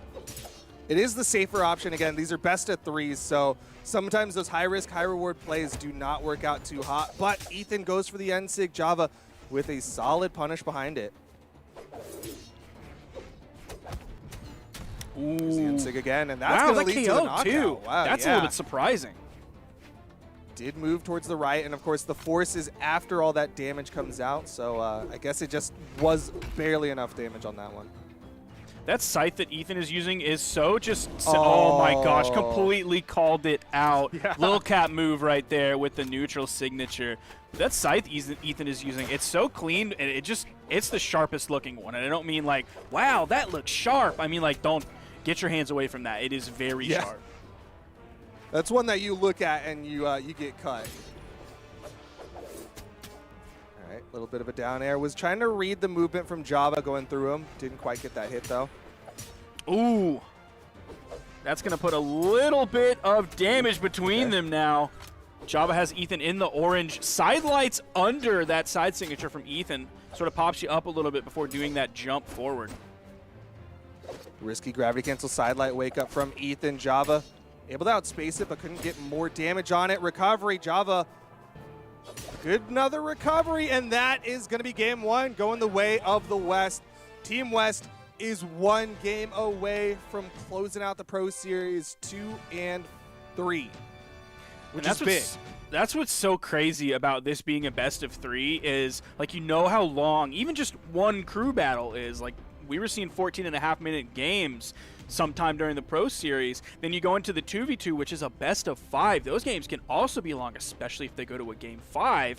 And then now you just come into a best of 3 and blink and you'll miss it. Like, we're already into game 2. Java could win this right here and it would be over just like that. So Ethan, he has to wake up very quickly. That is so tough to do as a player. Yeah, I mean, this is a spot that very few people ever want to be in, which is having not only your entire six-man team, 5 other people basically rooting for you right now, as well as your entire region rooting for you in this 1v1, and you cannot afford to lose a game. This is such a scary spot to be in, and Ethan, he's going to go for the slightly more comfort pick of the Hattori. He had some good stuff with the Mirage on the scythe, but he's just been playing a little bit more of that. Hattori, level 97. Going to be going up against Java on the level 100 Bodvar. Now, that first game was pretty close. Even though Java wasn't in the red by the end of it, you saw from the stats their percentages were very close, within like 2 or 3% of each other in terms of like light attack accuracy, damage per engagement, everything like that. So they were very close here. Coming into game 2, we're going to Miami Dome with those 2 static soft platforms and that big pillar underneath, stopping you from going underneath the stage. Yeah, this will be nice for Ethan if he can hit those sword neutral signatures on this map. On the other side, Java with a hammer D-Sig will steal some stocks real quick. That is a dodge burn. Ethan goes deep to try to get it, but Java was deeper. Damage. Java's still yet to touch a stage. You saw those sweat beads come out. Those hits from Ethan do add another jump. Again, Java just barely able to touch, but Ethan's got good damage. He just needs to get this stock. He's floating too. You know Ethan was looking for that. He saw Java up there on that soft platform, then floating above the middle. He wanted to find that recovery. It wasn't the KO option just yet. Ethan now in the yellow, the neutral light. Ethan dashes forward and then dashes back. Didn't get the chase dodge, though, because it was too late right after the hit. Java really utilizing the height of those soft platforms. Gets down, stomp, side air. Ethan barely avoids the side light, able to get the wall touch, but Java's got the weapon control. Oh, the side sig from Java. That's a big comeback on this first stock. Ethan is going to be really feeling the pressure. Not only does Java have the lead, not only did he wrestle it back, now it's even, but he still has a game up on Ethan. Ethan's heart has got to be racing. This is such a stressful spot to be in. Doesn't even have weapon advantage for too long. It's both of them with a sword in their hand. Java's Bodvar to Ethan's Hattori. Java doing a lot of floating this game. Oh no. All right. Avoided the down air. Would have guaranteed a knockout, but man, this damage is getting on him. Yeah, Java's starting to run away with this one. Has Ethan in the orange. That did get the recovery from Java, but he's still in the yellow even after that neutral light. Almost got the wake up gravity cancel down signature. Ethan was too far away. You even saw him move away just in case it would reach out far enough. Ethan bringing back the damage. Punish. Punish. Didn't get the dodge, though. Good spot dodge. All right. The dodge is gone, but he's able to land back down, Punish. which means it's on that ground counter now. Ethan has gotten so many side lights that he just wasn't able to capitalize on. I know that's got to be frustrating.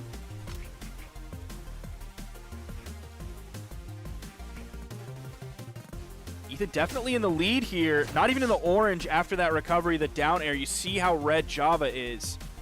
That means Ethan's going to look for the raw recovery, maybe another signature like we saw earlier that he gravity canceled. Jumps to get out of the way of that weapon toss.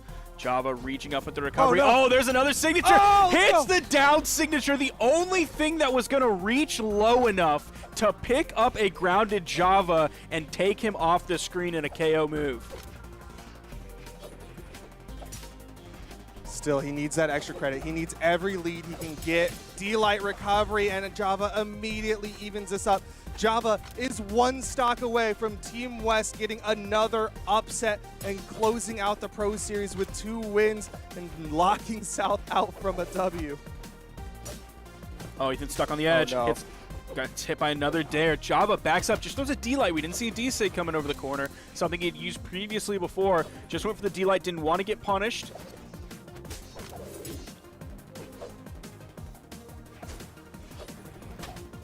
Bit risky there. Okay. 2-piece from Ethan. Still behind in damage. Oh, just over it. That is what's so scary about like dodging after getting hit by a Bodvar is that down signature could be coming at any moment. And if you're on the corner like that, that's a stock in orange. Dodge down. Oh! Okay, falling there. Ethan is chipping away at Java, but Java is just 2 big hits away from a stock and a win. I bet Ethan is not happy that we are on the dome here now that we see Java using these soft platforms so well. Oh, is he going to get the KO here? He goes for the recovery over the side air. Not sure which one had the better option to kill because he was sort of on the left third of the stage. Oh, the neutral air. Not enough off the top. Java with the weapon swap.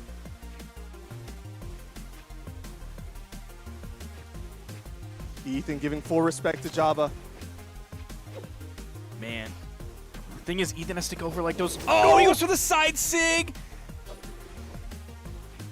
If he wants the side air setup, he has to go for the downlight, which is just risky.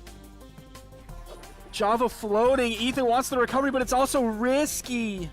Oh, the burn dodges. Recovery! Oh, he gets it! Keeping himself alive! He's going to game 3. You don't even get a sigh of relief, man. You're just going into game 3. Ethan's heart has to be beating out of his chest. My heart is beating out of my chest. Everyone who knows, I have been rooting for Team South to get a win all season. This is their last chance. We say this all the time, like it all comes down to this, but I mean, for Team South, it does. It all comes really down to does. this. Like a major part of their reputation, not even just as like Team South, which is this thing that was created for Pro Series, but like going forward. This is so pivotal for Team South. Team West, yeah, they win. They feel great. They got an upset. That's nice. By and large, though, the numbers had Team West losing this. They were coming in as the bottom seed of the Pro Series. They have been getting upset after potential upset. They've been looking so amazing. And Team South, on the other hand, they've been looking rough this Pro Series. It really does come down to this for Team South. They need this W. Mammoth, yeah, for sure. Get that double height platform out of here, says Ethan. Coming in again, of course, with the Satori on the defense stance compared to Java's strength stance on Bodvar. It's going to take a little bit out of dexterity, but he's really not going to feel that.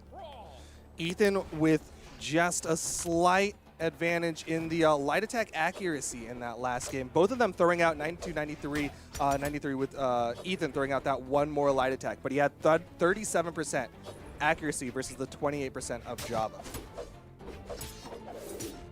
Java turning on the gas, though. Now that soft Ethan getting caught underneath. Okay. He's not too damaged, so any hit that Java could have potentially found on him wasn't going to send him too far. It was more about the movement denial. If Java got that movement denial, man, Ethan could have lost a stock there. little bit of a risky neutral right there. Both of them spot dodging, trading back and forth, very differently paced on the Mammoth. Man, it is so even between these two players. No punish? That's why it went all the way to this game 3. You saw that GC downlight coming out. We didn't see Java going for the neutral air or anything like that. Like we saw Hardy going for Ethan, picking up a stock here. He's not even into the red yet. If you can keep Java off the weapon, that'll help out. That'll limit that damage output. But one came right into Java. D-light into nothing. I guess saw the trucker bode bar and decided to give homage to Lil Cap there with the D-light into nothing. But Ethan needs extra credit here. He needs that comfort. Playing risky here. Going into the sweat beats. Nice. That's another. Ethan in such a great spot here.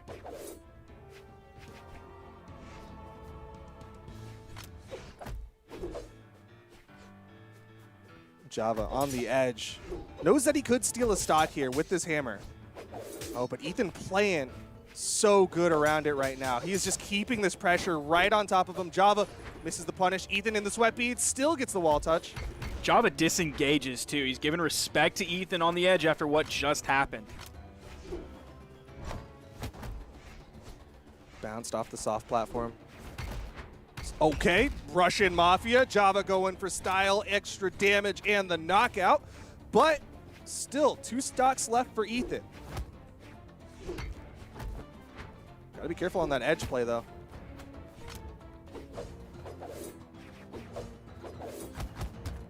Ethan floating above all of those moves that Java was putting out. Getting him pretty close to red here. Now even has a weapon in his hand. Ethan's only yellow on his second stock. 1 or 2 more hits, Java's going to be in the red. Java floating up above. Doesn't quite have the solitude of those platforms from the Miami Dome. As the soft platform was moving away from him over to the side, Ethan now in the orange. Bringing a lot of movement there. Java trying to punish the landing. Big side stick actually catches the jumps of Ethan. D-like ground pound. Ethan can't get back.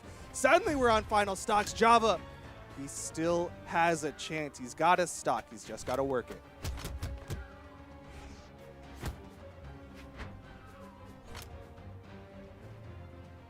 So many things for Ethan would kill right now. There's the weapon toss. Immediate backdash. It's the side signature. Team South gets a victory. They did it. They got one. They're on the board. Team South going to close out the Pro Series with 1, which puts them at tied set count with Canada and West. Team South gets 1. And in the tiebreaker, we were a little bit worried about Ethan, but to quote Lil Nas X, Ethan's back A, 20 racks A, couple medals on him, couple racks A. He's back, baby. They get a victory. Ethan putting them on the board. Team South not going to go home with a goose egg. Instead, they're going to go home with whatever analogy a 1 equates to. I don't know. A baguette. A bag, okay, sure, yeah. Or a churro. Yeah, okay, I was gonna say something a little more South relevant. Yeah, churro works. Team South gets 1. Team West 1 as well. There you saw for a brief moment what the ending scores are for the kind of round robin section of the Pro Series. But now we start to make that shift. Tomorrow we go into the Pro Series semifinal where we do all of this but a much bigger scale and between 2 teams. It's going to be MDVA versus the Midwest doing that Pro Series final format, that big best of 5 crew battles, that best of 9 2v2s, I think it's something like that, and then the best of 5 3v3. So it's going to be a big one tomorrow for the semifinals to find out who's going to go up against the undefeated Northeast team in the Pro Series final next weekend. That was some incredible brawlhalla that we saw today. Did we already put that final scores up? I want to see that one more time. I want to see it again. I want to see it mostly because I want to see South. Just give you the lowdown now that all the normal games have been completed as we move into semifinals this week and then finals next week. We're going to be getting that graphic up for you so you can see it right in front of you. Look at that. Team Northeast coming in at top 5 set wins. Team MDVA 4 set wins. Right behind them is Team Midwest with 3 set wins. Then Team Canada, Team West, and Team South, each with 1 win there. Now, semifinals, baby. That's MDVA versus Midwest to see who can go up against the undefeated Northeast. Man, that is going to be so incredibly exciting. I don't know if I'm allowed to leak it, but I'm gonna. We are going to have a TriCast for the Pro Series semifinal tomorrow. I don't know, maybe someone's already said it, but either way, it's going to be awesome. I know if you have been here watching the Pro Series thus far, you have been having a blast, because I know I have. Thank you all for watching today, though. This has been day 5 of the Pro Series. Tomorrow, like we said, Pro Series semifinal. Mark your calendars, brawlhalla.com/schedule to find out when it starts in your time zone, because you don't want to be late for that one.